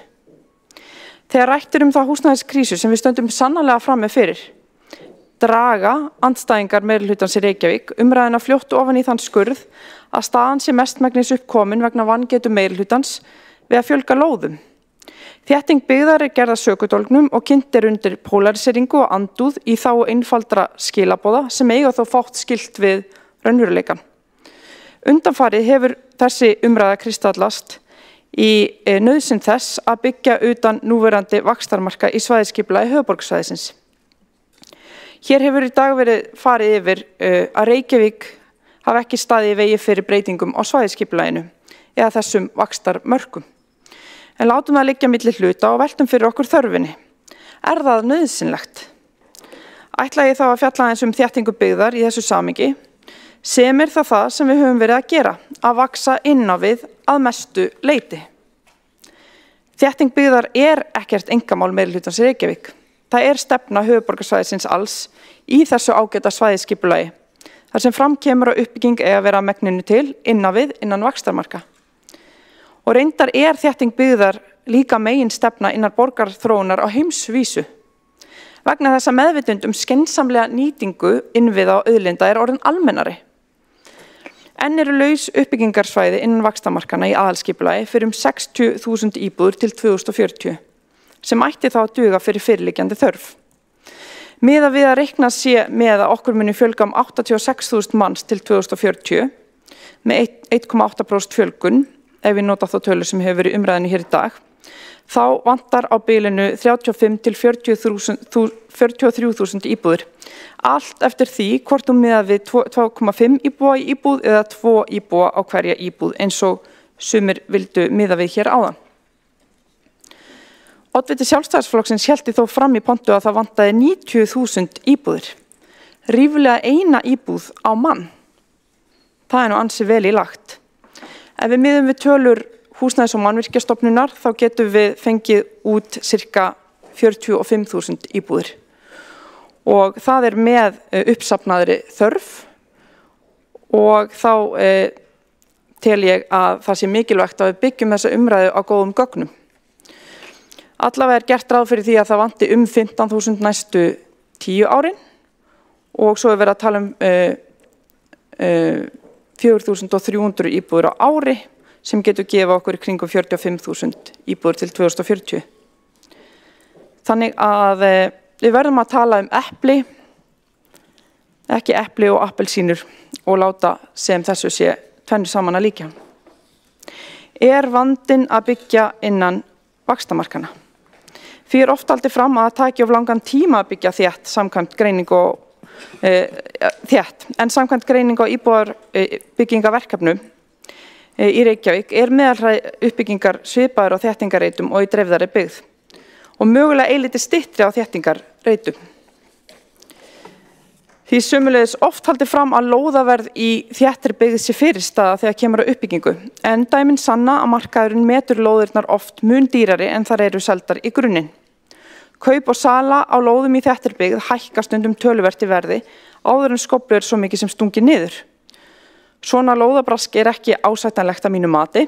Ég held að það tefji fyrir uppbyggingu og geti hækkað íbúðaverð. Og eru tímabundnar uppbyggingarheimildir sem settar voru nýverðin í skipulagslög jákvætt skref í þessu samhengi. Það breytir því ekki að lóðaverð í þéttbýligð virðist engin fyrirstaða fyrir áhuga fjárfesta og uppbyggingaraðila á lóðunum. En skila ódýrari lóðir ódýrari íbúðum. Ódýrari lóðir fyrir uppbyggingaraðila á óröfnu landi skila sér ekki endilega til neytenda. Stundum þetta til þess fallið að þjóna fyrst og fremst stífri arðsemis kröfu. Við vitum að markaðsverð ræður för sama hvað. Almenningur borgar svo brúsan. Ódýru lóðirnar eru niðurgreiddar af skattgreiðendum sem þurfa að greiða miklu hærri innviðakostnað fyrir slíka uppbyggingu. Og það ekkert smáræði. Við erum að tala grófa greiningu upp á 5-falt hærri kostnaði í dreifðri byggð en þéttri. Þær eru niðurgreiddar af fólkinu sem flytur inn og býr við lakari lífsgæði og þarf að ferðast miklu lengur á hverjum degi. Þær eru niðurgreiddar af leikskólabörnum sem fá ekki að fara út þegar loftgæði eru lök og svo að framtíðarkynslóðum því mengun eykst í takt við lengri ferðalög og að brotið sé nýtt land. Þetta eru örfá dæmi. Eins og áður sagði þá held ég að eftirspurnin eftir pólariseringu og rifrildi húsnæðismálin sé lítil í samfélaginu. Fólk á nóg með sitt í verðbólgu hlöðnu heimilisbókhaldinu að ég tala ekki þegar hentugt húsnæði vantar. Óskandi væri ef umræðin gæti hafið sig yfir skotgrafir stjórnmáluna þar sem staðreyndir drukkna í upprópunum sem snúast stundum meira vonum fylgisaukningu eða sérhagsmuni en að leysa málin. Ef við lítum á staðreyndirnar þá staðan sannarlega svo að til staðar eru lóðir með samþykktum byggingarheimildum sem fara ekki uppbyggingu vegna þess að fjármagn fæst ekki eða lánskjörin svo vond að uppbyggingin telst ekki borga sig fyrir uppbyggingaraðila. Leiðir til að styðja við örugga fjármögnun húsnæðis myndu skipta hér miklu máli. Styðjum við aukna uppbyggingu sem heldur sjó jafnvel í verðbólgustormi líkt og nú. Styðjum dyggilega við uppbyggingu óhagnaðardrifinna leigufélaga með stoppframlögum. Nýtum lífeyrissjóðina betur til húsnæðisuppbyggingar en rýmkaðar heimildir til þessa eru jákvæðar og mætti þó ganga enn lengra. Lífeyrissjóðirnir eru jú eign almennings og það í hag almennings að ýta undir húsnæðisuppbyggingu og stemma stigu við háum húsnæðiskostnaði.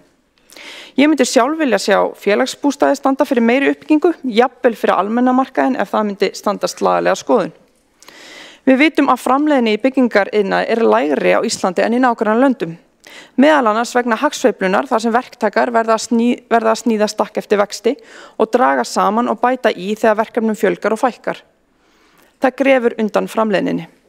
Í því samhengi þyrfti að tala meir gjaldmiðilinn okkar og örugga hagstjórn en þetta eru auðvitað hápólitískt umfjöllunarefni.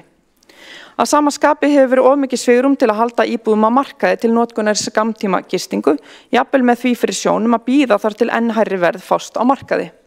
Hækkun vaxta Seðlabankans fór samhliða fjölgun þeirra íbúða sem auglýstar voru til sölu.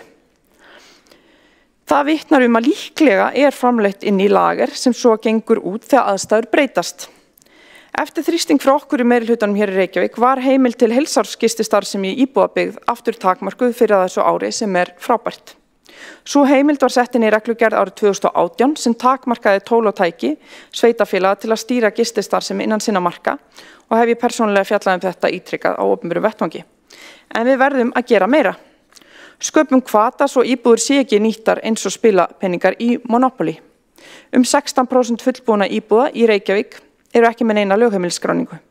Þar eru inni stúdendaíbúðir en verðugt væri að fá fram frekari upplýsingar þessa tölu sem Reykjavík hefur ítrekkað beðið Á Íslandi eru ekki nægir hvatar til þess að íbúðir séu nýttar sem heimili en í nágrannalöndunum eru ákvæði slíkt eins og lögheimilisskylda, hvatar til að nýta skammtíma leiguíbúðir til langtíma búsetu eða hærri fasteignagjöld á íbúðir sem ekki eru nýttar til búsetu. Aukið eftirlit með skammtíma gistingu líka mikilvægt. Að sjálfsögðu má ekki vöntun lóða sporna við húsnæðisuppbyggingu en það hefur heldur ekki verið staðan. Við í Reykjavík erum þó í húsnæðisátaki sem snýr meðal annars að því að fjölga lóðum til að styðja við að minni verktakar geti farið af stað. En það engan veginn jafnvægi milli þess hve mikið pláss þáttur færi umræðin húsnæðismál miðað við aðrar lausnir sem eru mögulegar og gætu skipt verulegu máli. Aðrar lausnir þjóna þó almannahag meira en sérhagsmunum og kannski það þess vegna sem þær njóta ekki hljómgrunns sérhagsmuna sinna.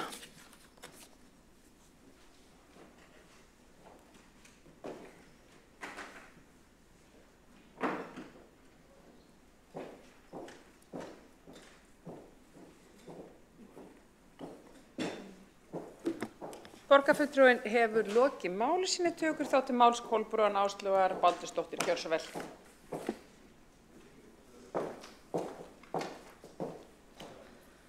Forseti, ágæta borgarstjórn, ég var nú svo sem ekki viss hvort ég ætti að vera að koma hérna upp í pontu vegna þessa máls. Ég líka að heyra það að þetta svona, þessi umræða búin að fara vítt og breitt. Maður þarf svona svolítið að klípa sjálfa sig til þess að rifja upp að þetta jú tillaga að útvíkka svæðisskipulagið og vaxtamörkin en ég held að fæst kannski minnst hafi verið talað það hér nema kannski af flytjendum tillögunar. En mér finnst svona aðalatriði í þessu samt vera það að það vantar svo rosalega mikið upp á bara íbúðar að byggja meira. Það hefur árum saman náttúrulega engan hefur verið byggt nóg og tíma var eiginlega bara algjör stöðnun í að byggja hérna í Reykjavík og síðan fór þetta allt á hægtastað og við erum að tala 10.000 íbúð öll þessi fólksfjölgun og það hefur svo engan veginn tekist að álykta neitt fjölgun. Þannig að við erum löngu búin að segja allavega í flokki fólksins að við viljum sjá að það sé brotið nýtt land undir byggð og það hefði átt að byrja á því fyrir löngu. Og fyrst þegar það var nefnt hérna á síðasta kjörtímabili að þá fór það mjög illa í meirihlutann því að þeirra markmiðin náttúrulega bara þetta og ef það væri ein ráð hér sem þeir svo sem eru en ég held að stefna þeirra sé bara þetta sem mikið meir en þetta. En nú bara nóg komið finnst sumum.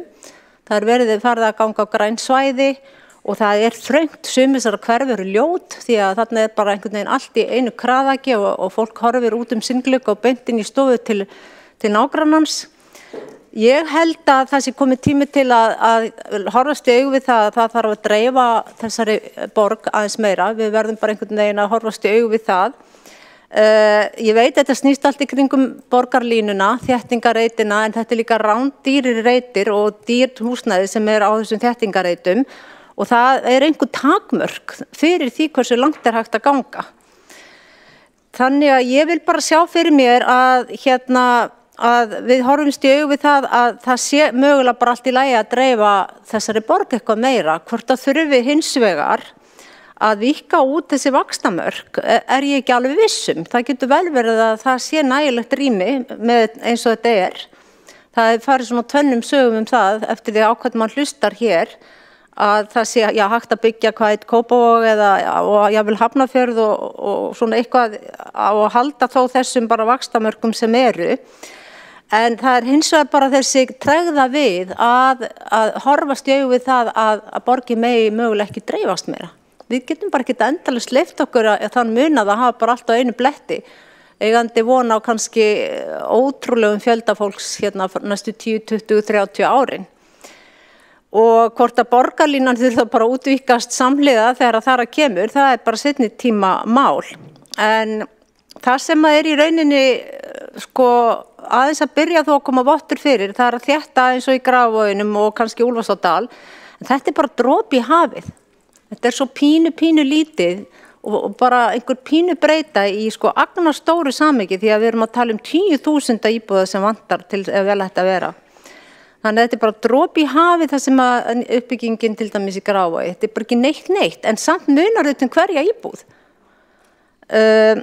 Já, og það líka, ef við horfum bara innan þessara vaxtamarka og halda okkur við það, þá æ meira mögulega að fara að ganga á græn svæði og þrenging verður enn frekar. Þannig að ég bara svona velta fyrir mér, hvenær kemur að því að það þarf mögulega að horfast í augu við að vaxtamörk svæðisskipulags höfuðborgarsvæðisins þarf að víkka aðeins meira eitthvað út og það mikil vinna kemur hér fram út að skipulagsmálum en ekki ágætt bara að byrja að skoða þessa vinnu því að kannski nokkur ár sem fer í það bara að búa til svona útvíkkun og teikna þetta allt upp áður en kemur að því að samþykkja það.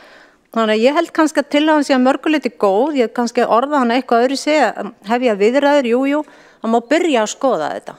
því að við viljum heldur ekki að þessi gengi meira á grænsvæði og við viljum heldur ekki að þetta sé eins og síldartunna í sumum hverfum. Og sem betur fer eru grafásbúar að rísa upp gegn því að það sé bara nánast verið að byggja heilu fjölbýlishúsin í bakgarði þeirra. En þéttingar áráttan svona orðið alveg spurningum svona sálfræðilegt mál, finnst mér stundum. En ég veit að dreifa borg kannski óhagstætt og það hefur alveg komið skýrt fram hjá mörgum að það sé hið vestamál. En það bara ekki alltaf hægt að hafa allt á sama blettunum þegar að fólksfjölgunin svona gríðarleg. Þannig að þetta svona það sem að kannski við í Flokki fólksins viljum koma að hér og ég fagna því auðvitað ef hægt að fá kannski smærri verktaka því að það auðvitað vandamál með að fá verktaka og fá byggingar iðnaðinn til þess að koma sér í gang líka í þessari dýrtíð sem núna með verðbólgu sem nú vonandi aðeins að lagast. En ég vil líka bara sjá eins og þetta var svolítið í gamla daga, kannski ég með einhverja svona fortíðar þráhyggju, bara þegar að hópar, kannski stórar fjölskyldur eða einhverju smærri hópar gátu bara fengið lóðir og byggt sín hús, byggt raðhús. Ég meina þannig, við þetta ólst maður upp, að það tóku sig einhverju saman smærri hópar og byggðu raðhús, eins og raðhúsin í Sólheimunum, við Skeiðarvog. Þetta var ekki flókið mál, en þetta hefur allt þurft að fara í gegnum útboð og með því að það var gert að þá var þetta bara eins og svona koma úlvalda í gegnum nálarauga stundum og svo allt ferlið, það nú bara síðan annar kafli út af fyrir sig. Takk. Borgarfulltrúinn hefur lokið máli sínu. Tekur þá til máls Kjartan Magnússon, borgarfulltrúi. Gjörðu svo vel.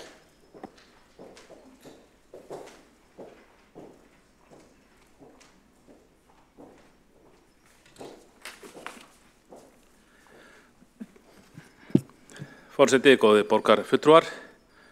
Það alltaf athyglisvert að fylgjast með umræðum húsnæðismál í Reykjavík,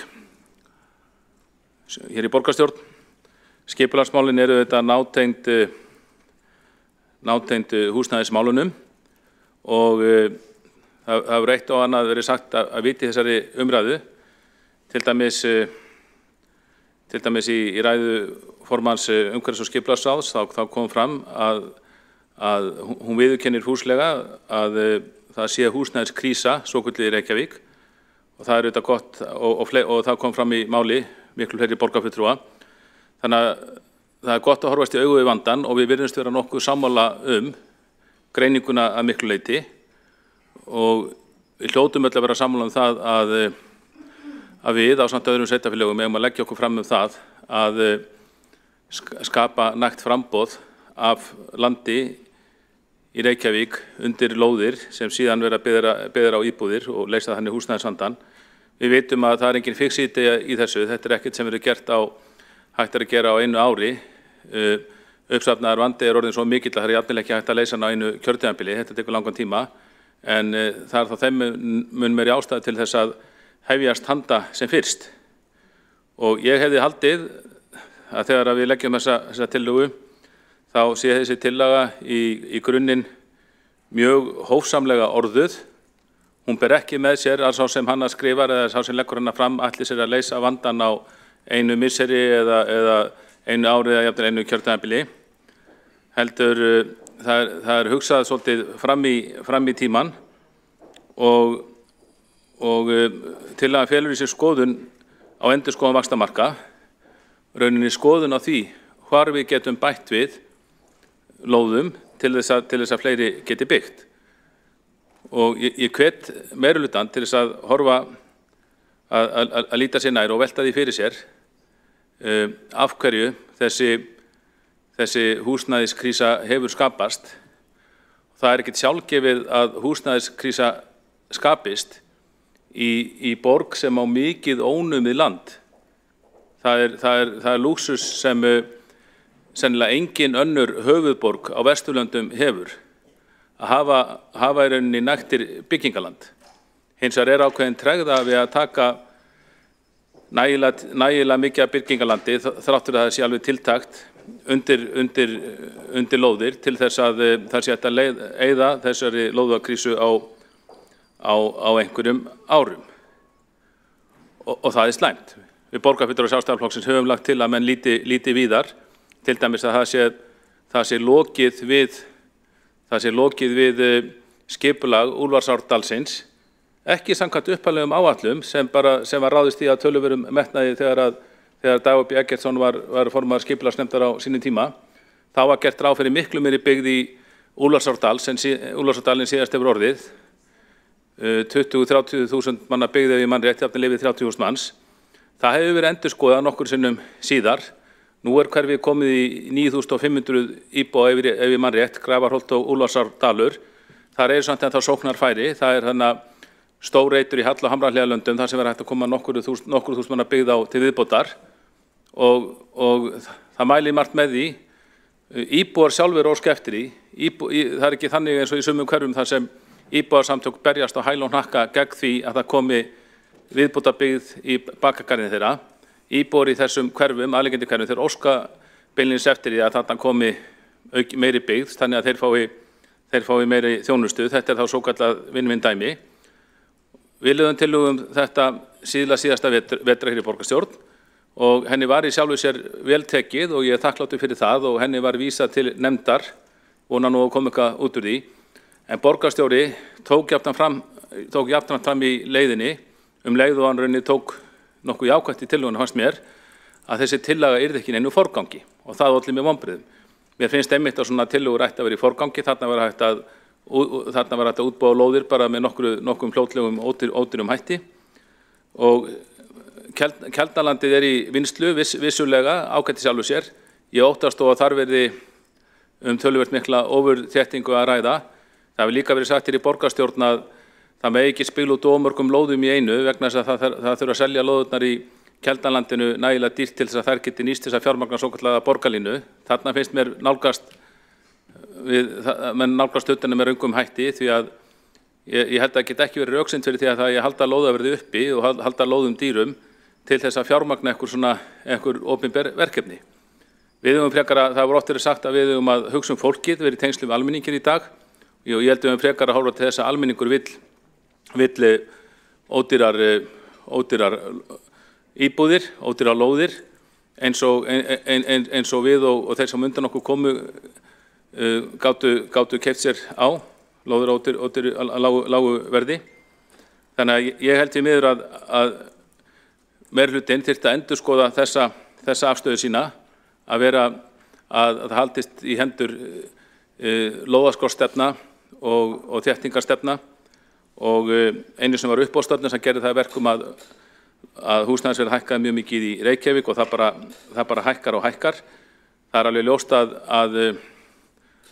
og reynda ég teka fram, það er margt gott verið gert í skipulagningu hverfa og þéttingareita og þétt byggð. Það bara, þétting byggðar að vinna góða, svo lengi sem það sé ekki ofurþétting.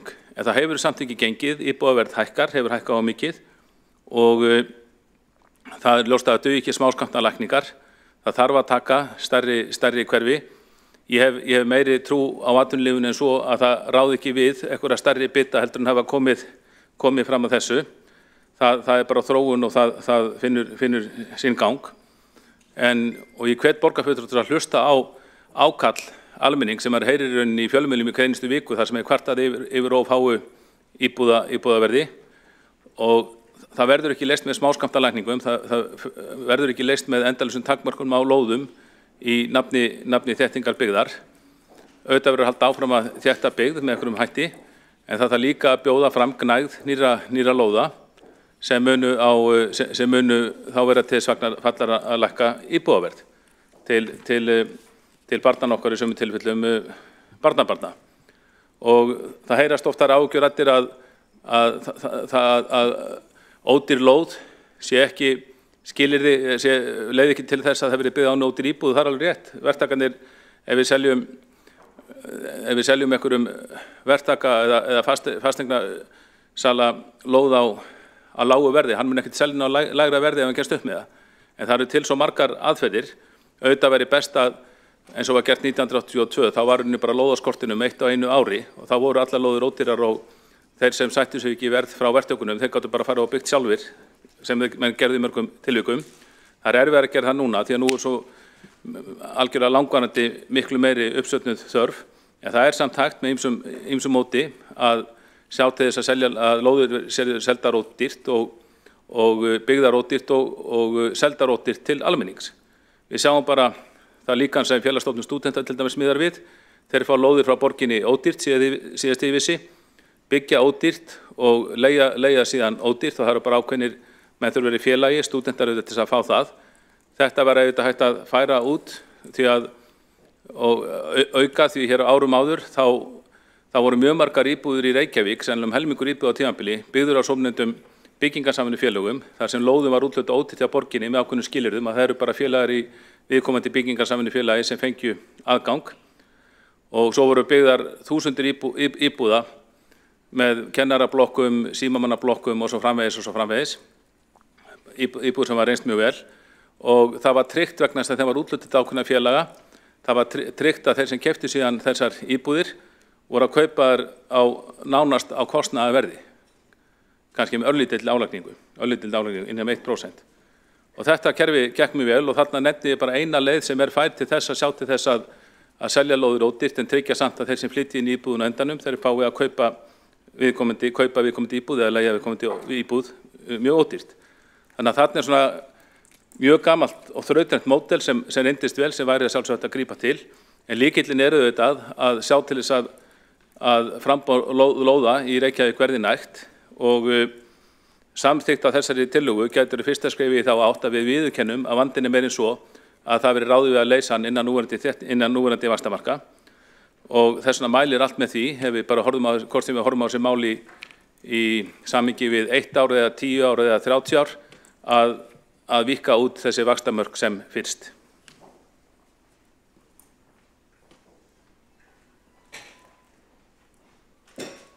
Borgarfulltrúinn hefur lokið máli sínu og tekur þá til máls Ragnhildur Alda María Vilhjálmsdóttir. Gjörðu svo vel.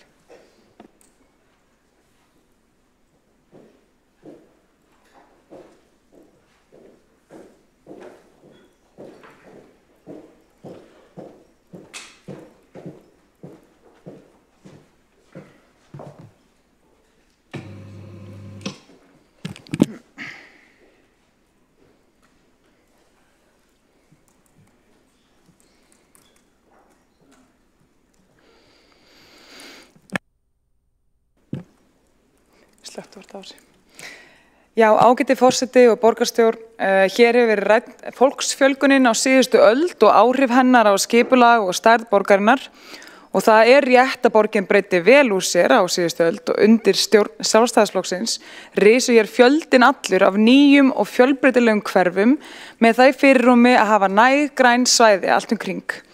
Og þessi gífurlega húsnæðisuppbygging sem hér sett fram nánast eins og það hafi verið eitthvað skipulagsslys eða eitthvað svona neikvæður hlutur, var bara í reynd tímabil gífurlegrar lífskjarabóta fyrir venjulegt fólk. Við Sjálfstæðismenn sögðum þá sem nú eign fyrir alla. Allir skyldu eiga kost á því að kaupa sér húsnæði á viðráðanlegu verði.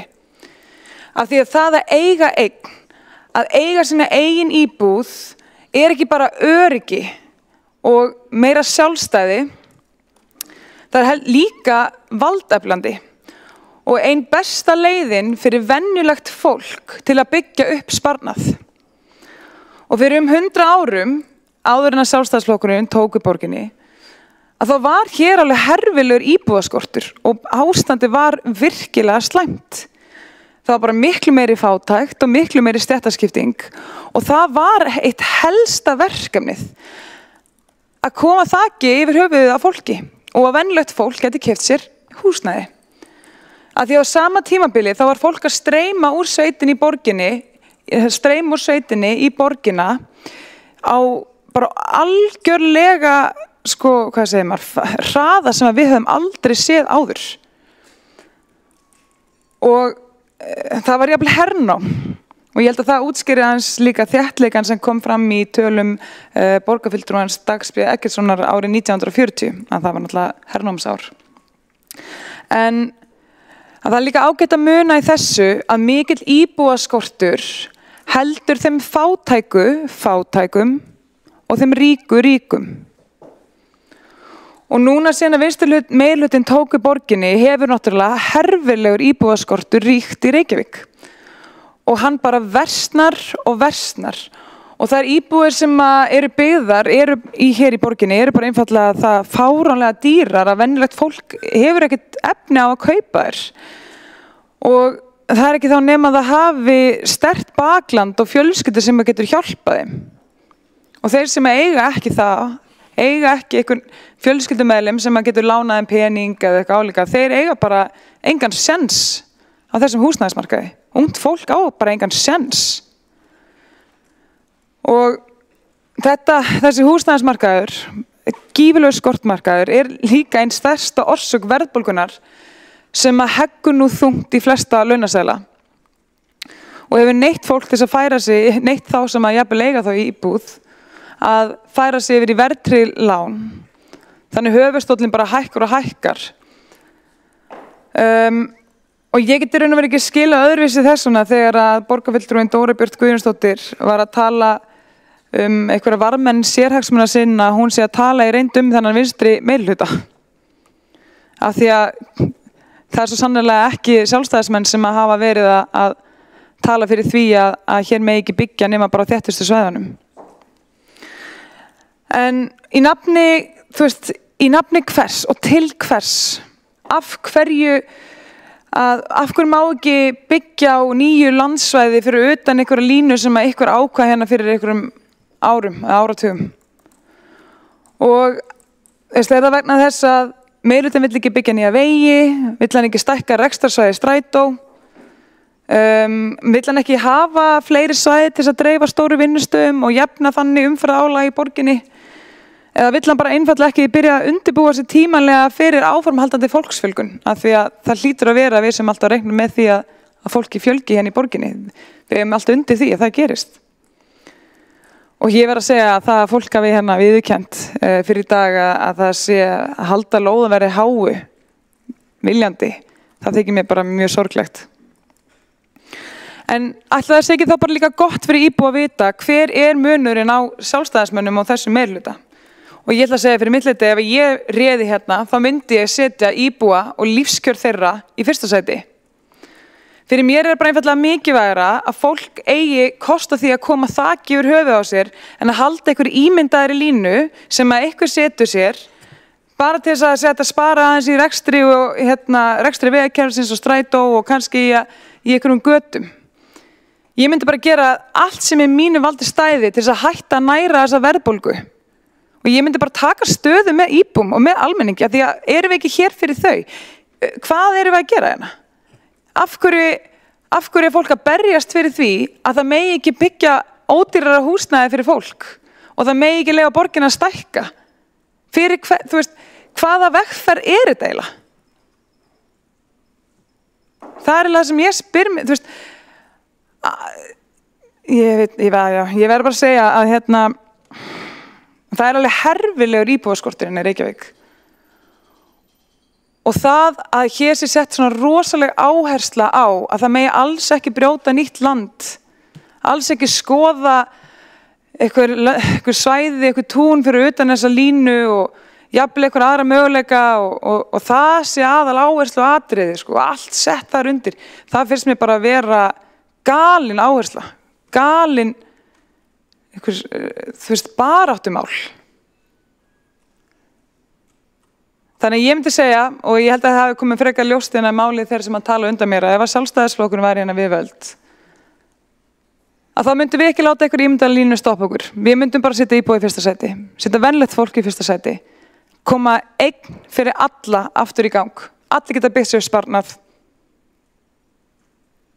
og allir geta átt þess kost að koma þaki yfir höfuð á sér. Takk fyrir.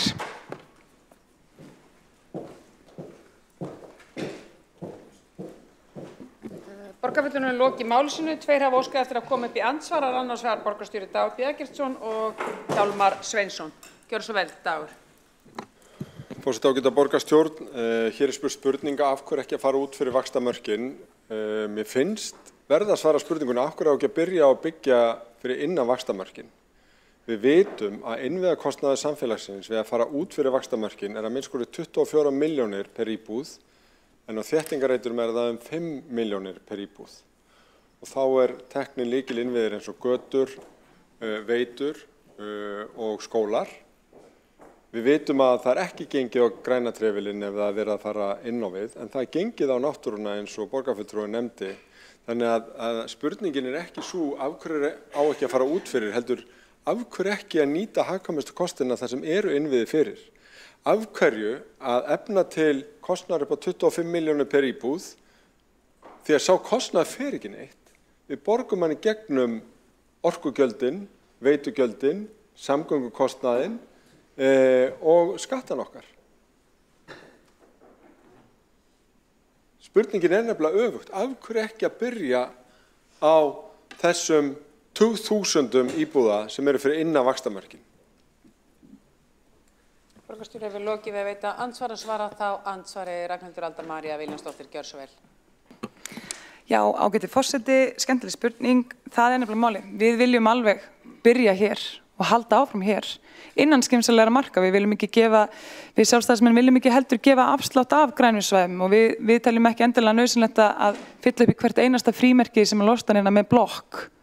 Við viljum hafa fjölbreytt húsnæði, bjart húsnæði, garða. Við viljum lífsgæði fyrir fólk, fyrir venjulegt fólk. Þannig eitthvað svona lífsgæði sem allir geta haft efni á. Og hér kemur kannski þessi áherslu munur að fyrir mitt leyti þá myndi ég segja að mér þykir bara mikilvægara að tryggja fólki húsnæði á viðráðanlegu verði en að spara borginni einhverjar milljónir vegna þess að tilgangur borgarinnar að þjónusta íbúana. Við höfum ekki að vera að láta íbúana snúast það að þjónusta borgina og spara borginni peninga. Það einu verið þessi áherslu munur. Þannig ef ég ætla að hugsa 50 ár, 100 ár fram í tíman, þá segi ég, heyrðu, skoðum þessi svæði, höfum þau opin, við erum tilbúin og setjum fólk í fyrsta sæti. Borgarfulltrúinn hefur lokið við að svara andsvari og veitir þá andsvari öðru sinni Dagur B. Eggertsson, borgarstjóri. Forseti, ágæta borgarstjórn. Þessir valkostir hafa verið bornir saman og greint og það sem að borgarfulltrúinn að berjast fyrir, hvort sem að borgarfulltrúinn átti sig á því eða ekki, eru dýrari kostir varðandi innviðakostnað. Eru ekki að setja íbúana í fyrsta sæti, heldur setja íbúana í bílsæti þar sem fólk í umferðarstöppu bæði til og frá vinnu. Vegna þess að það eru beinar afleiðingar af því að dreifa byggðinni.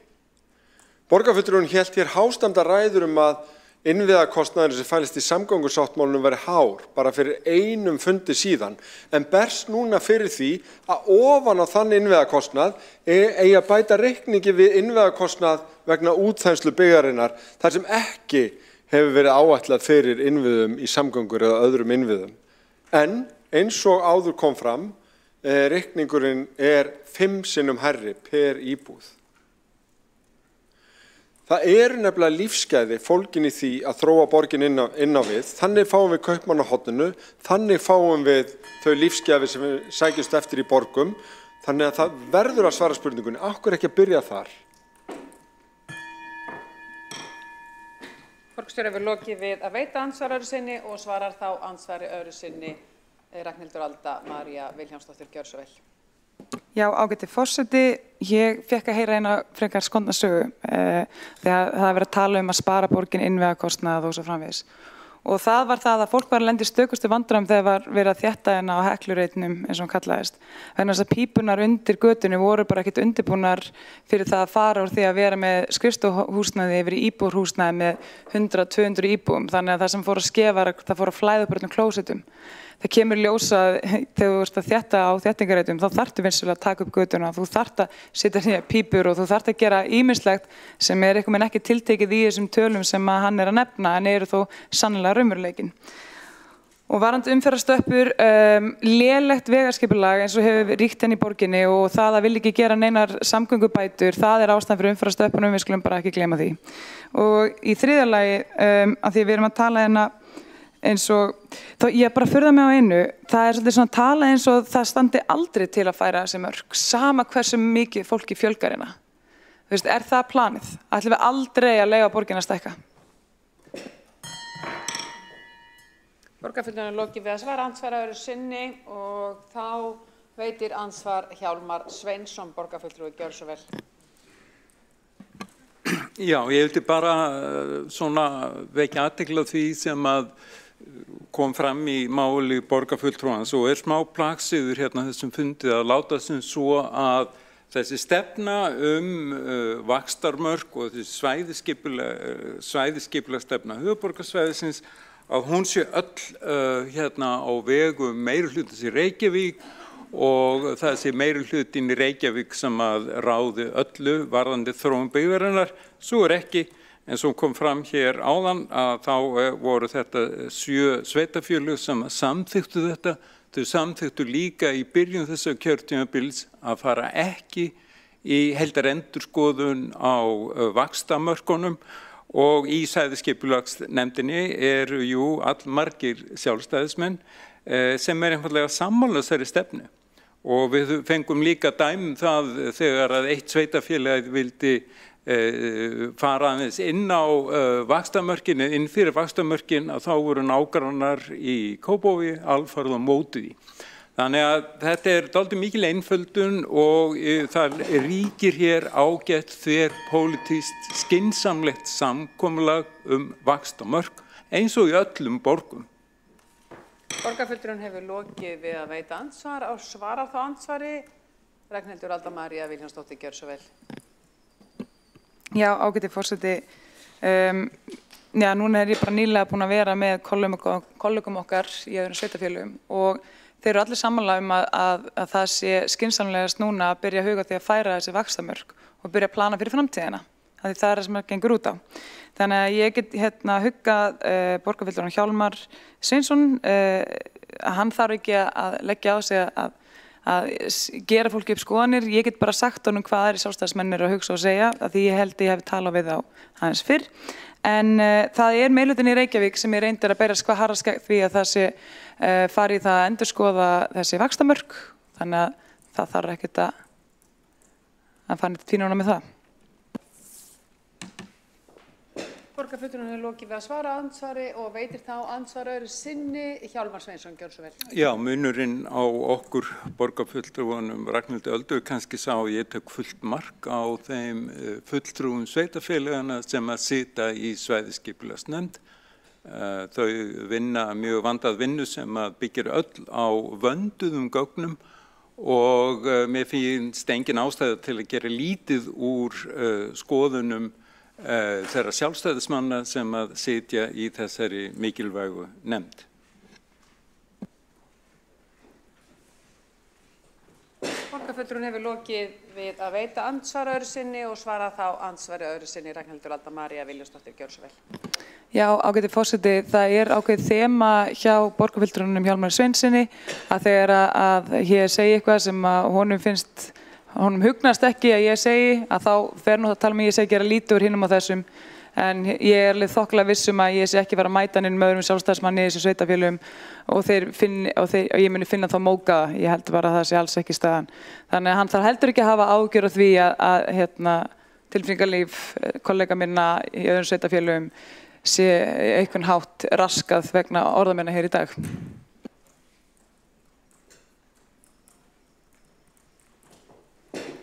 Borgarfulltrúinn hefur lokið máli sínu og þá andsvörum lokið undir þessari ræðu. Tekur þá til máls Líf Magnúsdóttir, borgarfulltrúi, gjörðu svo vel. Ágæti forseti, þessi tillaga Sjálfstæðisflokksins, hún vekur upp spurningar sem hægt að skoða kannski með tvennum hætti, skipulagslega og pólitískt. Og skipulagslega nálgunin yrði alltaf svo að þetta yrði að skoðast að sérfræðingum út frá öllum forsendum með tilliti til landnýtingar, samgangna og fleiri skipulagsþátta. Þá auðvitað ekki að gera hlutin út í loftið, fálmkennt og ómarkvisst eins og virðist reyndar vera með þessa tillögu sveitarstjórnarfulltrúa Sjálfstæðisflokksins í að breyta vaxtamörkunum. Það þarf nefnilega að meta hvaða landsvæði eru þegar til staðar fyrir uppbyggingu út frá hvaða forsendum við ættum að taka skipulagið. Hvað þarf að endurskoða og af hverju og á hverju á slík skoðun að byggjast á. Skipulag eru auðvitað mannanna verk og það á að vera í sífelldri endurskoðun og ég spyr komið að því að gera það núna.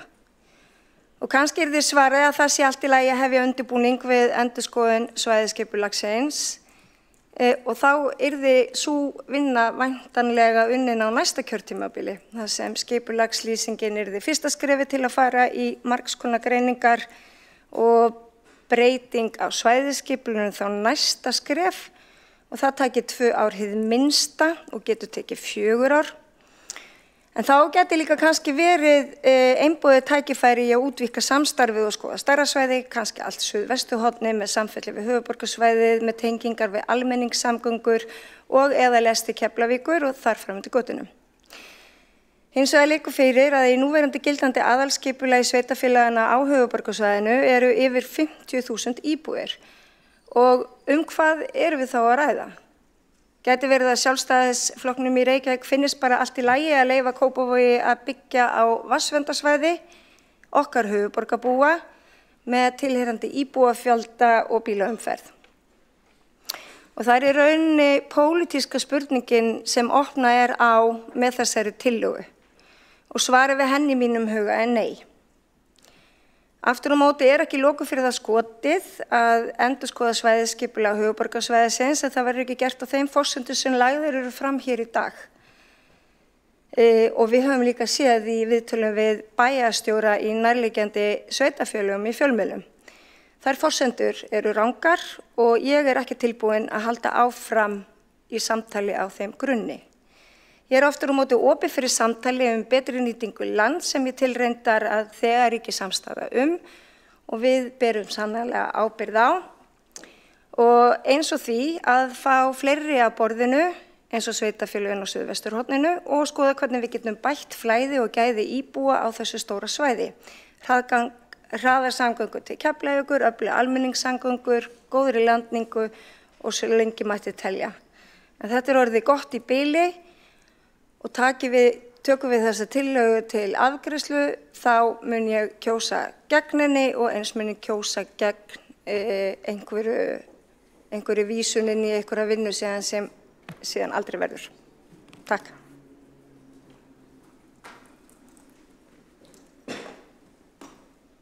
Borgarfulltrúinn hefur lokið máli sínu, tekur þá til máls Dagur B. Eggertsson, gjörðu svo vel. Forseti, ágæta borgarstjórn, ég vil ítreka þakkir fyrir að ræða þetta og stóra samhengi í þróun höfuðborgarsvæðisins. Það raunar dálítið áhugavert að taka þessu umræðu núna alveg svona beint ofan í umræðu samgöngusáttmálann sem var afgreiddur hér á síðasta fundi. Vegna þess að það má eiginlega segja að með samgöngusáttmálanum þá sé verið að ná saman fjármögnun þeirra mikilvægu innviða í samgöngumálum sem hryggjarstykkið í svæðisskipulaginu. Samgöngusáttmálinn fjárfesting í hágæða almenningssamgöngum, borgarlínu sem gerir kleift að þróa byggðina inn á við, þéttana og gera hana mannvænlegri og af auknum lífsgæðum en líka borg þar sem umferðin gengur betur og þar sem að opnast á valkosti að reka færri bíla með tilheyrandi sparnaði fyrir þúsundir heimila. Leiði verið að koma til móts við þá fjölgun sem við erum að spá á svæðinu vegna þess að þetta borgarsamfélag í mjög örum vexti. Eins og frægt orðið þá klofnaði minnihlutinn hér í borgarstjórn í afstöðu til samgöngusáttmálans. Jafnvel þó að hann væri ítarlega útfært og úthugsað plan fjárfestingu í innviðum til næstu 15 ára til þess að mæta þessari fjölgun sem við erum að ræða hérna. Sami hópur fólks kemur svo á næsta fund borgarstjórnar þennan hér með algjörlega óútfærða hugmynd að þróa byggðina eitthvað út á við, bara einhver staðar fyrir utan skilgreind vaxtarmörk höfuðborgarsvæðisins án þess að hafa einu sinni látið hvarfla að sér að byrja á því að reikna út hvað þyrfti mikla samgönguinnviði, hvað væru hugsanlega samgöngulausnir og hvað væri planið til að láta þetta ganga upp. Það er búið að kalla eftir á þessum fundi hvaða svæðir verða að tala og það fást engin svör. Eru þau svæði í góðum tengslu við almenningssamgöngur? Við vitum það ekki. Ef ekki, þá vitum við hvað gerist. Þá stífla stofnbrautirnar enn frekar sem að sami hópur fólks þykist eða segist vera að standa vörðum.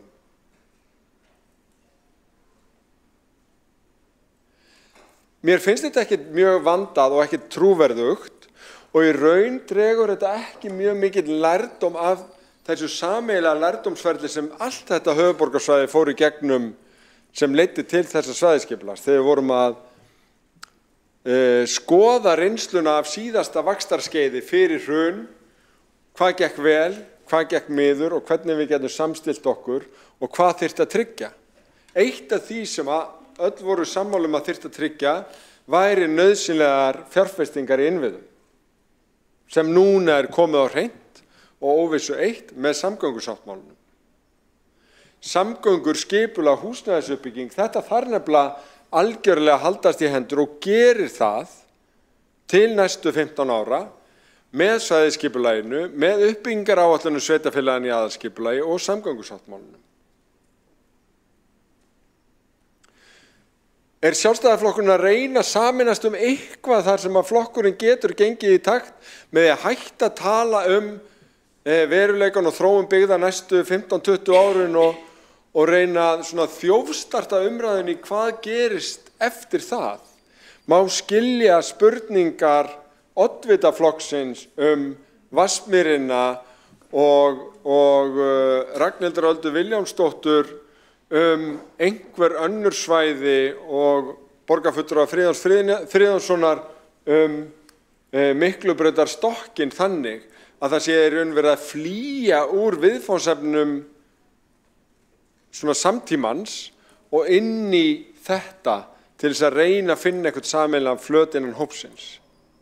Ég veit það ekki, allavega er í raun bara eitt svona konkrétt verkefni sem hefur verið eitthvað í umræðan undanförnum mánuðum sérstakt hverfi fyrir fólk sem er orðið 60, 70 eða eldra hjá Gunnarshólma sem að hefur verið teflt fram í þessu sem einhver rök fyrir því að breyta vaxtamörkum en þar eins og í einhverju frekari uppbygging á völlunum að þá hefur verið talað það að meta það út frá mjög mörgum þáttum, þá væntanlega af þeim sveitarfélögum sem að væru hrifin af slíkri uppbyggingu, meðal annars þessum umferðarþætti, auknu álagi á Suðurlandsveginn, en líka náttúruvá, vatnsvernd og því hvort að það sé einfaldlega góð hugmynd að vera með sérstakt hverfi fyrir eldra fólk. Ég held að þurfi, þó að það sé gaman að tala framtíðina, líka að koma þessar umræðu niður á jörðina. Og hvað jörð það?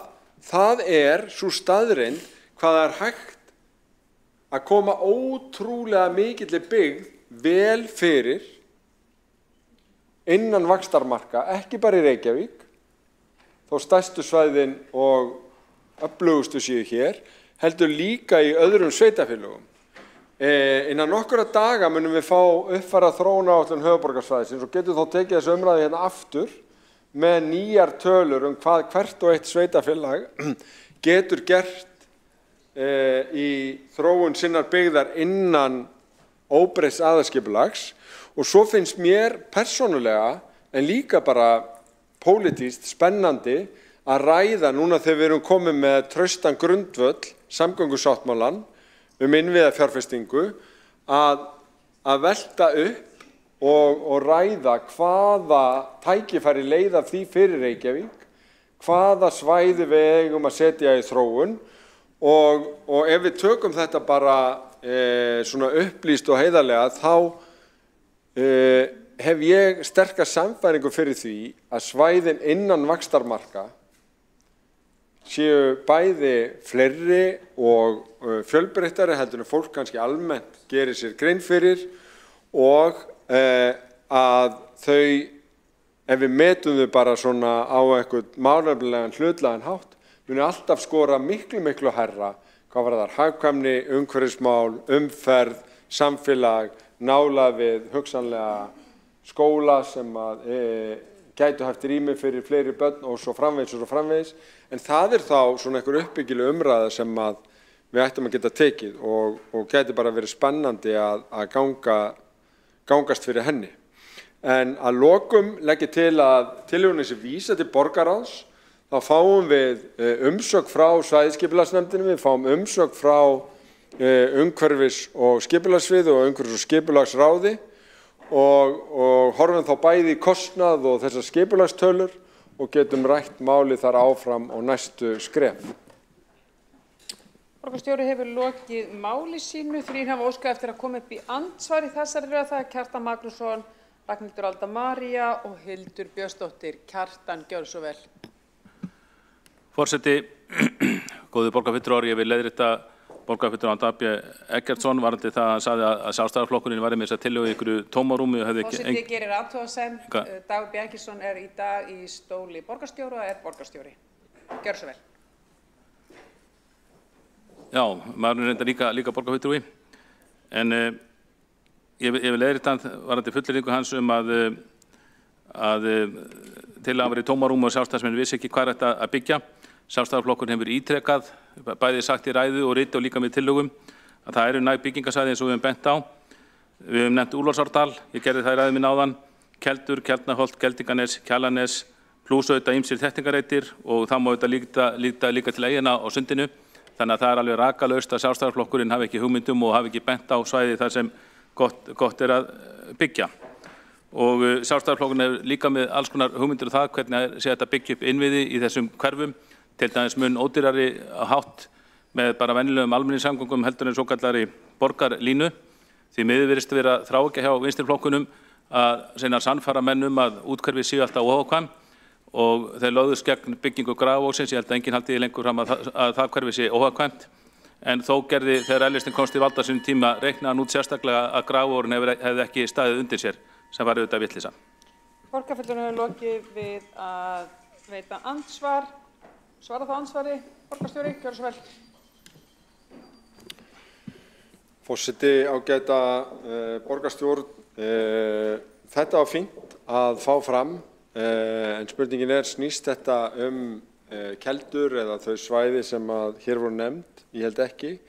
Varðandi úttektin á Grafarvoginum að þá það rétt að sú úttekt leiddi í ljós að það tók 25 til 30 ár að greiða upp stofnkostnað hverfisins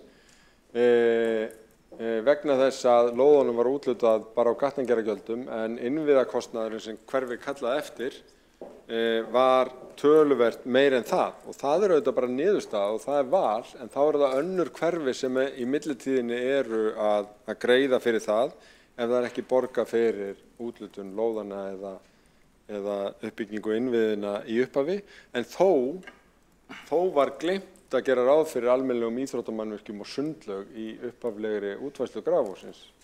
Grafarvogslaugin bættist við síðar, tilkomi Reykjavíkurlistans og auðvitað líka hinn stóru íþróttamannvirki í Egilshöll og svo framvegis. Borgarstjóri hefur lokið við að svara andsvar öðru sinni og veitir þá andsvar öðru sinni. Kjartan Magnússon, gjörðu svo vel. Forseti, góðir borgarfulltrúar, Dagur B. Eggertsson, borgarfulltrúi spurði hvort þetta snerist eingöngu þessi hverfi sem ég nefndi og við Sjálfstæðismenn nefnt. Auðvitað snýst það ekki þessi hverfi. Þetta snýst fyrst og fremst íbúa í borginni. Þetta snýst það fyrst og fremst að skapa sem flestum Reykvíkingum mannvænleg skilyrði og íbúðir á viðráðanlegu verði sem hefur því miður ekki verið raunin að undanförnu.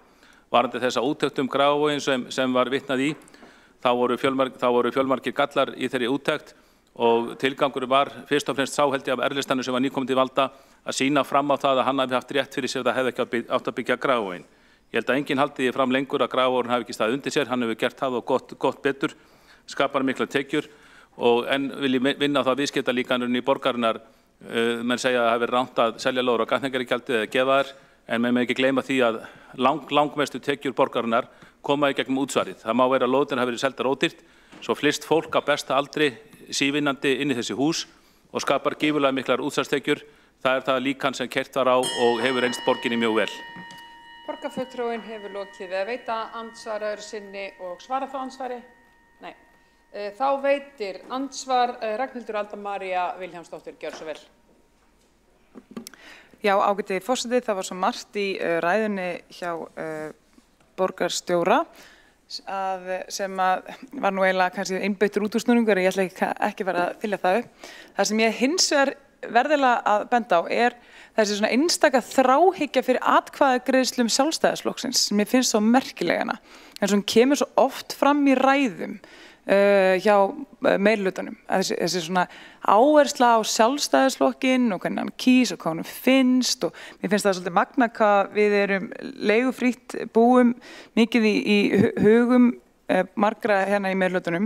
En það sem nefnilega áberandi við þetta að það mjög algengt að það séu mismunandi skoðanir og mismunandi kosið innan flokkana sem hér eru á þingi.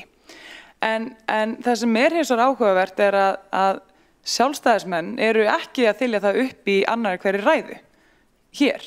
Og þá fer ég svolítið að velta fyrir mér, þegar þetta tala á sér stað, þessi svona mikla áhersla á það hvað borgarfulltrúar hér gera sem í minnihluta og þar lendi ekki beri enga ábyrgð, það fyrir okkur, það fyrir ykkur, spurningin.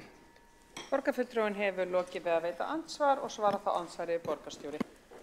Forseti, ágæta borgarstjórn, ég gerði atkvæðagreiðslu samgöngusáttmálana umtalsefni vegna þess að hann innviðapakki sem tengist uppbyggingu höfuðborgarsvæðisins innan svæðisskipulags.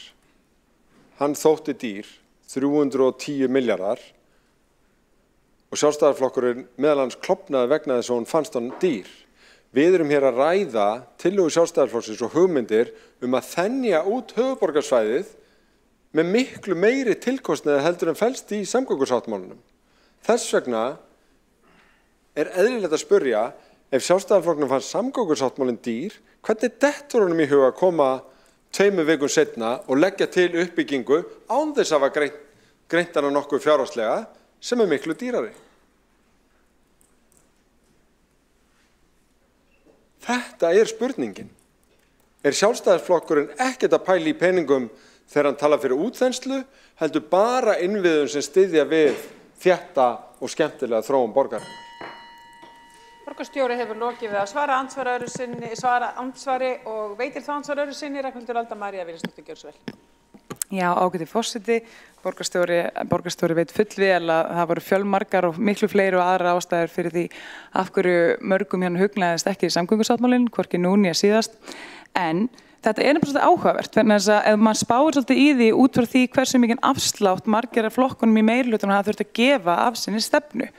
Og þess vegna held ég að það sé ástæðan fyrir af hverju það svo mikið, Sjálfstæðisflokkurinn mikið nefndur í ræðum meðal borgarfulltrúa meirihlutans. Af því að ég held að þetta sé leið borgarstjóra, bæði þessa borgarstjóra og hins borgarstjórans, til þess að reyna að mála upp einhverja ákveðna mynd af því hvað gerist þegar þú reynir að hafa þína einn skoðun eða fá þínu fram eða eitthvað álíka. Ég held að sé nefnilega ákveðið tól til þess að stýra hópnum af annars fólki sem bara alls ekkert sammála samgöngusáttmálann og hjálpa þeim einhvern veginn að reyna að mæta sínum kjósendum. Af því að aftur eins og ég segi, Sjálfstæðisflokkurinn í minnihluta í borginni og ber enga ábyrgð á neinu sem hér gert. En samt einhvern megin Sjálfstæðisflokkurinn voðalega ofarlega í huga borgarstjóra. Borgarfulltrúinn hefur lokið við að veita andsvar öðru sinni og svara þá andsvar öðru sinni borgarstjóri. Forseti, ágæta borgarstjórn, mér leiðist nú að benda borgarfulltrúanum á að við erum að ræða tillögu Sjálfstæðisflokksins og þess vegna kannski ekki óeðlilegt að sjónarmið Sjálfstæðisflokksins ber á góma. Tillaga Sjálfstæðisflokksins fjallar að þenja byggðina út fyrir vaxtamörk höfuðborgarsvæðisins með tilheyrandi kostnaði. Og ég hef bent hér á og fært rök fyrir því að sá kostnaður per íbúð miklu meiri heldur en þegar við byggjum innan vaxtamarkana. Sjálfstæðisflokkurinn hefur ekki einu sinni reynt að leggja mat á þann kostnað en tala samt fyrir þessu. 2 vikum eftir að hann hafnaði samgöngusáttmálunum meðal annars vegna þess að hann er dýr. Þetta bara þversagnakennt. Og það hlýtur öllum að leyfast að benda á það þegar Sjálfstæðisflokkurinn að gera þessi tillögu. Borgarstjóri hefur lokið við að svara andsvar öðru sinni og veitir þá andsvar Hildur Björnsdóttir, borgarfulltrúi. Gjörðu svo vel. Forseti, ágæta borgarstjórn. Borgarstjóri talar í máli sínu að tillaga okkar sé svo dýr og þá langar við að minna hann á hvað það er sem er dýrt. Það er dýrt að viðhalda húsnæðisskorti á höfuðborgarsvæðinu. Það er dýrt fyrir heimilin, það er dýrt vegna þess að það hefur líka áhrif á verðbólgu og það er dýrt fyrir borgina vegna þess að það leiðir af sér flótta fólks til annarra sveitarfélaga. Og maður velti í stundu fyrir sér hvort það sé hreinlega markmiðið. Ég held að borgarstjóri ætti að hafa meiri áhyggjur af klofningi í eigin meirihluta.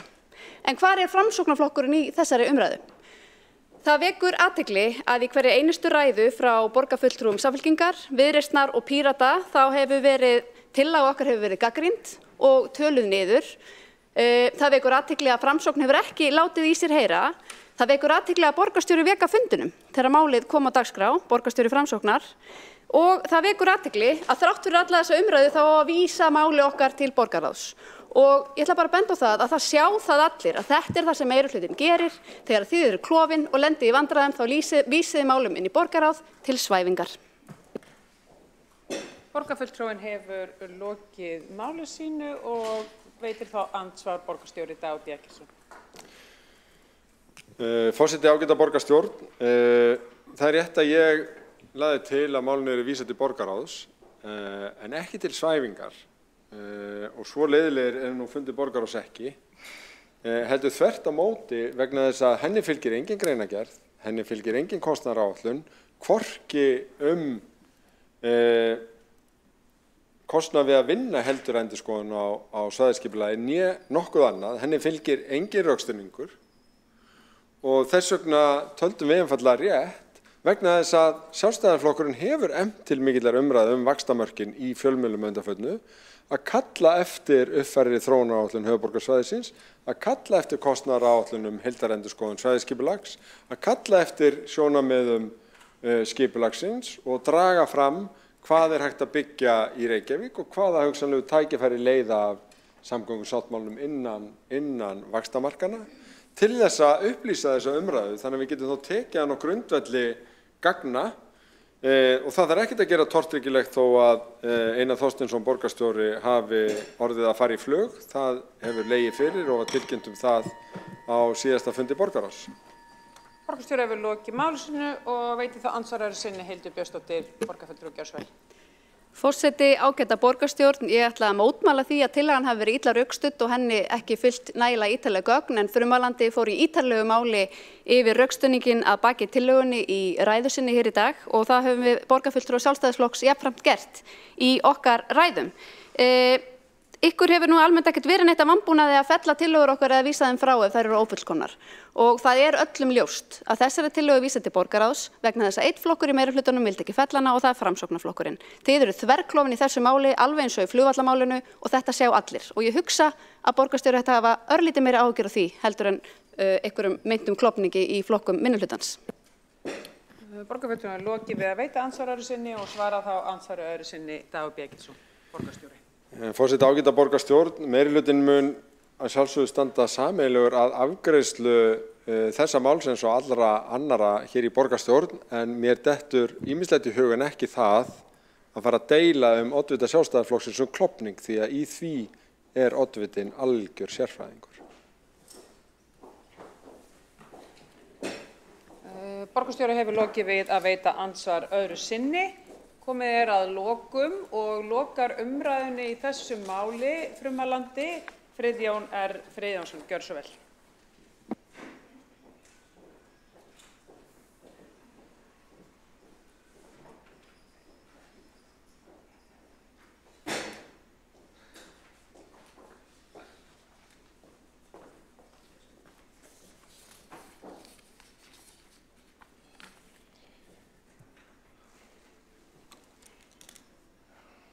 Það er eitthvað sérstaklega ánægja að fonturinn er í lagi.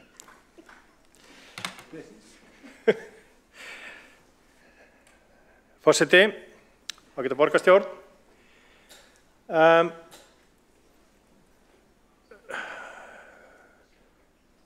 langar til þess að byrja bara á því að þakka borgarstjóra fyrir að snertilenda hérna í Ráðhúsinu, sólbrúnn og sællegur, á ferð sinni heiminn og gefa sér tíma í að taka þátt í þessari umræðu í tvígang. En það sem ég sakna er það að hann hefur ekki svarað, frekar en aðrir fulltrúar meirihlutans, hvað þeir ætla að gera með það gat sem að í svæðisskipulagi og skipulagi borgarinnar. Við vitum það alveg að það verður ekki byggt hérna í Vatnsmýrinni næstu 16 árin. Þó að borgarfulltrúinn Hjálmar Sveinsson vilji taka upp tyrkneskar aðferðir við byggingu flugvallar og tilfærslu, þá held ég að það sé alveg útséð með það.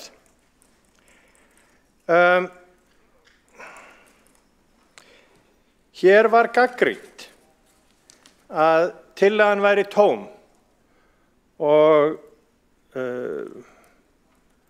við bentum ekki á einhver ákveðin svæði. En það var einmitt tilgangurinn með tillögunni.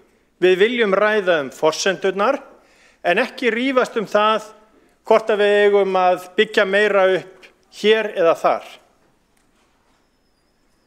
Það er hægt að benda á mörg svæði. Mér fannst góð hugmynd sem að sjálfstæðismenn kom með 2018 að byggja í Örfirisey. Og það eru mörg önnur svæði sem að byggja upp. En þessi tillaga er til þess að fá umræðan á stað vegna þess að byggingaraðilar, samtök iðnaðarins og meira segja á fundum opinberra aðila eins og HMS kemur ítrekkað fram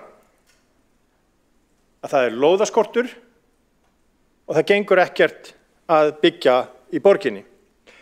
Og það var nefnilega mjög viðeigandi af borgarstjóra að spyrja af hverju við viljum byrja á því að eða af hverju við viljum byggja utan vaxtarmarkana, eða skoða það.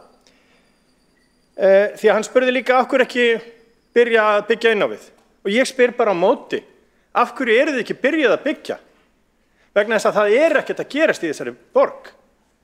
Fyrir 4 árum síðan stóð til að stærstu hluti af Ártúnshöfða væri byggður. Og það kemur fram í gögnum þróunaráætlunar SSH. Það er nú aldeilis ekki gerast. Og það er hægt að telja upp svæðin hérna, fleiri svæði sem bent hefur verið á og hafa verið hérna í kynningum ár eftir ár og ekkert gerist. Það er húsnæðiskrísa í borginni og þessi tillaga er til þess að vekja þá umræðu og vekja þá umræðu það hvernig við getum byggt ekki bara innan þessara svokölluðu vaxtarmarka, heldur líka skoða það hvort að það sé eitthvað sem við getum byggt utan. Mér fannst það góð hugmynd hjá borgarfulltrúanum Líf Magnúsdóttur að tala suðvesturhornið í Hvítá. Mér fannst það góð hugmynd.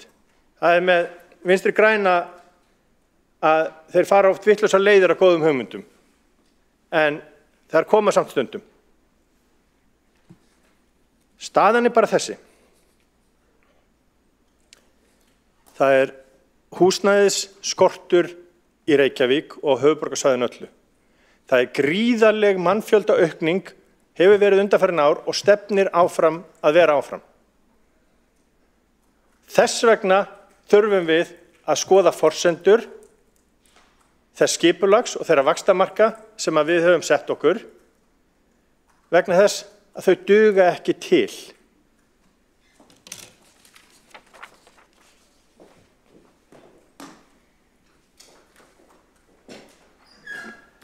Borgarfulltrúinn hefur lokið máli sínu og er þá umræðu einn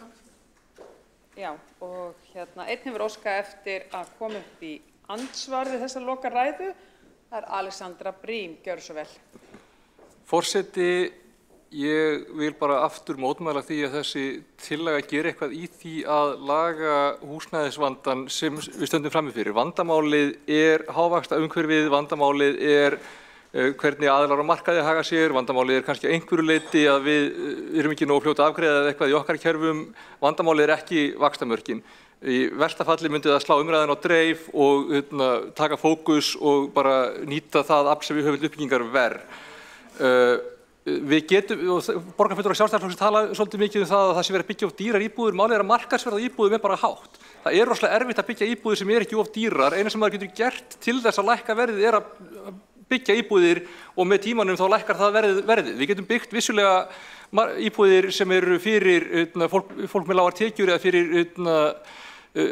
samtök eða fyrir félagsbústaði eða eitthvað svoleiðis. Við erum með áætlun það og það er hlutfall allra íbúða á hverju uppbyggingarsvæði.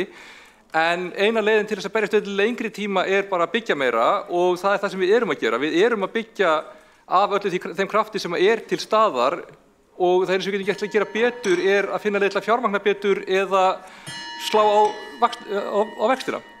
Borgarfulltrúinn hefur lokið við að veita andsvar og óskar þá eftir að svara andsvari Friðjón R. Friðjónsson, gjörðu svo vel. Forseti, það finnst mér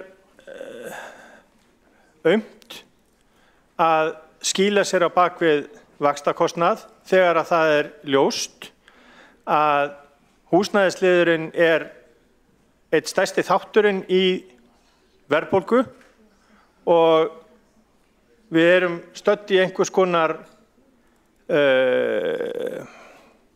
það sem kallað er á ensku catch-22 að verktakar hafi ekki fjármagn til þess að byggja vegna þess að það eru svo fáar íbúðir og það er svo mikil þensla á húsnæðismarkaði. Eða það er ekki þensla heldur mikil eftirspurn á húsnæðismarkaði. Við því er bara ein lausn. Það er að fara að byggja. Og það gagnrýni okkar sjálfstæðismanna, og ég talaði ekkert dýrar íbúðir, en gagnrýni okkar sjálfstæðismanna er að það gengur of hægt.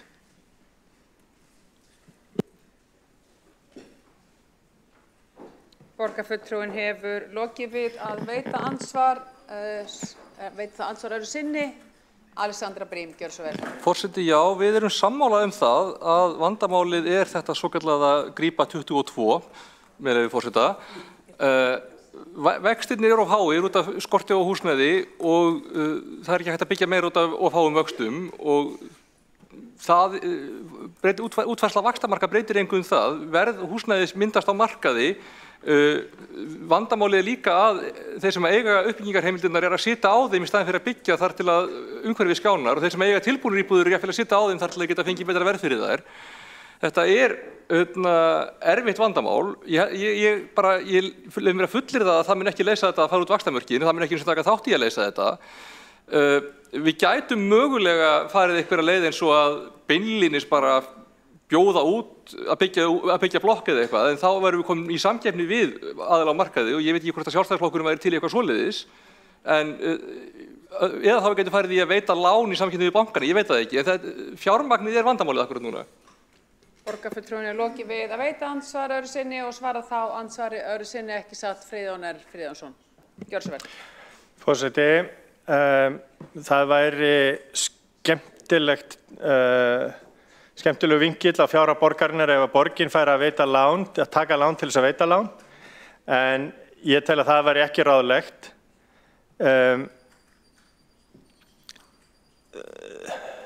Það sem ég tel að við þurfum að gera er að hefja þetta samtal vegna þess að það stendur upp úr öllum aðilum á byggingamarkaði. Og meiri sé að verktökunum, verktakarnir eru ekki hrifnir af því að þróunaraðilar séu að braska með lóðir. Þeir kalla eftir lóðum til þess að byggja á. Það eru allir að kalla eftir lóðum til þess að byggja á. Það eru örfá dæmi orðin eftir að það sé ekki byggt á einhverjum lóðum. Tafirnar eru hjá borginni.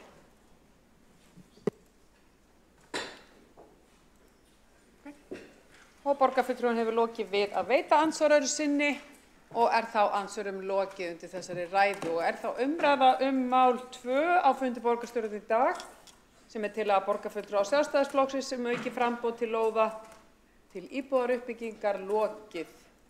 Komið að atkvæðagreiðslu.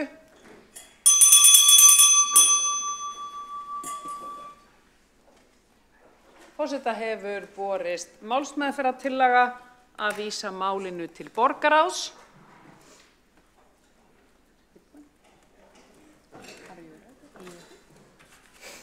Þeir sem eru samþykkir málsmeðferðartillögu.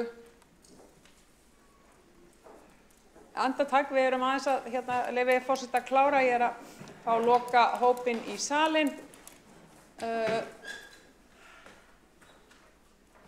Og þeir sem eru samþykkir málsmeðferðartillögu að vísa málinu til borgarráðs vinsamlegast gefið merki og það meirihlutinn Sjálfstæðisflokkur og Flokkur fólksins. Þeir sem á móti kunna vera, það eru Vinstri grænir og hjáseta hjá sósíalistum. Komið að máli 3 á fundi á dagskrá borgarstjórnar í dag. Það tillaga borgarfulltrúa Sósíalistaflokks Íslands samvinnuvettvang til höfuðs misnotkunar vinnuafls og frummælandi Andrea Helgadóttir. Gjörðu svo vel.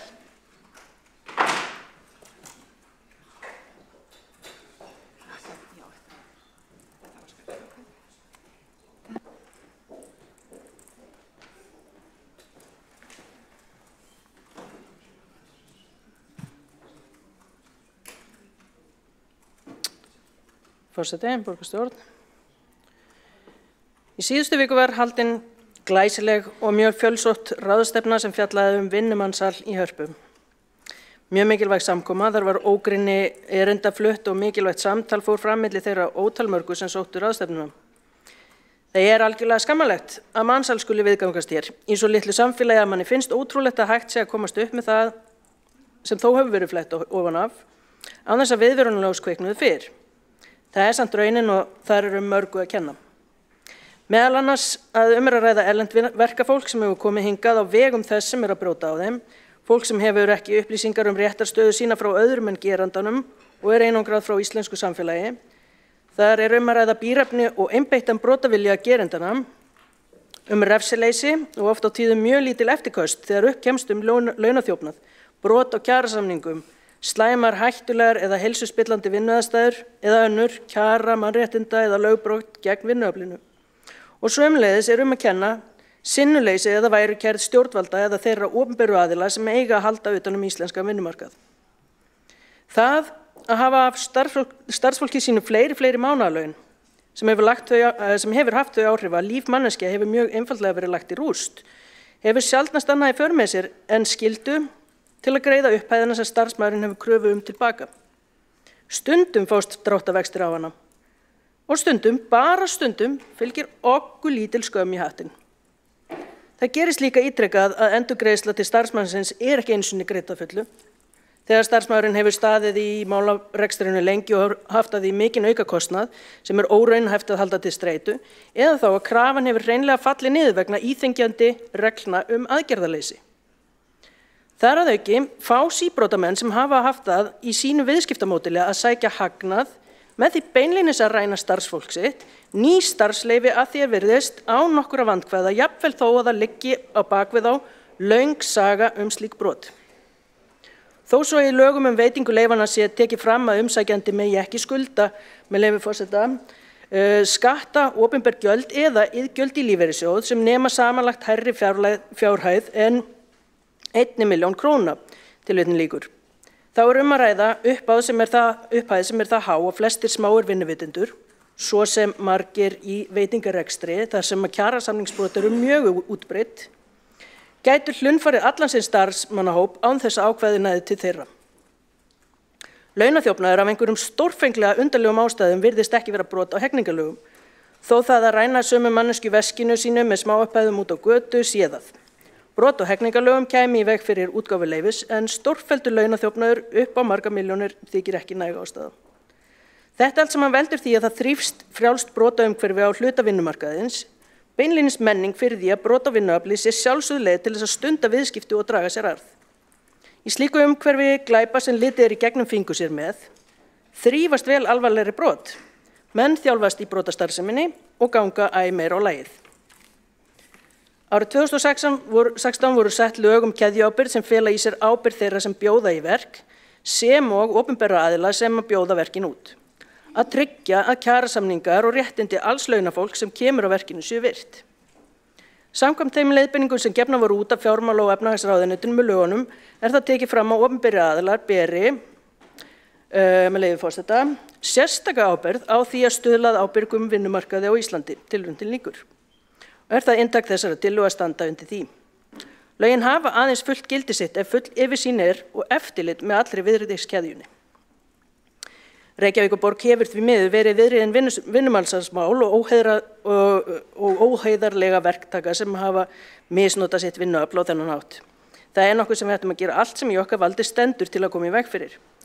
Umfram siðferðislega skyldu til þess að sporna við skipulegri brotastarfsemi gegn launafólki, þá það jú eftir allt saman launafólki sem borgar okkur launin, okkur sem situm í þessum sal, ekki þessi sem hefur tekjur af hagnaði sem hann hafði af því að ræna þau. Borgin hefur gert vel með því að taka ákveðin skref í að stuðla ábyrgum vinnumarkaði. Ég hef heyrt til dæmis að starfsmenn sem úti á vettvangi hafi fengið einhverja þjálfun í að greina ummerki vinnumarkaðsbrot eða mansal og það nokkuð sem mikilvægt að halda áfram með. Eitthvað sem verkalýðshreyfingin getur leiðbeint við og vinnueftirlitið sömuleiðis. Vinnustaðaeftirlit afar vinnufrekt og kostnaðarsamt og með samstarfi allra sem koma á vinnustaðina yrði komist lengra og víðar með eftirlitið. Í kjarasamningi Eflingar við Reykjavíkurborg í grein 14.9 stendur með leyfi forseta: Reykjavíkurborg mun tilkynna Eflingu stéttarfélagi bréflega þá verktaka sem gerður verksamningu við, hvar þeir muni starfa og áætluð verklok. Tilvitnun lýkur. Mögulega sambærileg ákvæði í samningum annarra félaga við sína opinberu viðsemjendur. Ég get nefnt að minnstakosti í samningi VFMSI við Vegagerða. Með því að virkja þessa grein í kjarasamningnum sem ekki hefur verið gert ennþá að minnstakosti í tilfelli Eflingar, taka saman og deila slíkum lista með stéttarfélögunum með reglulegu millibili væri tekið mikilvægt skref til viðbótar. Mér þykir rétt að bæta við að ef stofnað yrði til þessa reglubundna samstarfs væri sjálfsagt að útfæra það, og þetta vil ég leggja áherslu á þeim vettvangi hverjir kæmu að borðinu sem gestir. ASÍ sem sér vinnustaðaeftirlit, vinnueftirlitið sem mun annast vinnustaðaeftirlit í auknum mæli sömuleiðis, heildarsamtök eða stofnanir sem vinna að greiningum eða stefnumarkun á vinnumarkaði og hafa mikilvægar upplýsingar fram að færa, jafnvel heildarsamtökum vinnuveitenda, þó að félög iðnaðarmanna sem ættu aðgang að þessu vettvangi hafi innan sinna raða líka vinnuveitendur. Slík gestabóð væri eðlilegast að væru ákveðin með samtali milli þeirra sem lagt til að skipi fast sæti í þessum samráðshóp samkvæmt tillögu okkar. Það ekki gert ráð fyrir því tillögunni og kom aldrei til tals hvorki í samtali við lögfræðin og vinnumarkaðssvið Alþýðusambandsins né stjórnendur eða sérfræðinga þeirra félaga sem haft samráð við að fastir meðlimir hópsins væru aðrir en fulltrúar þeirra sem eru beinir virkir þáttakendur í þeim keðjum sem að borgin ber keðjuábyrgð á. Það ekki nóg að halda fínar ráðstefnur, í fínum ráðstefnu sölum af og til, njóta kaffis og matar og fræðast og skiptast á upplýsingum að misheitri þrá fyrir sanngjarnari og eðlilegri vinnumarkaði 1/5 að hausti, þó að slíkt sé vissulega mikilvægt og gott til síns brúks. Slíkur samtalsvettvangur þarf að vera starfandi, hann þarf að vera virkur. Til þess að ná marktækum árangri í því að uppræta brotaumhverfi sem þrífst á íslenskum vinnumarkaði þarf samstillt átak þeirra sem hafa vilja, upplýsingar og þekkingu undir höndum.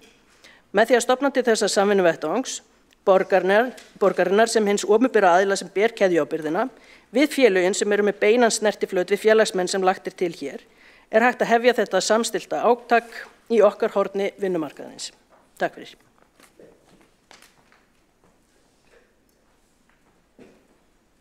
Borgarfulltrúinn hefur lokið máli sínu, tekur þá til máls Dagur B. Eggertsson, borgarstjóri.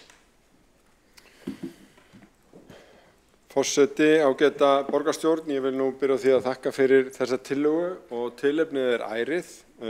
Við höfum mörg ár verið að fjalla þau mál sem að þetta snertir, vinnumansal og brot á vinnumarkaði. meðal annars hjá verktökum sem eru með samninga við Reykjavíkurborg og eins og sum ykkar muna að þá hafði Reykjavíkurborg frumkvæði að því meðal annars eftir samtöl og samstarfi verkalýðshreyfingarinnar fyrir nokkrum árum að eiga frumkvæðið og var fyrst opinber aðila til að setja inn í innkaupareglur okkar ákvæði keðjuábyrgð sem var áður en að slíkt ákvæði var komið inn í íslensk lög. Þannig að í öllum okkar stöðluðu samningsformum ákvæði keðjuábyrgð. Þar sektarúrræði ef aðalverktaki bregst ekki við tilkalli skil á gögnum eða upplýsingum varðar það hvort starfsmenn samningsaðila, undirverktaka eða starfsmannaleiga fái laun, starfskjör, sjúkra- og slysatryggingar sem á önnur réttindi í samræmi við gildandi kjarasamninga og lög hverju sinni. Okkur heimilt að borga þessu starfsmönnum eða undirverktökum beint ef að þetta kemur upp sem svarar til launatengdra greiðslna og riftarsamningum án fyrirvara ef að það eru staðfest dæmi þetta. Við skoðum líka alltaf, og það hluti af verkferlum í innkaupamálum, sérstaklega öll tilboð sem eru undir kostnaðaráætlun, sérstaklega verulega undir kostnaðaráætlun, til þess að átta okkur á því hvort að þar séum að ræða eðlilegar skýringar eða mögulega misnotkun á vinnuafli. Við höfum þó rekið okkur á það með reynslunni undanfarin ár að það þurfi að styrkja lagagrunn í þessu og fengum það inn í lög síðastliðið vor, nánar tiltekið 88. grein laga opinber innkaup varðandi keðjuábyrgðina, þar sem að styrktar voru heimildir okkar til að kalla eftir launaseðlum, tímaskýrslum og yfirliti við gildandi sjúkra- og slysatryggingar frá undirverktökum og starfsmannalegum. Því að það höfðu einhverjir svona borið brigður á að við hefðum rétt til að kalla eftir þessu niður alla keðjuna. Þannig að borgin telur að þessi breyting á ákvæðum keðjuábyrgð sé mikilvæg og auðveldi okkur að hafa eftirlit með þessum samningum og ganga raunverulega eftir því að það sé verið að standa eðlileg skil á uppgjöri við fólk. Hvert þá þetta eftirlit sem að við sinnum? Umhverfis- og skipulagssvið sinnir eftirliti meðal annars í gegnum heilbrigðiseftirlit, eftirlit á vegum bingafulltrúa, eftirlit vegna leyfisveitinga og framkvæmda í borgarlandinu og þar verktökum uppálagt að fylgja ákvæðum í samningum keðjuábyrgð og ef þeir eru uppvísir að því að gera það ekki eru viðbrögð í samræmi við verklag þar að lútandi. Umhverfis- og skipulagssvið hefur sett sérstakar leiðbeiningar viðbrögð við grunum mansali sem voru innleiddar með fræðslu og unnið hefur verið eftir frá því að keðjuábyrgð var tekin upp hjá Reykjavíkurborg. Eins og nýleg umfjöllun Kveiks og mikilvæg ráðstefna sem aðilar vinnumarkaðarins stóðu fyrir að þá verkefninu samt hvergi nærri lokið. Ég held að það sé hárrétt athuga að við höfum ýmislegt þarna fram að færa en við höfum líka notið mjög góðs að samtalinu við verkalýðshreyfinguna í þessu. En það ekki loku fyrir það skotið að fleiri þyrfti að koma að svona samstarfsvettvangi. Þannig að við erum bara mjög jákvæð fyrir því en viljum heyra í okkar lykil samstarfsaðilum varðandi útfærsluna og nákvæmt fyrirkomulag. Þannig að við leggjum til að tillögunni verði vísað til borgarráðs og við vinnum að nánari útfærslu hennar þar. En sem sagt tökum bara undir mikilvægi málsins. Erum stolt af þeim skrefum sem Reykjavíkurborg hefur stigið þessu en áttum okkur á því að því fer fjarri að vandinn sem þarna verið að benda á sé úr sögunni, því miður. En við eigum að hafa lært ýmislegt þau tæki sem þurfi inn hjá opinberum aðilum en þetta almennu vinnumarkaðurinn þarna líka undir. En þetta fínt að ræða og taka áfram. Takk.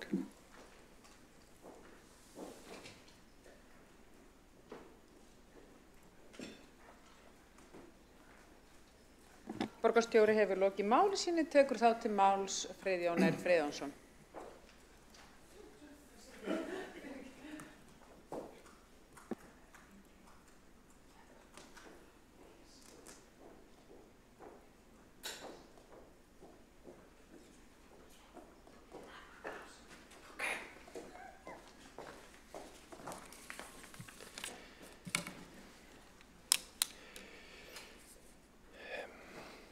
forseti.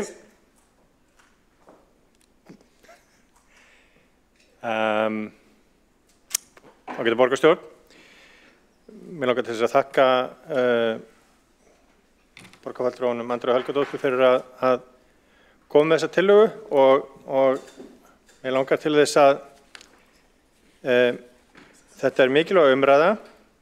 Ég held hins vegar að það sé nauðsynlegt að allir aðilar vinnumarkaðarins séu þáttakendur í þessu samtali eins og borgarstjóri minntist á og mig langar til þess að segja frá tillögu sem að borgarfulltrúinn Marta Guðjónsdóttir lagði fram í forsætisnefnd fyrir hálfu ári síðan en rataði síðan inn til mannréttinda- og ofbeldisvarnaráðs núna í síðustu viku.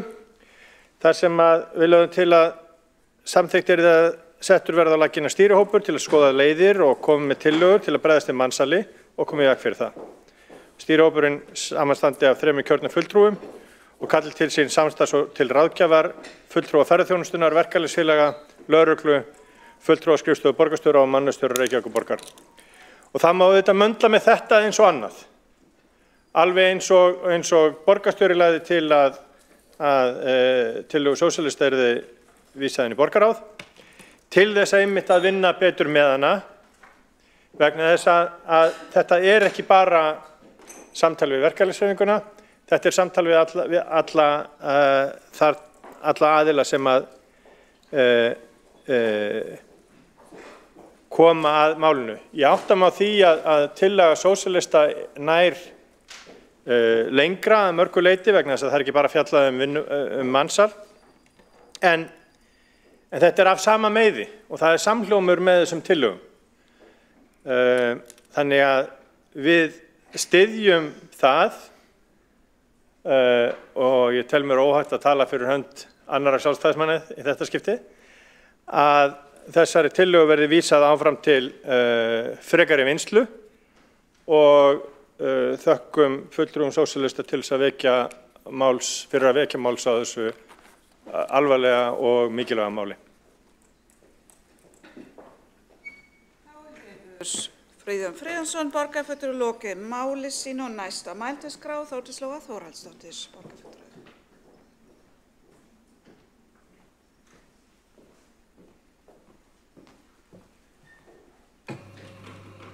Forseti, mér langar að koma hérna upp í þessa umræðu því ég vil fá að þakka sósíalistum fyrir að koma með þessa tillögu. Mér finnst þetta stórgóð tillaga og í rauninni eitthvað sem við þurfum sannarlega að skoða núna. Það kom hér fram fyrr í dag í umræðu skýrslu OECD, ef ég fæ að vitna í ræðu borgarfulltrúans Sabine Leskop, þar sem hún sagði að þessar fréttir í kveik hefðu ekki komið sér á óvart. Og ég vil fá að taka undir með það. Það komið mér heldur ekki á óvart, en mikið óskaplega fylltu þær mig sorg. Að við séum ekki komin lengra, við höfum alveg haft tíma og eins og borgarstjóri er nýlega búin að fara yfir hérna, hefur ýmislegt gerst, en við erum langt í frá að vera á þannig stað að við séum stolt af þeim aðbúnaði sem við bjóðum upp á, okkar fína fólki sem kemur hér til að vinna með okkur í hvort sem það er til skamstíma eða langstíma. Við höfum undanfarið lagt þá áherslu hér að hafa breytt samtal og vísa ég nú meðal annars í samtöl sem við fórum yfir hér á COVID-tímum, bæði með atvinnulífi og með verkalýðshreyfingunni í gegnum borgarráð á þeim tímum þar sem voru sóttvarnahömlur í gangi og við héldum þá fundi online, gríðarlega góðir og fínir fundir.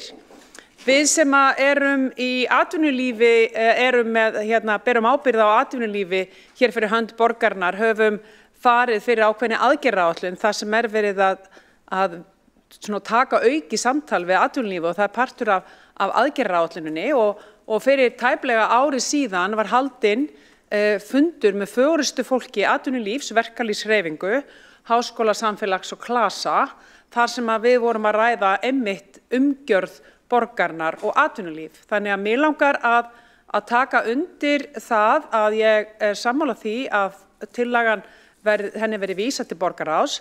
Ég legg þunga áherslu á það að við bætum atvinnulífi, það er að segja forystu fólki samtaka atvinnulífsins og þeim samtökum sem þar tengjast beint inn í þetta samtal. Ég geri ráð fyrir því að þetta sé eitthvað líka sem að önnur sveitarfélög þurfi að skoða. Mér finnst mikilvægt, við getum ekki bara alltaf kallað á einhliða umræðu þegar að okkur hentar. Við höfum lagt þá línu hér að taka breytt samtal. Og þess vegna legg ég mikla áherslu á það að atvinnulífið verði með í samtalinu. Atvinnulífið ábyrgt og það verður að kalla fram þá ábyrgð og vinna það þeim megin frá. En ég fagna því að við séum á þeim stað að ræða þetta, þakka fyrir tillöguna og styð það að henni verið vísað til borgarráðs. Þá hefur Þórdís Lóa Þórhallsdóttir borgarfulltrúi lokið máli sínu. Var það réttskilið hjá forseta Andrea Helgadóttir borgarfulltrúi eða komið í lokaræðu? Já, einmitt. Þá næst Heiða Björk Hilmarsdóttir.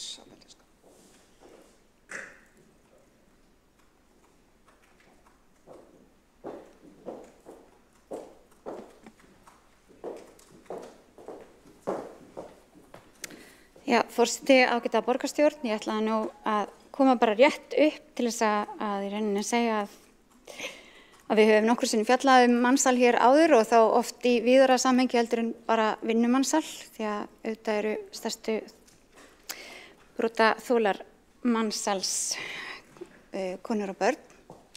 En vinnumansal gríðarlega alvarlegt, við höfum lagaleg réttindi til þess að fylgja því eftir og það mikilvægt að við nýtum þau tæki sem að við höfum í lögum og reglum. Og ég held að þetta sé góð tillaga og ég vil að þakka fyrir hana. Ég held að svona samtal og samráð geti alltaf verið til góðs. Ég held að væri fínt að fá umsagnir þessara aðila samstarfsvettvanginn og svo held ég að væri bara áhugavert líka að skoða hvernig sveitarfélög almennt eru að haga eftirliti og mögulega gæti Reykjavíkurborg þá deilt með öðrum sveitarfélögum sinni aðferð því ég þekki ekki nægilega vel hvernig önnur sveitarfélög að fylgjast með þessu en ég gerir ráð fyrir því að eftir umfjöllunum daginn að þá séu margir að velta fyrir sér hvernig þeir séu að tryggja réttindi þess verkafólks sem að vinnur á þeirra vegum eða þeirra verksala sem að þeir eru að kaupa verk af. Ég sá að Landspítali uppbyggingarfélagi brást við og ég held að fleiri og fleiri fyrirtæki og miðst Reykjavíkurborg bara sína gott frumkvæði að tillögu borgarfulltrúans Andreu Helgadóttur frá Sósíalistaflokki og þakka fyrir það. Þá hefur Heiða Björk Hilmarsdóttir borgarfulltrúi lokið máli sínu og næst á mælendaskrá Alexandra Brím.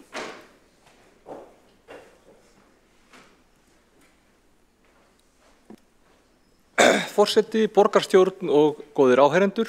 Ég ætlaði bara að taka undir almenna ánægju með þessa tillögu. Þetta eitthvað sem við höfum öll haft áhyggjur af og viljum öll taka þátt í að berjast á móti. Það að segja misnotkun á vinnuafli, vinnumansal og bara slæm meðferð á fólki. Eins og ég kom inn á í ræðu minni undir síðasta lið, þá þetta líka stórt vandamál þegar kemur að erlendu vinnuafli sem að fær oft ekki upplýsingar réttindi sín eða og í óeðlilega, hvað segum við, í sambandi við vinnuveitanda þar sem vinnuveitandinn hefur óeðlilega mikið vald í því samhengi. Þetta alltaf eitthvað sem við þurfum bara svolítið að vinna saman í að takast á við. Ég kannski rifja það upp á síðasta kjörtímabili þá tók Reykjavíkurborg upp nýjar innkaupareglur þar sem að var kveðið mjög hart á keðjuábyrgð í innkaupum og framkvæmdum á vegum borgarinnar. Það eitthvað sem okkur hefur þótt mjög mikilvægt og það bara gleður mig að það séu komið skýrari lög það á landsvísu í heild sinni. Ég held að það sé framfaraskref, ég held að þetta sé eitthvað sem við þurfum öll að passa vel upp á og já, ég ætla ekki að hafa þetta eitthvað brjálæðislega langt. Þetta góð tillaga, ég held að við ættum að skoða hana inn í borgarráði, fá umsagnir frá hagaðilum og stéttarfélögunum og fleirum og sjá bara hvað kemur út úr þessu en já, ég held að klárlega þurfum við að taka höndum saman og gera eitthvað í þessu, ég styð það. Takk fyrir. Borgarfulltrúinn hefur lokið máli sínu, tekur þá til máls Árelía Eydís Guðmundsdóttir, gjörðu svo vel. Virðulegi forseti, ágætu borgarfulltrúar og aðrir þeir sem hlýða á. Ég vil taka undir þakkir fyrir það að koma þessu mikilvæga málefni á dagskrá hjá okkur. Þetta einn af þeim þáttum sem grefur undan velferðarkerfum okkar. Þetta við getum ekki sagt annað vinnumansal heldur en að það sé í hróplegu ósamræmi við það atvinnulíf sem við höfum byggt upp. En það einn þáttur og ég algjörlega sammála þeim sem hér á undan hafa komið og það ömurlegt til þess að hugsa að í því landi sem að við búum í sem nú þrátt fyrir allt saman ofarlega varðandi lífskjör að þá séu fólk staplað saman eins og það væri væntanlega dýraníð að segja að við myndum stapla saman, helst mætti kannski líka því við kjúklinga rækt eins og hún fer fram og það að flytja hér inn fólk til þess að ýta undir okkar eigin lífskjör sem eru tiltölulega há algjör ömurð og verður ekkert sagt annað en það. Ég vil benda á að atvinnulífið þarf að vera eins og háttvirtur borgarfulltrúi, háttvirtur forseti núna, Þórdís Lóa Þórhallsdóttir benti á að hafa atvinnulífið með, en ekki síður vil ég benda á neytendur. Það verður að verða hluti af því sem á að vera í íslenskri menningu, það það að við séum ábyrgir neytendur. Það vantar töluvert upp á það í vitund okkar íslenskra neytenda að velja bæði velja og kjósa með buddunni. Það að segja að við séum að velja að fara ekki og sniðganga þá staði þar sem við vitum að eitthvað skrítið í gangi. Það ekki hægt að fara á staði sem að þig grunar að vera að sem vinnumansal með góðri samvisku og við þurfum að láta sniðganga þá sem að koma þannig fram með virðingu samt sem áður fyrir þeim sem þar verða fyrir ekki bara fangelsun, heldur skuldsetningu á eigin frelsi fyrir því að koma hingað til lands til að vinna fyrir því að okkar lífsviðurværi sé betra. Og það mjög mikilvægt að við sem borg séum fremst. Við erum fremst varðandi mjög margt og bendi á þá umræðu sem hefur átt sér stað í mannréttindis- og ofbeldisvarnaráði þar sem við erum með opna umræðu fyrir því sem snýr að mansali, ofbeldi og sérstaklega varðar vændi sem að við vitum og kemur líka inn á borð. En hér erum við að tala aðra hluti og ég tek undir það að fullum krafti að við þurfum bara að stíga fast til lands og ég veit að við erum öll sammála í þessum sal hér það. Takk fyrir mig.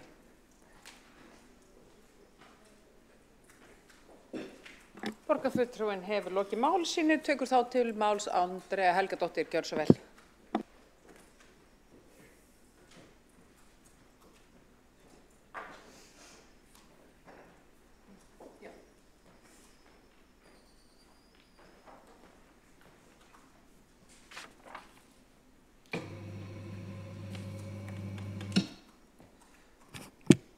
Forseti, borgarfulltrúar. Það var náttúrulega ákveðin gryfja sem var svo sem fyrirséð að þið myndu falla í að þetta snerist fyrst og fremst að mansali þó að ég hafi komið að því í ræðu minni að það sem það svona hefur verið á efsta baugi svolítið þó að þessi tillaga muni vinna gegn því vegna þess að hún myndi þá koma upp þessi almennu brot sem að falla líka undir keðjuábyrgðina, ekki aðeins alvarleg brot, heldur öll brot.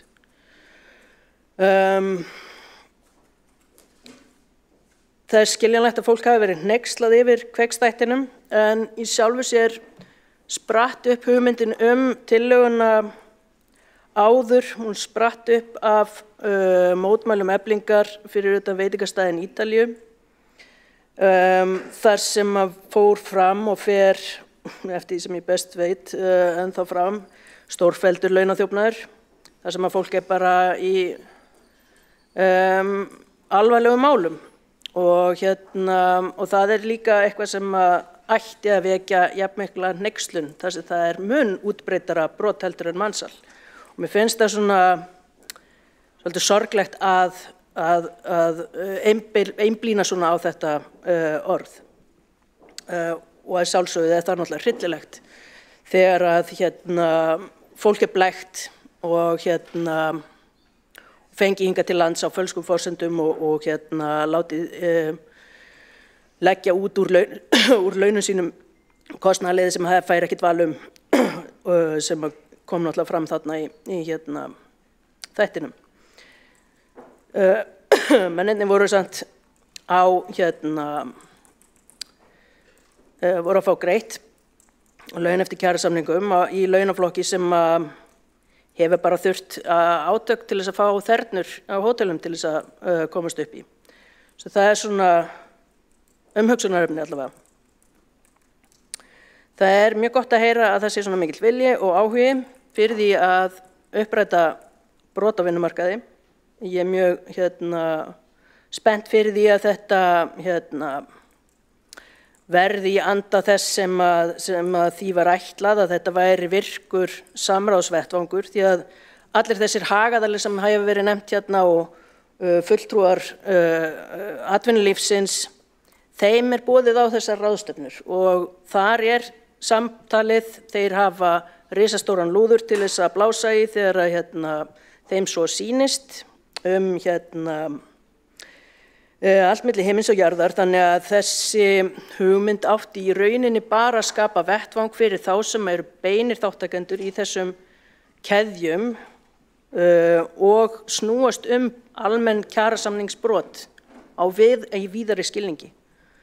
Og að þar gæti að sjálfsögðu orðið einhvert samtal eða hugmyndasmíði ferla sem að borgin gæti tekið upp, hugsanlega einhver kerfi sem þyrfti að koma sér upp sem að væri hægt að koma gögnum í þannig að þetta yrði auðveldari samskipti í framtíðinni. En ég er svo sem samþykki það að við tökum þetta inn í borgarráð þó að það sé ekki allir með fulltrúa þar með atkvæði. Svo takk fyrir mig. Borgarfulltrúinn hefur lokið máli sínu og er þá umræða var eitt andsvar afsakið, það fór alveg fram hjá mér, ekkert mál, það er sjálfsagt mál, einn hefur óskað eftir að koma upp í andsvar og er það Alexandra Brím, gjörðu svo vel. Forseti, já, mér langaði nú bara rétt aðeins að árétta þó ég hafi nú alveg komið inn á mansal og svoleiðis inn í minni ræðu, þá var það kannski meira því að það var fólk farið að ræða það, en ég vil bara undirstrika að ég er í grunninn sammála því að við þurfum að skoða réttindi vinnufólks almennt og það sé ekki verið að stela launum eða þannig og keðjuábyrgðin ef hún er framkvæmd rétt á að ná utan um það líka og ég held að við þurfum að taka það samtal og við þurfum bara að passa að réttindi fólks séu varðveitt í Reykjavík og Íslandi og ég er svo sem set mig ekkert á, ég held að þessi reyndar ágætis hugmynd að fá umsagnir allra hagaðila en ég held að næsta skref sé að fara yfir þetta í borgarráði og bara já, ég held við séum flest öll sammála það að það þurfi að gera betur í þessum málaflokki. Borgarfulltrúinn lokið við að veita ansvar, svara þá ansvari, Andrea, nei, takk fyrir það og þá hringjum við inn í atkvæðagreiðslu.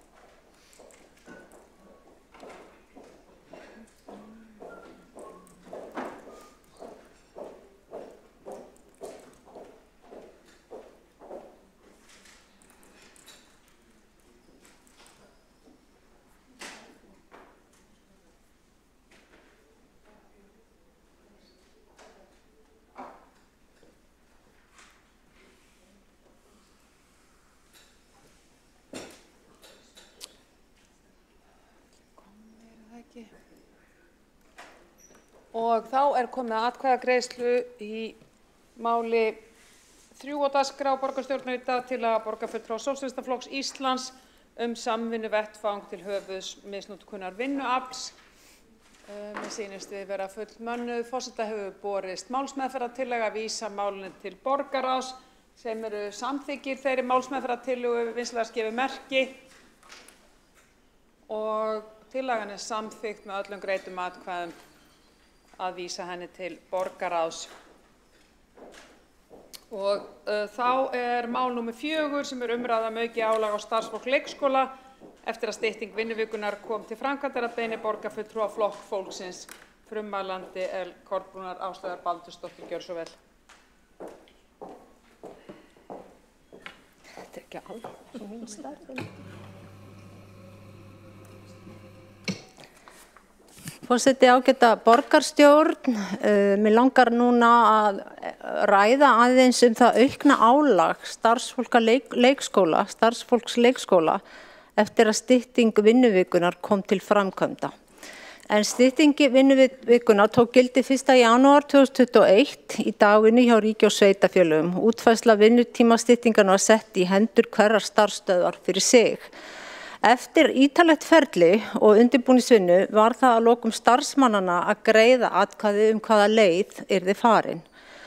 Tvennum sögum fer nú að því hvernig framkvæmdin hefur gengið og hvort hún hafi yfirleitt leitt til góðs fyrir alla. En aðgerðin var eðlilega fagnað, hver vill ekki stytta vinnuvikuna. En með því að stytta vinnuviku eykst almenn starfsánægja og fullvíst má telja að tíðni veikinda lækkar. Ekki liggur fyrir hvort útfærslu sé ólokið á einhverju stofnun. En því miður hefur nú komið á daginn að aðgerðin hefur valdið auknu álagi á sumarstéttir og jafnvel vanlíðan. Hér er sérstaklega rætt starfsfólk á leikskólum og síðan vinnutímastytting tók gildi í leikskólum hefur álag á starfsfólk aukist sem þó var mikið fyrir. Strax í innleiðingaferlinu hjá leikskólum var ljóst að stytting vinnuvikunar yrði krefjandi verkefni líkt og hjá öðrum starfsstöðum þar sem unnið með fólk. Vinnutímastyttingin bættist á ofan á þá manneklu og langtíma veikindi sem lengi hefur hjá starfsemi leikskólana í Reykjavík. Dæmi er einnig að á sömu starfsstöð sé tvenns konar útfærsla á vinnutímastyttingu í gangi, annars vegar hjá faglærðum leikskólakennurum og öðrum félagsmönnum félagsleikskólakennara og hins vegar hjá ófaglærðu starfsfólki. Heyrst hefur einnig að starfsfólk sé beðið að taka af styttingu sinni ef það þarf að skreppa til dæmis til læknis. Meirihlutin í borgarstjórn Reykjavíkur ítrekaði strax í upphafi ferilsins að stytting vinnuvikunar mætti ekki kosta borgarsjóð neitt. Ljóst var frá byrjun að það var með öllu óraunhæft. Útiloka var að stytta vinnuviku án kostnaðar, til dæmis hjá þeim sem vinna vaktavinnu, en einnig hjá þeim sem eru í dagvinnu. Aðgerðin var flókin og enda þurfti ekki aðeins að breyta vaktaplani, heldur einnig forritum sem halda utan launamálin. Fulltrúi Flokks fólksins hefur óskað upplýsinga hvað aðgerðin kostaði þegar upp á staðið hjá dagvinnufólki annars vegar og hjá vaktavinnufólki hins vegar. Ekki hefur borist svar frá mannauðs- og starfsumhverfissviði við fyrirspurninni kostnað við styttingu vinnuvikunar í dagvinnu, til dæmis kostnað við að bæta í mönnunargöt í dagvinnu. En sennilega stóð aldrei til að stytting vinnuvikuna myndi leiða til aukins álags á einhverja starfshópa. Fólk sá auðvitað fyrir sér þveröfugt að vinnan yrði minni og þar með álagið líka. En spyrja má þá, hvað fór úrskeiðis? Hvernig gat þetta verkefni sem þó var sagt að hefði verið ítarlega undirbúið leitt til þess að 2 árum seinna finnst starfsstétt eins og leikskólakennarar þeir vera kikkna undan álagi sem aldrei fyrr. Það má líka nefna það að þessar útfærslur eru ekki sambærilegar eins og komið hefur verið að. Það er tvenns konar útfærslur í gangi og félagsmenn fá ekki að velja hvaða útfærsla henti þeim best. Félagsmenn hjá faglærðum leikskólakennurum hafa val að safna upp sinni styttingu sem í raun óheimilt en fer gegn upphaflegu markmiði styttingu vinnuvikunar. Þannig að í rauninni er svona alls konar í gangi í þessum efnum. Og nokkur orðum almenna vinnumarkaðinn. Upphaflega var hugmyndin svo að vinnutímastyttingi væri fyrirbæri sem ætti að leggjast yfir allan vinnumarkaðinn. og stytta átti vinnuvikuna ekki bæta við orlofsdögum. Stytting vinnuvikur kannski að ganga eins og smurð vél á einhverjum stöðum en á leikskólunum hefur þetta verið verulega tyrfið. Ósamræmi milli vinnumarkað skapa vissulega vandamál og það vantar samræmi og ella þetta að sjálfsögðu að koma niður á þjónustu leikskólana. Auðvitað þyrfti að vera sambarlegt kerfi á hinum almenna markaði. Þannig að fólki sem með börnin sín á leikskóla þar hvort að vinna 40 tíma vinnuviku, þá hafa ekki allir tækifæri til að stytta vinnudag barnanna og þetta skapar ný vandamál. En hvernig hefur Reykjavík brugðist við akkurat þessu? Sum sveitarfélög hafa til dæmis tekið upp það ráð að bjóða fyrstu 6 tíma gjaldfrelsa og rukka síðan hátt gjald fyrir umframtíma. En sumir foreldrar geta með engu móti komist af í sínu lífi með barna á leikskóla í 6 tíma eða minna. Sá sem það getur þarf að hafa sterkt bakland og sjálf með sambarilega vinnutímastyttingu. Að vinnutímastytting með ekki kosta neitt þýðir einfallega að skerða á þjónustu við börnin. Stór breyta í þessu öllu sem sennilega var ekki tekin með inn í jöfnuna hin mikla mannekla og starfsmannavelta inn á leikskólunum og það þarf að yfirmanna í rauninni til að þetta geti gengið upp. Nú, ég vil aðeins koma inn á andlegt álag og samviskubit sem að leikskólakennarar sumir hverjir kvarta yfir. Því að eins mikið og fólk vill að þetta gangi upp, þá fær fólk samviskubit að fara í styttingu ef það bitnar sérstaklega á einhverjum samstarfsmanni eða konu. En vegna þrautsegju og ósérhlífni þessara stéttar hafa starfsmenn reynt að láta þetta ganga upp. Hægt að ímynda sér hversu erfitt það getur verið, til dæmis að taka styttingu, þegar það mikil mannekla á leikskólanum. Auðvitað getur þetta ekki verið svona til lengdar. Þetta ekki á fólk leggjandi og fólk sem komið í einhvers konar svona klemmu í vinnunni bara til þess að auka ennþá meira álag og vanlíðan sem þó hellings allavega í sumum þessum störfum. Fólk vill styttingu vinnuvikunar en þá verður það bara að vinna meira. Þetta einhvern veginn komið út í það hjá sumum. Fyrst var þetta auðvitað frábær hugmynd, en nú þegar fólk búið að gangi gegnum alls konar erfiðleika í þessu ferli og þá eru sumir ekki jafn spenntir fyrir þessari styttingu og áður. Mér langar rétt að nefna bara hversu ólíkar útfærslur í gangi, að því hver og einn leikskólakennari getur einhvern veginn ráðið hvernig þetta Sumir mega til dæmis safna upp styttingu og geta þó tekið út frí til dæmis jól, páska og í vetrarfrí. Sumir dagar séu einfaldlega verðmætari en aðrir, en vegna þess ómögulegt fyrir ófaglegt starfsfólk að taka út frídag á þessum dögum þar sem leikskólakennarar flykkast kannski frí. Leikskólin eru þá opnir en fátt faglærða í húsinu og stöður verði að manna. Hvað var það vetrarfríin, þá eru til dæmis sumir með börn í grunnskóla og börnin eru náttúrulega í fríi þessa daga og þá þurfa sum einfaldlega að vera heima. Svo þetta getur verið virkilega flókið og sérstaklega því þessi mismunin svona í gangi og það einhvern veginn spurningum hvort að hægt að gæta meira jafnræðis þannig að fólk sitji dálítið við sama borð milli leikskólana. Eftir því sem fram hefur komið þá fá faglærðir kennarar 10 tíma í undirbúningi á viku sem þeim ekki skylt að taka á starfsstöð. Ef þeir einhverra hluta vegna geta ekki tekið undirbúning fá þeir þann tíma greiddan í yfirvinnu. Því skapar svo hætta á að undirbúningstímar ófaglærðra sitja á hakanum þrátt fyrir að hann sé jafnvel einungis 1 tími á viku. Svo heimild sem leikskólakennarar hafa til að taka undirbúning heima veitir þeim svigrúm til dæmis að fara til læknis eða í klippingu á undirbúningstíma sem þeir vinna svo af sér að kvöldi til að þurfa ekki að það gangi láta það ganga upp í styttinguna. Þannig að hvað þarf til þess að þetta gangi upp? Og það kannski það sem að við viljum gjarnan fá að heyra frá fólki hér í dag þó svo að langt sé liðið á fundin. En það þarf að koma þessu verkefni í einhvern endanlega farveg með þeim hætti að allir geti raunverulega notið þess að vinnuvikan hafi verið stytt, án þess að því fylgi einhver auka baggi. Þessar 2 leiðir sem ræddar hafa verið hér ættu auðvitað báðar að geta gengið og verið aðgengilegar fyrir báða hópa. Ella hér verið að styrkja stéttaskiptingu sem nú kannski þegar fyrir hendi í leikskólum. Öll svona mismunun ýtir einnig undir ergelsi og pirring meðal starfsfólks Vinnutímastyttingin mikilvæg og það vill enginn snúa held ég tilbaka. Þetta eru dýrmætir 4 tímar og skiptir máli í þessu starfi sem bæði krefjandi og álagsmikið. Og skiljanlega eru útfærslur eitthvað mismunandi, ýmist fyrir fólk úr vinnu halvan dag eða safnar upp í heilan frídag sem gefur auðvitað mestu hvíldina. En svo leið mögulega ekki svo heppilegasta fyrir þá sem eftir eru og þurfa að hlaupa hraðar. Í þessum tilvikum þarf auka mannskap og það mátti vita frá upphafi að það myndi kosta. Síðan það fjarvera fólks, veikindi og annað, svo ekki sem nefndur undirbúningur sem starfsmenn þurfa ef til að sinna. Og þegar fólk hefur lengi spennt bogan, langt umfram það sem eðlilegt og það í langan tíma, þá frídagurinn eftirsóknarverði kannski aðeins notaður til að hlaða helstu batterín fyrir næstu törn. En þetta mikið höndum leikskólakennara en einnig þarf að taka tillit til aðstæðna og börnin ganga fyrir og þarfir foreldrana.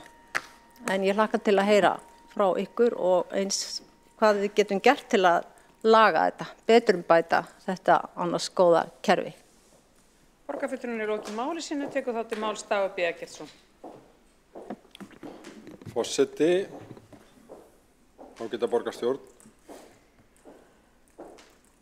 Ég var eitthvað svo niðurdreginn að hlusta á borgarfulltrúann, lýsa áhyggjum sínum og vandanum sem að verkefni stytting vinnuvikunnar hefur haft í för með sér. Og svona miðja ræðu var manni einhvern veginn leið manni eins og þetta væri bara algjörlega ómögulegt og ætti bara að snúa tilbaka. Og ef ég hefði ekki haft svör frá starfsfólkinu sjálfu, þá hefði mér ekki orðið sel. Mér finnst við þurfa bara að rifja eitt upp, bara alveg upphafi. Vegna þess að ábyrgð Reykjavíkurborgar á styttingu vinnuvikunnar heilmikil. Við vorum beinlínis frumkvæðisaðili í samvinnu við stéttarfélög og opinberum vinnumarkaði að fara í þetta verkefni og fórum hér í tilraunaverkefni með 2000 starfsmönnum. 2000. Þar á meðal reyndar bara einum leikskóla en 2000 starfsmenn voru þetta í heild. Og vissum við að þetta gæti skilað árangri og starfsánægju? Já, við fengum það beint í æð úr tilraunaverkefninu. Vissum við að það gæti útheimt alls konar útsjónarsemi, samstarfa vinnustað, hugsa út fyrir kassa, nýjar lausnir, eitthvað væri reynt sem þyrfti að breyta og svo framvegis? Já, við vissum bara nákvæmlega það. Voru skilaboðin eða aðferðafræðin sem að valin var það að við fólkið í borgarstjórn eða yfirstjórnin eða eitthvað ætti að útfæra þetta miðlægt og senda orðrur á hvern og einn vinnustæðum hvernig fólk ætti að útfæra þetta? Nei. Sé ég eftir því að hafa dreift ábyrgðinni og haft þetta vinnustæðalýðræði í útfærslunni? Nei, sannarlega ekki, vegna þess að vinnustæðir hafa almennt verið að leysa þetta ótrúlega vel og miklu betur heldur en flestir töldu hægt. Það ekki þar með sagt að eitthvað hafi ekki komið upp og eitthvað hafi ekki reynst flókið. En það engin leið. Það engin leið að fá skilaboðin út úr ræðu borgarfulltrúans sem við lesum út úr könnunin sem lagðar hafa verið fyrir starfsfólk. Þegar starfsfólk á leikskóla spurt hversu ánægt eða óánægt það með verkefnið betri vinnutími, stytting vinnuvikunar,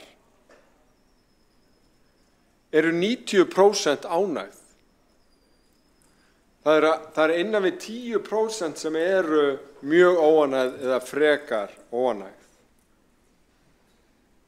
Og starfsánægðin hefur auðvitað verið að hækka í skólakerfinu, hvað sem umræðunni líður stundum á undanförnum árum.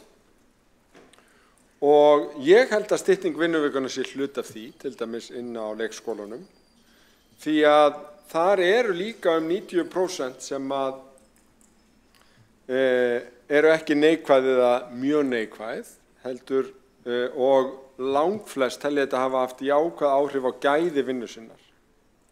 og gefa þessu háa einkunn. Þegar spurningin hversu ánægt fólk með þann sveigjanleika sem að þetta gefur, þá 1% mjög óánægt og 4% frekar óánægt. Það smá hluti hlutlaus en langstærstur hópur ánægður með aukinn sveigjanleika. Þannig að með því ég ekki að segja við ekki að hlusta á þennan hóp sem að óánægður, en ég bara að segja, mér finnst bara dálítið hæpið ef það á að vera að gagna umræðum hérna í borgarstjórn að koma hér og tala eins og það sé almenn óánægja með styttingu vinnuvikunar, eins og það sé ekki aukinn sveigjanleiki, eins og þetta hafi haft neikvæð áhrif á gæði vinnunar. Ég held að þau atriði sem borgarfulltrúinn var að nefna hér séu almennar áskoranir í starfsemi leikskóla. Pestir, veikindi, fjarvistir, mannekla á sumum stöðum, þetta eru áskoranir, en að tengja það við styttingu vinnuvikuna sem við höfum svona góð gögnum, finnst mér geta svona einhvern veginn leitt einhvern sem vissi ekki betur út á það spor að stytting vinnuvikuna sé helsti vandinn í starfsemi leikskólana en ekki vandasamt úrlausnarefni en í grunninn mjög jákvætt atriði sem ætti að til skamstíma og lengdar að hjálpa okkur við að bæta starfsaðstæður og sett bara að segja eitt af fjölmörkum verkefnum sem við höfum verið að innleiða á leikskólunum á undanförnum árum til þess að bæta starfsaðstæður.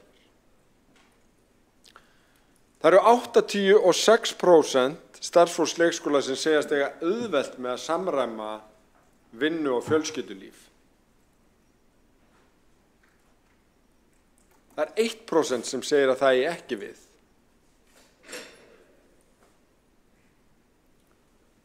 Við erum með öflugt mannauðsstarf. Við tökum þátt í könnun með stéttarfélögunum sem heitir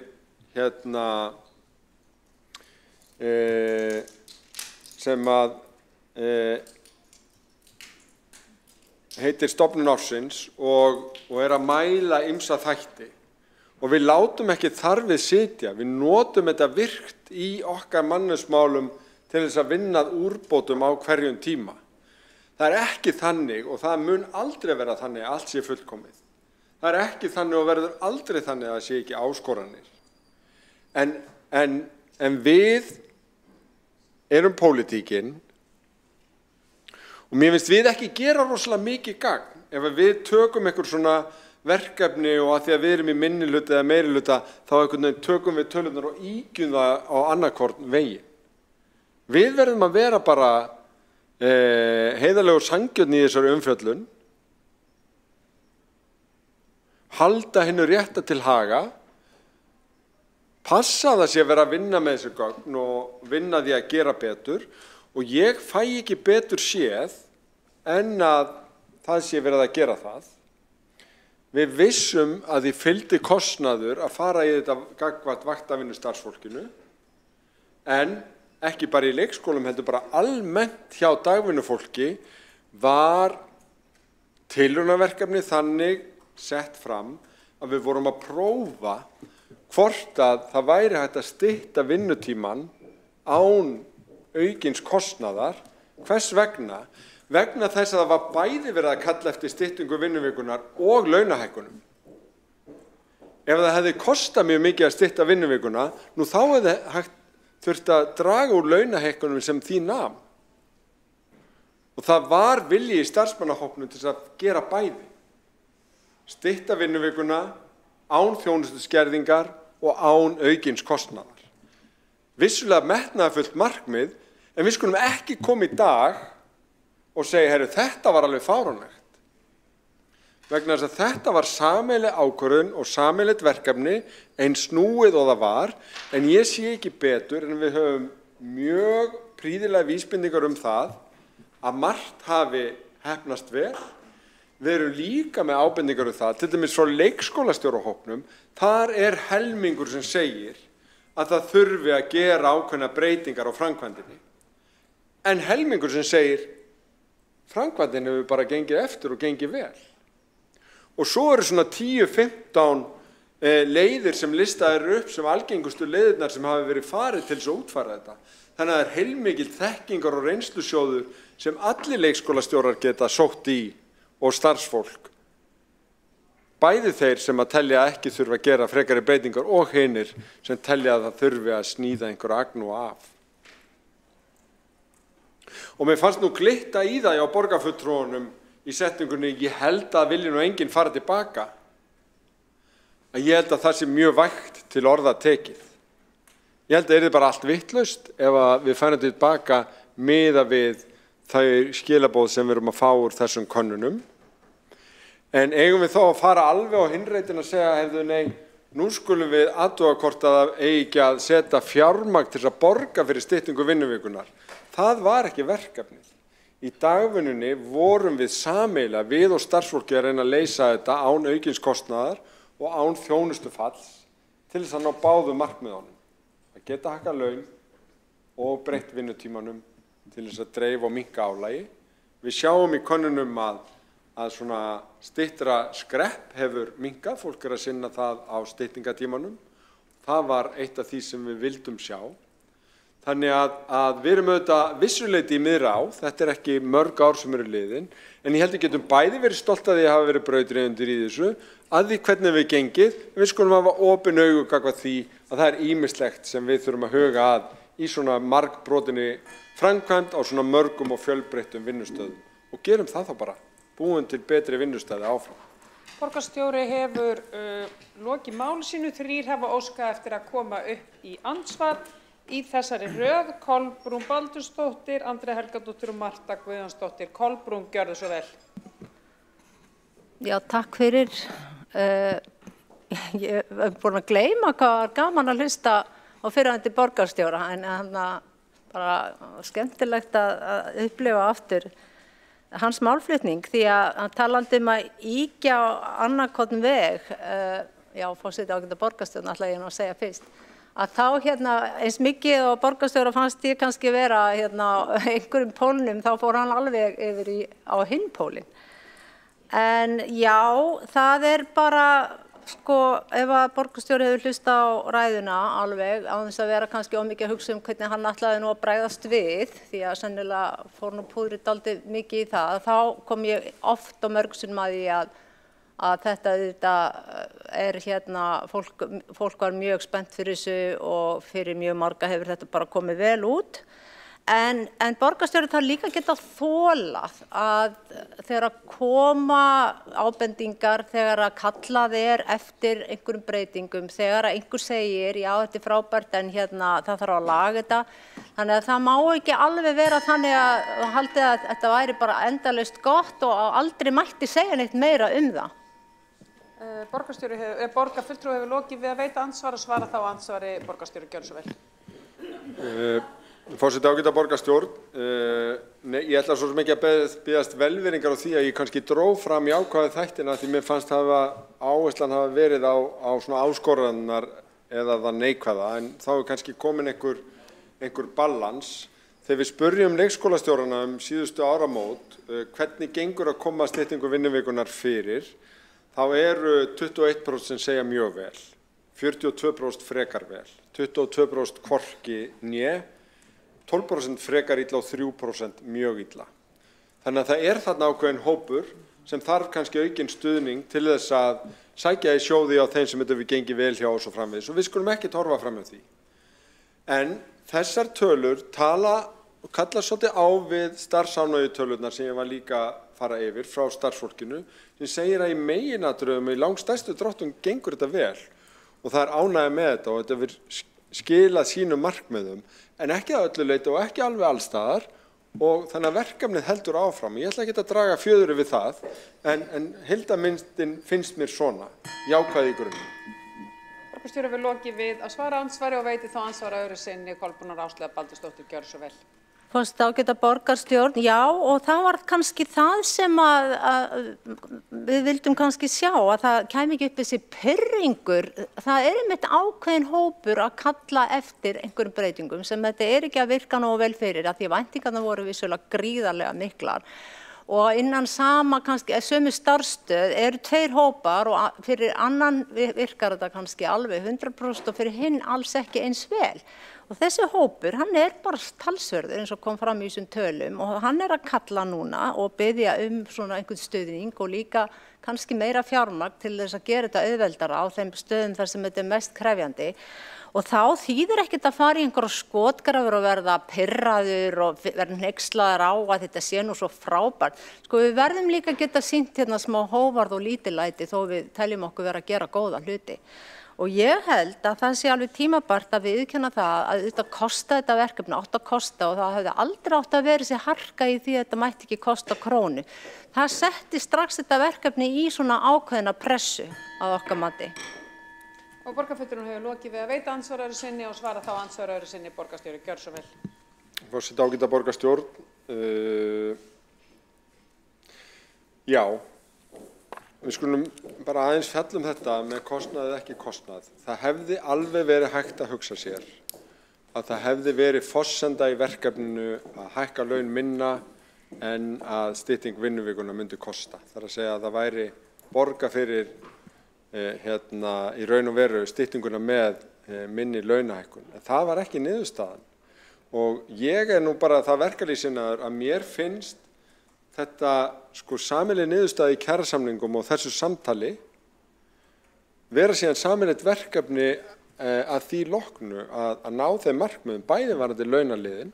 Það náttúrulega engin spurning það við borgum samkvæmt honum en líka varðandi útfærsluna og við réðumst ekkert í smá stórt verkefni til þess að vita miklu meira það hvort það væri hægt.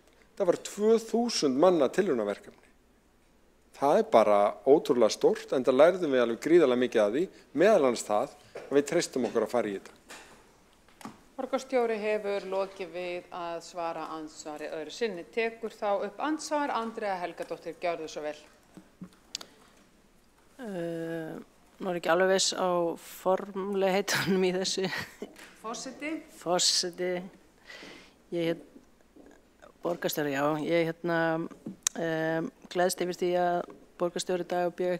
Eggertsson skuli draga fram þessa kjarasamninga þar sem að stytting vinnuvikunar kom upp og talar það hér að það hafi alltaf verið markmiðið að ná fram styttingu og hækkunum án þess að af því hlýtist einhver kostnað vegna þess að þegar að við sátum þessa fundi og ég sat í samninganefnd Eflingar á þessum tíma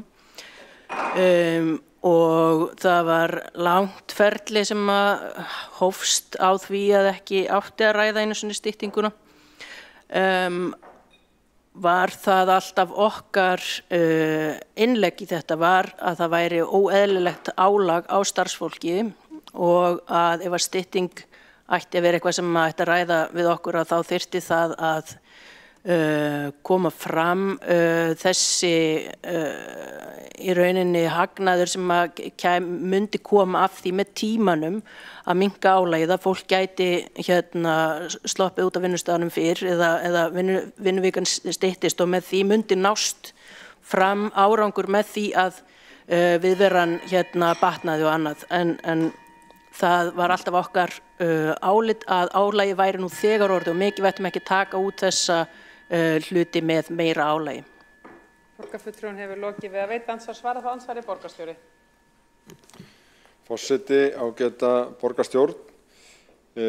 Já, þetta var mikið rætt og vangaveltur og ekki skilja með þannig að launahækkanirnar og styttingin áttu í heild ekki að kosta neitt. Launin hækkuðu og það kostaði en útfærslan og hinu átti að vera án þjónustuskerðingar og aukins kostnaðar og það var ekkert einfalt og það alveg rétt að voru ákveðna væntingar að viðveran myndi aukast á móti og það myndi draga úr veikindaforföllum og annað slíkt. Inn í þá mynd blandast hugsanlega eftirleikur COVID og bara mjög margt annað, bara hækkandi aldur starfsfólks að meðaltali og svo framvegis, þannig að við höfum ekki alveg séð þá lækkun sem við kannski hefðum vilja að sjá varðandi veikindaforföllin en það kannski of snemmt að fullyrða eitthvað. Við sjáum allavega að að uppgefið álag ekki rangátt, frekar rétt átt ef eitthvað en erfitt að draga mjög stóra ályktanir þar, satt að segja. Það bara dálítið svipað. Borgarstjóri hefur lokið við að svara andsvari og veitir þá andsvara öðru sinni. Andrea Helgadóttir, gjörðu svo vel. Já, álag í starfi í skólakerfinu, í leikskólum og annar staðar bara í sjálfu sér líka inni í allri þjónustunni sem snýr að því að umönnun. Þar bara álagið gríðarlegt og stytting vinnuvikunar átti að sjálfsögðu að miða að því að minnka álagið en ekki að auka það. Svo það var okkar viðhorf til þess að ræða styttingu vinnuvikunar vegna þess að við vissum að launahækkanir væru og yrðu alltaf takmarkaðar. Okkar markmið var aldrei að stytta vinnuvikuna með það markmið að auka álag. Borgarfundurinn lokið við að veita andsvar öðru sinni og svara þá andsvar öðru sinni borgarstjóri. Forseti, ágæta borgarstjórn, það sannarlega mikið álag í skólakerfinu, það mikið álag í leikskólum. Á undanförnum árum höfum við ekki bara horfst í augu við það heldur gripið til ýmsa aðgerða til þess að draga úr því, meðal annars fækka börnum að meðaltali per starfsmann, auka undirbúningstíma, við fjölguðum starfsdögum og við styttum vinnuvikuna. Ekkert gerir allt en allt gerir eitthvað og síðan náttúrulega vil ég trúa því, bara vegna þess að ég hef trú á lýðræði á vinnustöðum, að í raun samtalið og ferlið sem að styttingunni tengdist hafi nýst til að taka upp og fá inn raddir alls starfsfólksins á gólfinu hvernig það teldi vinnudeginum best háttað. Það hefur kannski verið mismunandi á mismunandi vinnustöðum, en ég held að það sé einhver svona kúltúr sem sé góður að ræða hvernig vinnudeginum best fyrir komið, hvernig álaginu dreift á sanngjarnan hátt og fólk sé þátttakandi og hluti í því að skapa góðan, metnaðarfullan vinnustað með góðum anda. Borgarstjóri hefur lokið við að svara andsvar öðru sinni og veitir þá andsvar Marta Guðjónsdóttir, gjörðu svo vel. Forseti, ágætu borgarfulltrúar, ég tel að borgarstjóri sé algjörri afneitun þegar kemur að starfsmannaveltu á leikskólunum og þegar hann segir að tölurnar sé ýktar. Það hefði verið gott að hann hefði farið við tölurnar í máli sínu, en ég skal bara gera það fyrir hann og upplýsa ykkur það hvernig staðan raunverulega hefur verið undanfarin ár. Haustið 2017 átti eftir að ráða í 119,2 stöðugildi. Haustið 2018 átti eftir að ráða í 84,5 stöðugildi. Haustið 2022 153,7 stöðugildi. 2023 148,7 stöðugildi.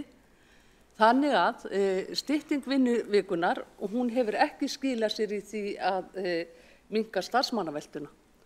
Þannig að það ágætt að borgarstjóri kynni sér þessar tölur áður en hann fer að fullyrða það að tölurnar séu ýktar. Borgarfulltrúi er lokið við að veita andsvar og svara þá andsvari borgarstjóri. Forseti, ágæta borgarstjórn, tölurnar sem borgarfulltrúinn nefna eru alls ekki tölur starfsmannaveltu, þær eru miklu hærri. Á hverju ári eru miklu fleiri, til dæmis ungt fólk sem kemur inn í leikskóla og fer aftur, þannig að starfsmannaveltu tölurnar eru hærri. Það tölur sem borgarfulltrúinn nefna eru það sem upp á vantar í ráðningum á hverju hausti. Það ekki starfsmannavelta heldur mannekla. Og fyrir því eru nokkra skýringar. Í fyrsta lagi erum við að stækka kerfið á hverju ári, við erum að fjölga plássum og brúa bilið. Í öðru lagi þá erum við að fækka börnum per starfsmann sem hefur kallað á meira starfsfólk akkurát á undanförnum árum síðan 2018 þegar við byrjum að innleiða þetta í skrefum. Þannig á hverju ári höfum við verið að sækja meira og meira starfsfólk til þess að bæta aðstæður, til þess að fjölga plássum, til þess að veita eins góða leikskólaþjónustu og við getum í Reykjavík. En við skulum ekki blanda því saman við það mikilvæga viðfangsefni sem starfsmannaveltan, sem mjög mikil, en meðal annars vegna þess að stóri hópar ungs fólks kynnast leikskólastarfi með að koma inn 1 ár eða í styttri tíma. Borgarstjóri hefur lokið við að svara andsvari og veitir þá andsvar öðru sinni Marta Guðjónsdóttir. Forseti, ágætu borgarfulltrúar, ég tiltók að ég var að lesa tölur frá hausti og tiltekinna ára hér, en það lítur að segja sér sjálft. að mannekla skapast af mikilli starfsmannaveltu þegar að fólk sífellt að hætta og það þarf að ráða á ný í störfin. Þannig að ég líti á þetta sem útúrsnúning frá borgarstjórn. Borgarfulltrúum er lokið við að veita andsvar öðru sinni og svara þá andsvar öðru sinni borgarstjóri. Forseti, ágæta borgarstjórn, mannekla er í raun, það er ómönnuðu stöður sem eru eftir til þess að fullmanna leikskólana. Starfsmannavelta er hvað þarf að ráða inn í mikið af stöðum í heild á hverju ári vegna þess að einhver hættir. Þetta er hugsanlega einhverju leyti skylt, en þetta eru tveir mjög ólíkir hlutir. Bæði manneklan og starfsmannaveltan kallar eins og á aðgerðir til þess að bæta starfsumhverfi og það er nákvæmlega þess vegna sem við höfum verið að fækka börnum per starfsmann, hækka launin, auka undirbúningstíma, stytta vinnuvikuna og gera ýmsa hluti inn í leikskólaumhverfinu, reyndar líka víðar í borgarkerfinu til þess að þróa metnaðarfulla og góða starfsstaði með starfsfólkinu okkar. Þeim leiðangri verður aldrei lokið en við höfum verið að stíga mjög stór skref á undanförnum árum sem ég held við verðum að minna okkur á að halda til haga þó að við séum og eigum að ræða á hverjum tíma þær áskorunum sem við stöndum frammi fyrir hverju sinni. Borgarstjóri hefur þá lokið við að svara öllum andsvörum og komið næsta borgarfulltrúa á mælendaskrá, það er Árelía Eydís Guðmundsdóttir. Gjörðu svo vel. Virðulegi forseti, ágætu borgarfulltrúar og þeir sem á hlýða. Ég vil byrja á því að þakka borgarfulltrúa Kolbrúnu Áslaugar Baldursdóttur fyrir að setja þetta á dagskrá. Ég vil gjarnan, og það er mjög gott að borgarstjóri Dagur B. Eggertsson hefur farið mjög vel yfir það sem gert hefur verið áður og það er mikilvægt að halda því til haga að Reykjavíkurborg hefur í rauninni reið á vaðið í því að bæta og gera starfsumhverfi leikskólana eitt af besta á landinu, ef ekki kannski mættum við alveg halda því til haga að segja það besta. Það er líka rétt hjá Kolbrúnu Baldursdóttir borgarfulltrúa að það er ýmislegt sem við höfum þurft að sem ýmsir agnúar sem hún fór yfir á því kerfi, en það er hins vegar sem að bæði hefur komið fram í máli Andreu borgarfulltrúa og sem sagt Kolbrúnu Baldursdóttir borgarfulltrúa, þá er náttúrulega eðlilega ekki hægt að fullyrða að álag per starfsmann hafi aukist þegar að viðkomandi fer frá því að vinna 40 tíma yfir í 36. Það er eitthvað sem að einfaldlega held ég að hnjóti nú bara þá staðreynd.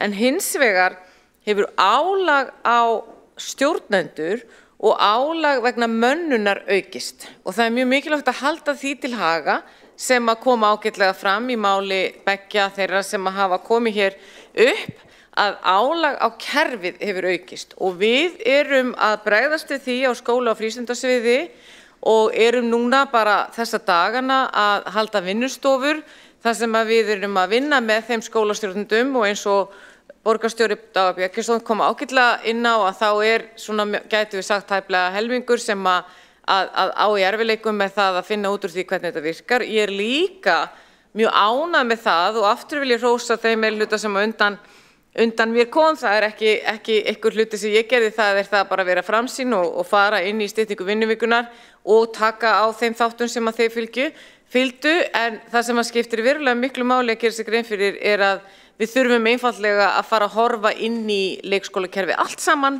og við þurfum að meta það út frá gæðum miðað við börnin sjálf og hvernig tíminn nýtist sem allra best. Og höfum við nú þegar sett af stað þá vinnu og við erum við að horfa í kringum okkur og sjá hvernig það er sem hvernig við getum tekið það sem kallaði best practices með leyfi forseta, þar sem við erum einfaldlega að velta fyrir okkur og lyfta upp steinum til þess að leita góðra fyrirmynda, en ég er algjörlega sammála því að í Reykjavíkurborg hefur þetta verið sett í hendur á hverjum stjórnanda fyrir sig, hvernig vinnu styttingin er útfærð og það er ólíkt með að við til dæmis önnur bæjarfélög og þar af leiðir að við erum í rauninni að valdefla stjórnendur til þess að takast á við þetta fyrir sig, en á sama tíma eru sumir sem að lenda í meiri vandræðum en aðrir. Og til upplýsingar þá höfum við í sem sagt hérna því að við erum að hlusta og við viljum styðja við leikskólastjórnendur og við viljum styðja kerfið þannig að það hérna geti unnið áfram sitt gæðastarf og því höfum við sett af stað starfshóp innan hérna skóla og frístundar sem að núna í rauninni að fara yfir það með öðrum hérna aðilum hvernig við getum sem best komið til móts við það sem að hvernig hægt að sníða kerfið og gera það ef hægt að segja straumlínulaga það miða við það sem að við sjáum nú að eru agnúar sem þarf að fara betur í gegnum. Því það mikilvægt að við erum í fyrsta lagi stolt af því hvernig kerfið hefur verið búið til, en í öðru lagi erum við líka að horfast í augu við það að það eru ýmsir þættir sem þetta hefur haft í för með sér varðandi stjórnun, varðandi mönnun og svo framvegis. En öðru leyti þakka ég fyrir þessa umræðu hér. Takk. Borgarfulltrúinn hefur lokið máli sínu, komið að lokum þessar dagskrárliðar og mun ljúka þeirra umræðu. Kolbrún Áslaugar Baldursdóttir.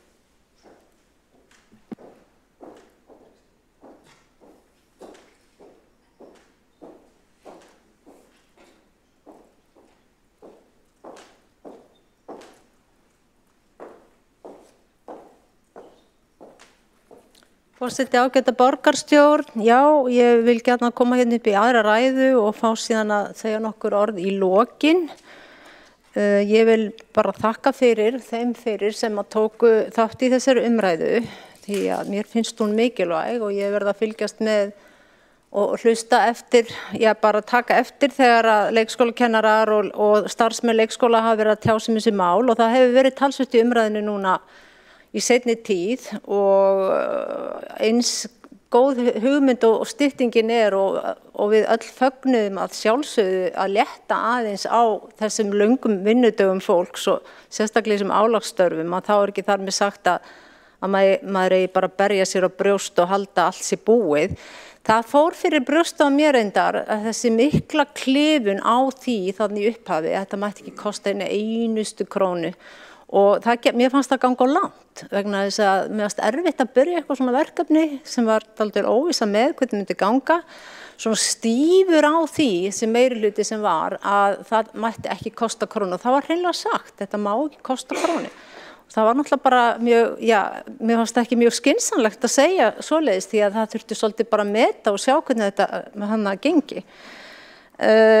Auðvitað frábært að auðvitað hefði getað gengið algjörlega frítt en það segir sér sjálft bara þegar að vaktadæmið kom inn í þetta og í ljósi manneklu og veikinda og álagsins sem fyrir að þá myndi það náttúrulega sannarlega aldrei alveg ganga og það hefur komið á daginn að þetta hefur kostað og hérna meira heldur en kannski jável nokkur hélt að myndi gera því að þetta virkilega hefur kostað og ég reyndar ekki fengið að heyra neitt hvað þetta hefur kostað í dagvinnu en auðvitað hefur það eitthvað kostað líka því að við þurfum að yfirmanna stundum til þess að myndi geta gengið.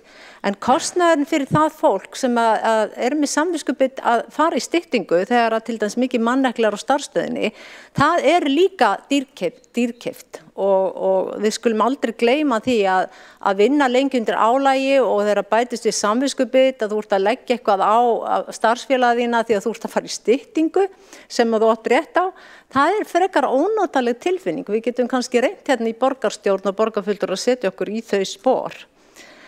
En ég vil þakka þó fyrir það að hérna borgarfulltrúin Árelía Eydís Guðmundsdóttir að mér fannst hún sýna með þessari umræðu skilning og eins og kom fram hjá henni að þá búið að setja á laggirnar hóp sem á að rýna þetta og það bara mjög jákvætt og það kannski það sem ég var svona vænta þess að borgarstjóri myndi líka upplýsa mig og fagna því frekar en að ráðast á málið sem sagt. Það einmitt akkurat kannski það sem við erum bara að kalla eftir hérna að nú heyrum við í fólki sem að þetta ekki að virka fyrir nógu vel og það þetta misræmi og þetta svona bara svolítið kannski hipsum haps og það að biðja að fá einhvers konar skoðun og einhverja lagfæringar og þá það þetta okkar sem stjórnvald og með ábyrgðina að bjóða upp á bæði hlustun, skilning og koma síðan inn með tillögu til úrbóta og sjá hvort að þetta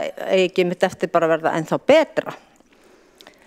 En mér langar kannski að lokum að vitna hérna í ritgerð, B.Ed. ritgerð eftir Mörtu Kristínu Jónsdóttur. Hún skrifaði áhrif af styttingu vinnuviku á gæði leikskólastarfs og í hennar niðurlagi með leyfi forseta kannski bara akkurat það sem að tekur dálítið saman umræðina og eins og tala út mínu hjarta. Og ég ætla að hefja lesturinn, ég á smá eftir þessa ræðu og vík til hliðar í þriðju ræðu með þar, við sjáum hvert ég kemst.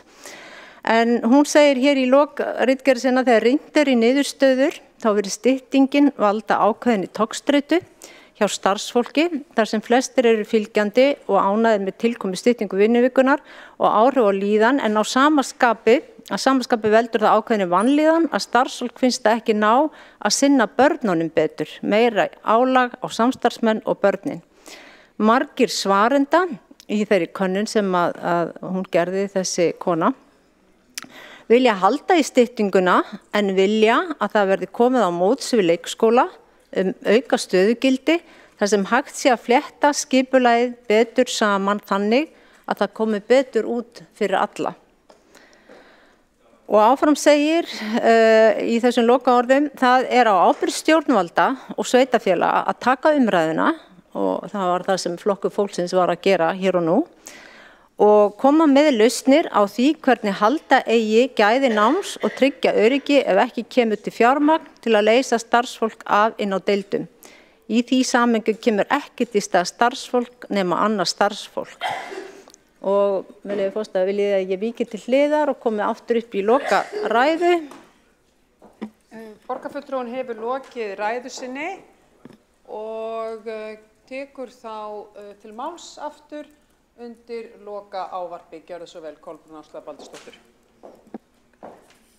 Forseti ágæta borgarstjórn, ég ætla rétt að ljúka við að lesa loka orð í þessari B.Ed. ritgerð Mörtu Kristínar Jónsdóttur. Og þar segir ekki hafa verið gerðar margar rannsóknir á áhrifum á styttingu vinnuvikunar á leikskólum og skólastofum og því von að þessi rannsókn sem í þessari ritgerð muni nýtast til umbót og sýna fram á mikilvægi þess að veita börnunum gæðamenntun. Og það væri óskandi að stjórnvöld tæki menntun barna á yngsta skólastiginu og alvarlega til þess að gera umbætur þannig að úr vegi verði að styttingin sé ekki tekin út á kostnað barnanna. Og síðan bara rétt að lokum sem mér finnst líka ótrúlega góðu punktur og ég ekki vissum að við höfum kannski svo mikið rannsakað eða kannað að það viðhorf foreldra á styttingu vinnuvikunar og með tilliti til líðan barnsins í leikskólanum. Það nú sennilega búið að gera einhverja könnun, ég sjálf ekki með tölur það eða hef ekki séð neitt nýlegt en ég held að það væri mjög mikilvægt kannski og ég beini því til skóla- og frístundasviðs og ráðs að kanna kannski með að heyra í foreldrum hvernig þetta að koma út á hinum ýmsu starfsstöðum því að það má telja alveg ljóst að þetta mjög mismunandi eftir því á hvaða leikskólum að ræða. Það bara ýmsar útfærslur og svona ýmis konar sem að og jável innan sömu starfsstöðvar sem að fólk auðvitað sjálfsögðu að bera sig saman og þetta virkilega sennilega virka vel fyrir einhverja misjafnlega fyrir einhver aðra og kannski bara alls ekki fyrir síðan einhvern hóp sem að vonandi ekki stór en samt nokkuð. Þetta ekkert, við erum ekki að tala um 10 einstaklinga hérna. Við erum að tala um einhverja 10 sem að þetta ekki alveg einhvern veginn að koma vel við og þá þetta vandamál með að þessi svona andlega líðan með þetta og eitthvað stress sem fylgir þessu, eitthvað samviskubit og það ekki góði förunautur á vinnustað að þurfa að glíma við slíkt þegar að maður raunin að gera það sem maður búið að bjóða upp á og á að virka fyrir alla. Og þá læt ég þessu hér með lokið. Takk fyrir. Borgarfulltrúinn hefur lokið máli sínu og umræða mál 4 á dagskrá borgarstjórnar í dag. Umræða með aukið álag á starfsfólk leikskóla eftir að styttingu vinnuviku kom til framkvæmda að beiðni borgarfulltrúa Flokks fólksins lokið. Við tökum örstutt fundarhlé.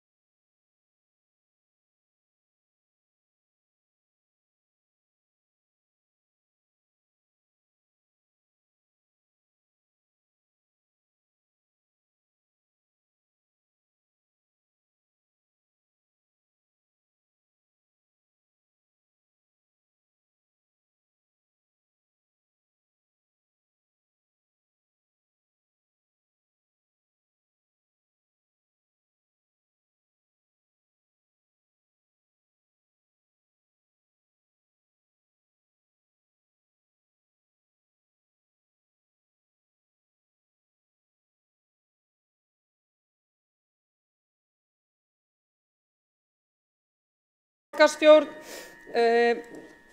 Það hefur komið fram ósk frá Sjálfstæðisflokki að fresta máli nr. 5 sem tillaga borgarfulltrúa Sjálfstæðisflokksins deilibíla og ef enginn hreyfir mótmælum við því þá lít ég á að það sé samþykkt.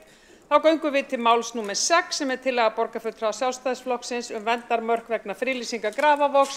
Til máls tekur frummælandi Kjartan Magnússon. Gjörðu svo vel.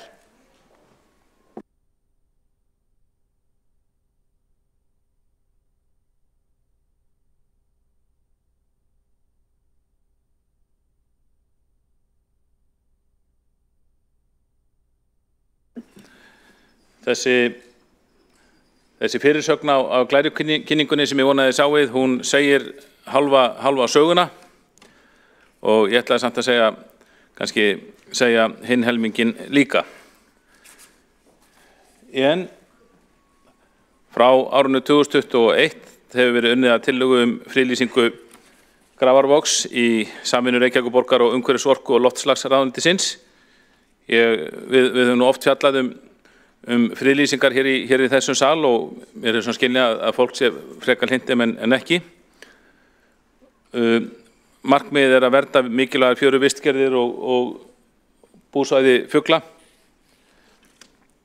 og eins og við vitum þá er Vogurinn vinsælt útivistarsvæði og það eru fá svæði eins aðgengileg fyrir fuglaskoðun og aðra náttúruupplifun í borginni. Friðlýsingin er afar stórt skipulagsmál sem varðar fjölmarga íbúa, ekki bara í Grafarvogi heldur í öllum austurhluta borgarinnar. Það er hins vegar álitamál í þessu eins og öðru og það er hversu stórt svæði skuli friðlýsa. Reykjavíkurborg hefur hingað til miðað við að verndarmörkin fylgi flæðarmálinu sem eru frekar þröng mörk. Guðlaugur Þór Þórðarson umhverfisráðherra hefur hins vegar lagt til að verndarmörkin fylgi göngustígu við norðanverðan Grafarvog en nái jafnframt inn á skógræktarsvæðið við Funaborg. Þaðan fylgi mörkin göngustígu í átt að Stórhöfða og síðan að lóðamörkum til og með Stórhöfða 45. Þaðan liggja þau síðan með Stórhöfða að Grafarlæk, meðfram læknum 50 til 100 metra og síðan með göngustíg. Og já, þarna sjáu þið kannski betur kortið, hún upplýstin sér nógu góð, hún sýnir nokkuð vel munin á þessum verndarmörkum. Þau verndarmörk sem hingað til hefur verið miðað við hjá borginni og því sem umhverfisráðherra leggur til. Það vantar kannski einhvern smá bút þarna austast en hann er mjög lítill. Þannig að þetta er að mestu leyti það svæði sem ræðir. Útvíkkun markana sem þetta myndi fela í sér til að vera samþykkt er skynsamleg að mati Náttúrufræðistofnunar. Í umsögn stofnunarinnar segir að Grafarlækur sé mikilvægur fyrir lífríki Grafarvogs því hann sé stærsta inntak fersks vatns í voginn og skapi þannig aðstæður sem eru mikilvægar fyrir lífríki, ekki síst fuglalíf. Með slíkri útvíkkun svæðisins mun það einnig ná yfir jökulmenjar og menningarminjar í innanverðum Grafarvogi sem eykur gildi þessa sjálfsögðu í þágu fræðslu og útivistar. Kannski bara meira. Málið var tekið fyrir og tillaga ráðherra í umhverfis- og skipulagsráði Reykjavíkur í desember síðastliðnum. Þar samþykktu fulltrúar Samfylkingar, Framsóknarflokks, Pírata, Viðreisnar og VG að leggjast gegn tillögu ráðuneytisins verndarmörk friðlýsingarsvæðisins. Þeir vilja því að verndarsvæðið sé mun minna en ráðuneytið leggur til og að mörkin fylgi flæðarmálinu. Við afgreiðslu málsins í umhverfis- og skipulagsráði var lagt til að ráðherra útvíkkun verndarmarkanna yrði kynnt fyrir íbúaráði Grafarvogs og íbúasamtökum Grafarvogs. Þessum aðilum yrði þannig gefinn kostur á að skila umsögn málið áður en ráðið taki endanlega afstöðu til þess. Samráðstillögunni var hins vegar hafnað af fulltrúum meirihlutans. Voru það vissulega vonbrigði að meirihlutinn hafi ekki viljað viðhafa þetta íbúasamráð og kalla fram álit íbúa í þessu stóra skipulagsmáli sem snertir alla Grafarvogsbúa og þó víðar væri leitað. Í kjölfar afgreiðslunnar var málið þó tekið upp í íbúaráði Grafarvogs og það var flutt sameiginleg tillaga íbúasamtaka Grafarvogs, foreldrafélagi Grafarvogi og fulltrúar Sjálfstæðisflokksins að íbúaráðið styddi tillögu ráðuneytisins stækkun verndarsvæðisins. Tillagan var samþykkt á fundi ráðsins í júní og hlaut þar stuðning með öllum greiddum atkvæðum, nema fulltrúar Framsóknarflokksins sem satt hjá. Það liggur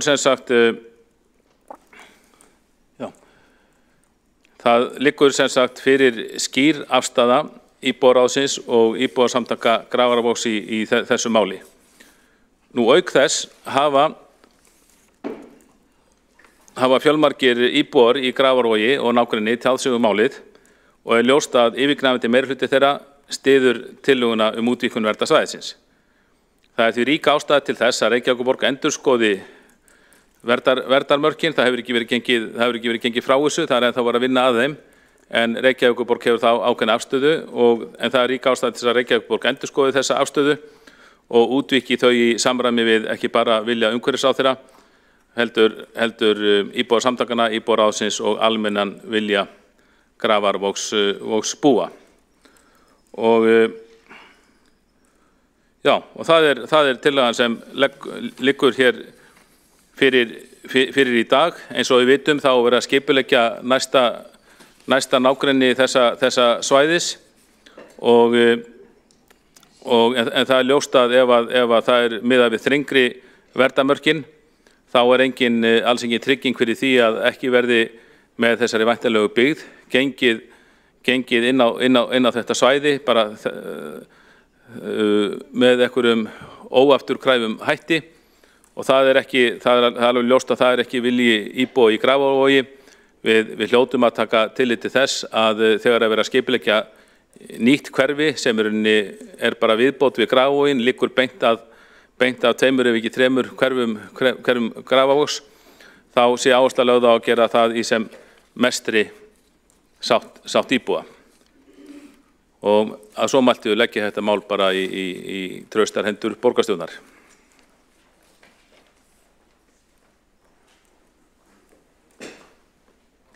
Borgarfulltrúar lokið máli sínu, tekur þá til máls Dóra Björt Guðjónsdóttir. Gjörðu svo vel.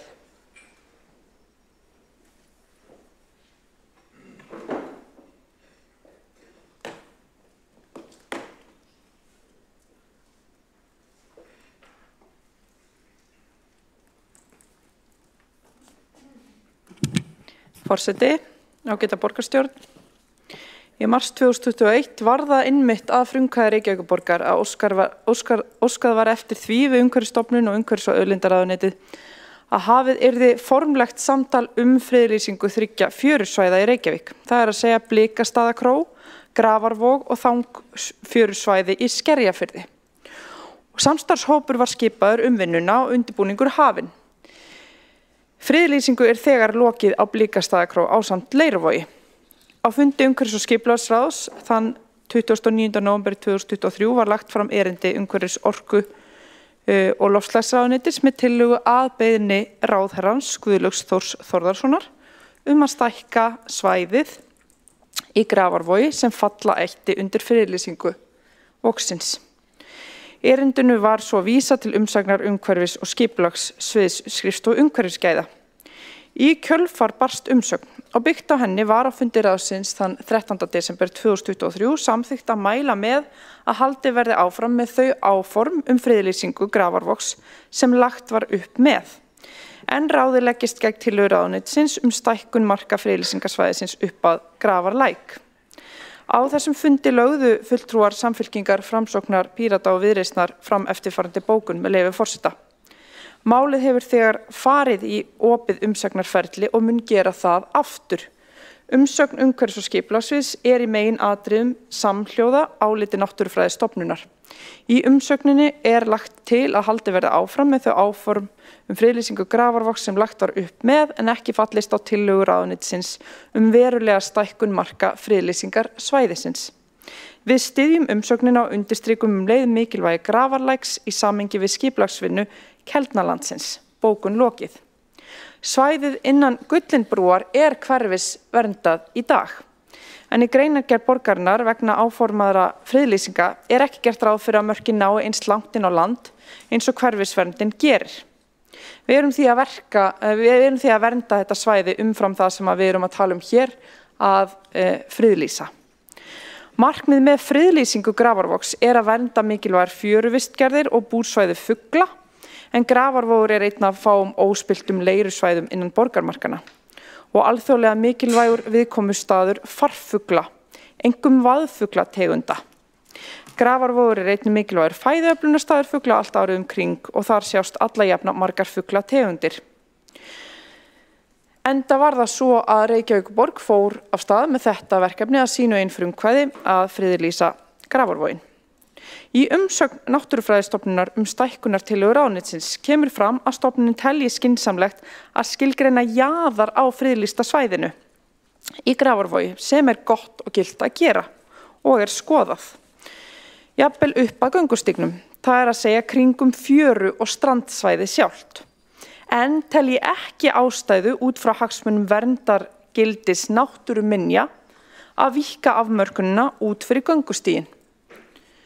Í ljósi þessa legg ég til að við fellum tillögu þessa að víkka friðlýsingarsvæðið út að svo miklu leyti. Ég skil að þegar þið lesi textan þá sjáu þið ekki alveg hvað ræðir, en við erum að tala stórt svæði út frá því sem að við höfum lagt til, langt út í átt að Keldnalands uppbyggingunni.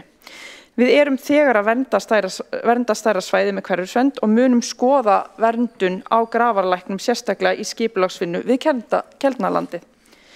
Verið að skoða jaðarsvæðið sömuleiðis. Tillaga ráðherrans, sú sem liggur hér fyrir, gengur einmitt lengra en Náttúrufræðistofnun leggur sjálf til.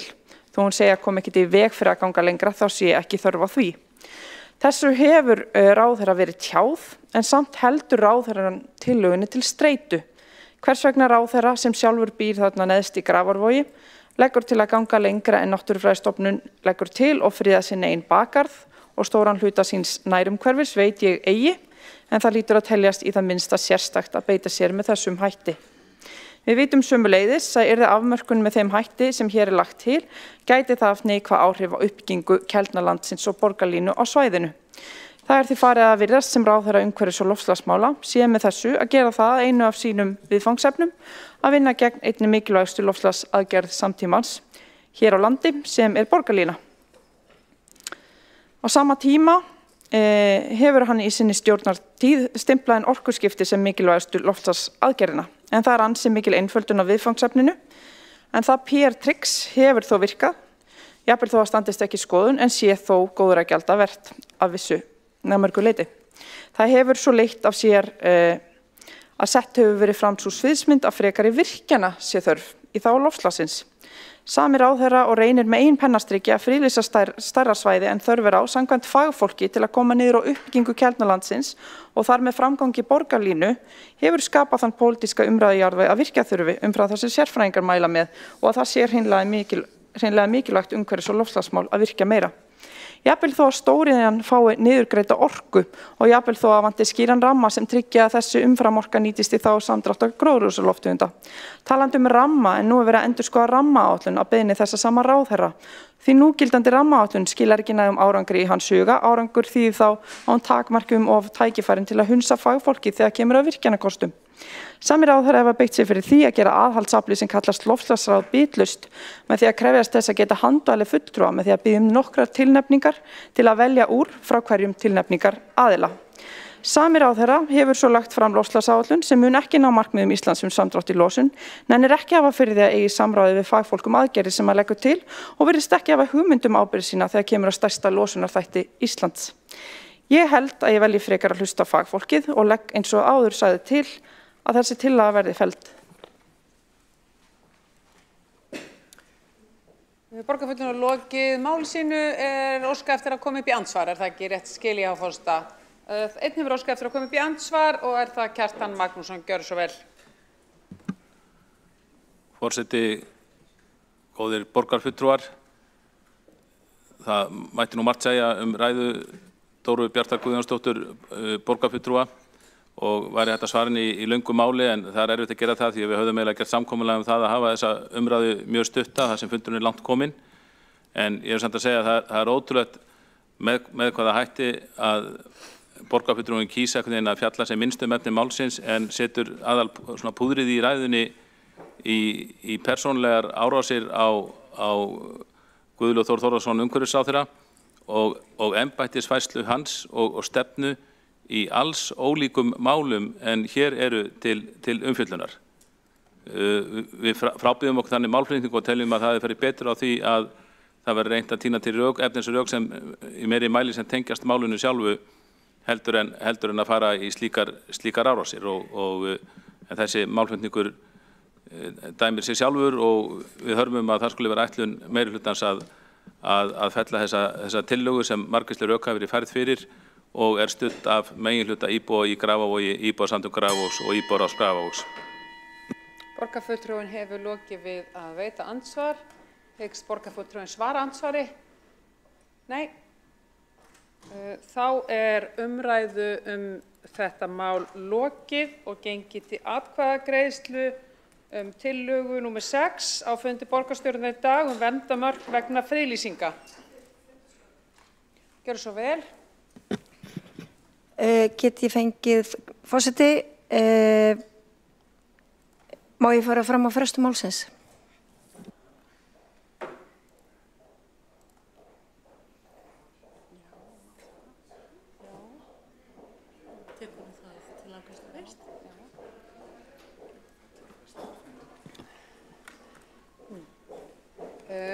Það hefur komið fram ósk að fresta málinu.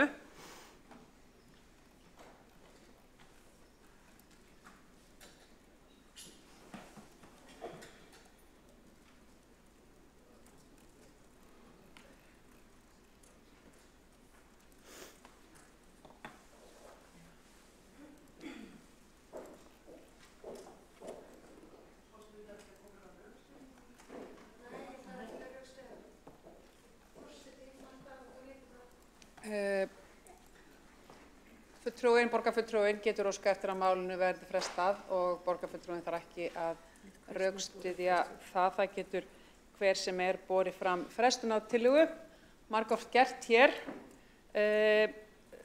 Við leggjum þá upp í atkvæðagreiðslu. Forseti mun fyrst leggja til frestunartillögu. Þeir sem eru samþykk því að fresta málinu, þeir sem eru samþykk. Forseti gerir örstutt fundarhlé.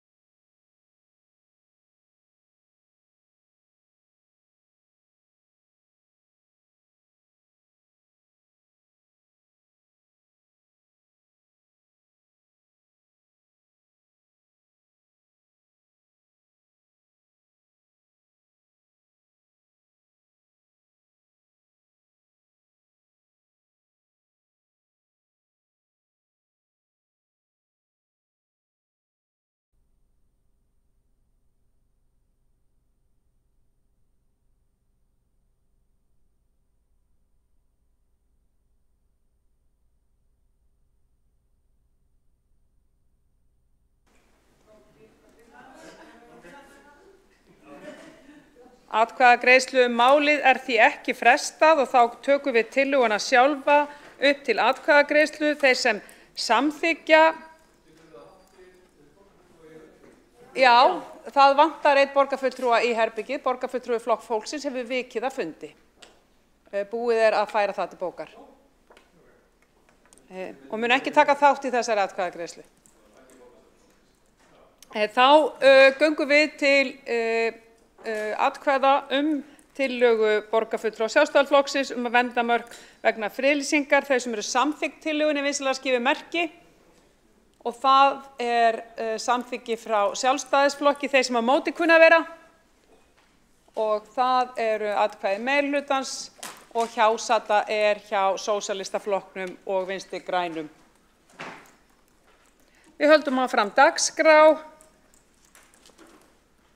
og höfum tæmt þá dagskrárliði sem umræða verður málefni. Við förum í fundargerðir borgarráðs frá 19. september en þar er einn liður sem greiða þar atkvæði Það er 4. liður, það er frá umhverfis- og skipulagsráði og kemur þar inn í borgarráð, það er hlemmur á nágrenni og hlemmur umferðarskipulag, breyting og deiliskipulagi vegna gatnamóta við Katrínartún sem greiða þarf atkvæði Enginn hefur óskað eftir að taka til máls undir þeim lið.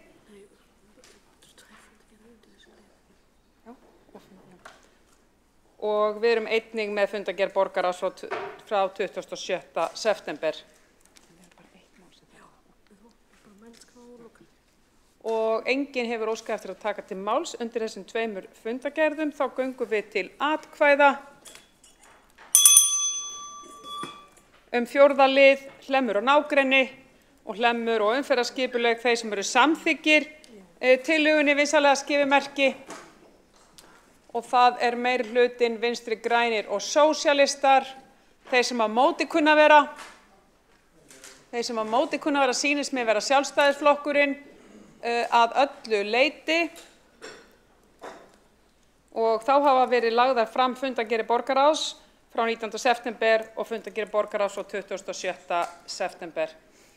Þá leggjum við hér fyrir fundargerð forsætisnefndar frá 27. september, fundargerð mannréttinda- og ofbeldisvarnaráðs frá 12. september, fundargerð menningar, íþrótta- og tómstundaráðs frá 13. september, fundargerð skóla- og frístundaráðs frá 23. september, fundargerð stafrænsráðs frá 25. september, fundargerð umhverfis- og skipulagsráðs frá 8. og 25. september og fundargerð velferðarráðs frá 18. september. Enginn hefur óskað eftir að taka til máls undir þessum fundargerðum. Höldum við þá áfram. Eins og kom fram í upphafi fundar barst fundinum ósk borgarfulltrúa Sjálfstæðisflokks að leitað verði afbragðs við að taka á dagskrá tillögu að ráðast í tafarlausar neyðaraðgerðir til að bæta umferðaröryggi við gatnamót Sæbrautar og Kleppsmýrarvegar og var það upplýst að sú afgreiðsla færi fram í lok fundar. Forseti mun leggja til, það er einhver óróleiki í salnum.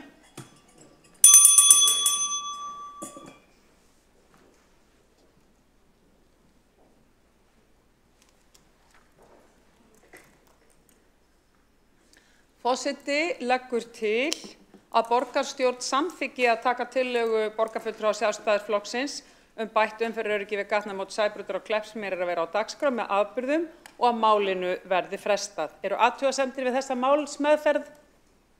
Ef ekki, þá er gengið til atkvæða tillögun á dagskrá með afburðum og fresta henni í einu lagi. Skoðast það samþykkt ef að enginn hreyfir mótmælum. Takk fyrir það.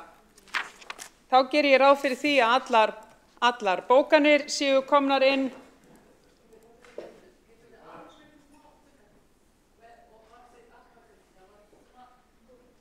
Hún er óskiði eftir að við göngum til atkvæða. Það er sjálfsagt mál.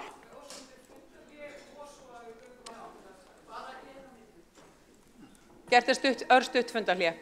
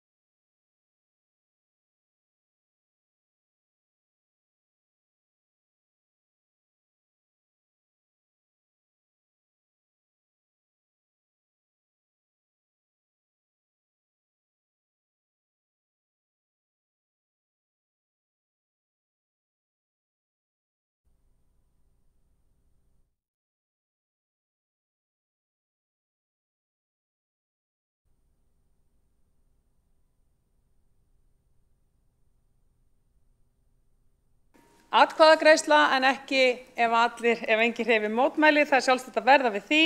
Ég mun endurtaka, forseti leggur hér til að borgarstjórn samþykki að taka tillögu borgarfulltrúa Sjálfstæðisflokksins bætt umferðaröryggi við gatnamót Sæbrautar og Kleppsmýrarvegar á dagskrá með afbrigðum og fresta henni. Þeir sem eru samþykkir þessari tillögu vinsamlegast gefi merki.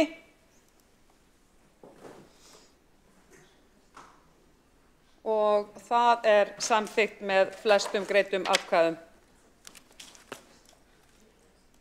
Og þá erum við með eina bókun að mér skilst sem þarf að lesa, ekki satt, 2.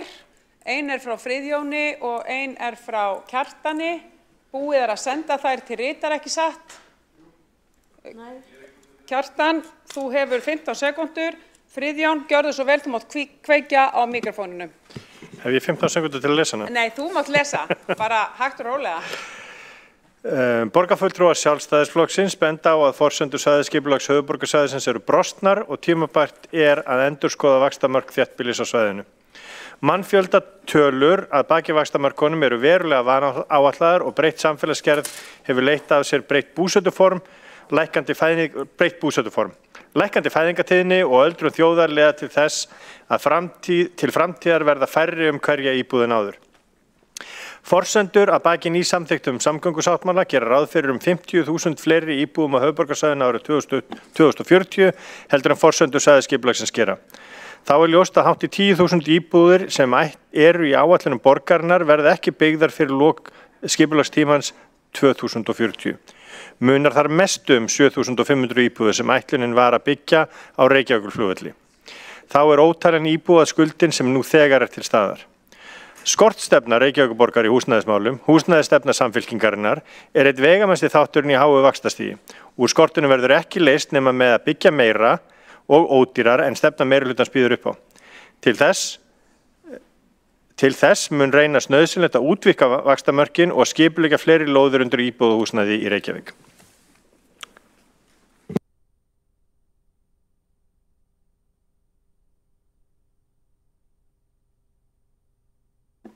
Kjartan, ertu búin að senda á frábært, ritari búin að fá, þá má ég bara bjóða þér að lesa bókunina upp og kveikja á mikrofónum. Hljóðnemanum. Forseti, góði borgarfulltrúar, ég kynni hér bókun borgarfulltrúar Sjálfstæðisflokksins vegna tillögu eða afgreiðslu máls vegna friðlýsingar Grafarvogs. Við hörmum að borgarfulltrúar Samfylkingar, Framsóknarflokks, Pírata og Viðreisnar kjósa að fella tillögu Sjálfstæðisflokksins að rýmka mörk þess verndarsvæðis sem fyrirhugað er að friðlýsa í Grafarvogi. En hingað til hefur verið miðað við af hálfu Reykjavíkurborgar. Er að ræða afar stórt skipulagsmál sem snertir íbúa í Grafarvogi og nærliggjandi hverfum, enda er vogurinn afar vinsælt útivistarsvæði. Þessi afstaða meirihlutans gengur í berhögg við afstöðu íbúaráðs Grafarvogs, íbúasamtaka Grafarvogs sem og afstöðu flestra þeirra Grafarvogsbúa sem hafa tjáð sig málið. Afgreiðsla málsins sýnir að háleitar yfirlýsingar vinstri meirihlutans umhverfisvernd eru innantómar og merkingarlausar.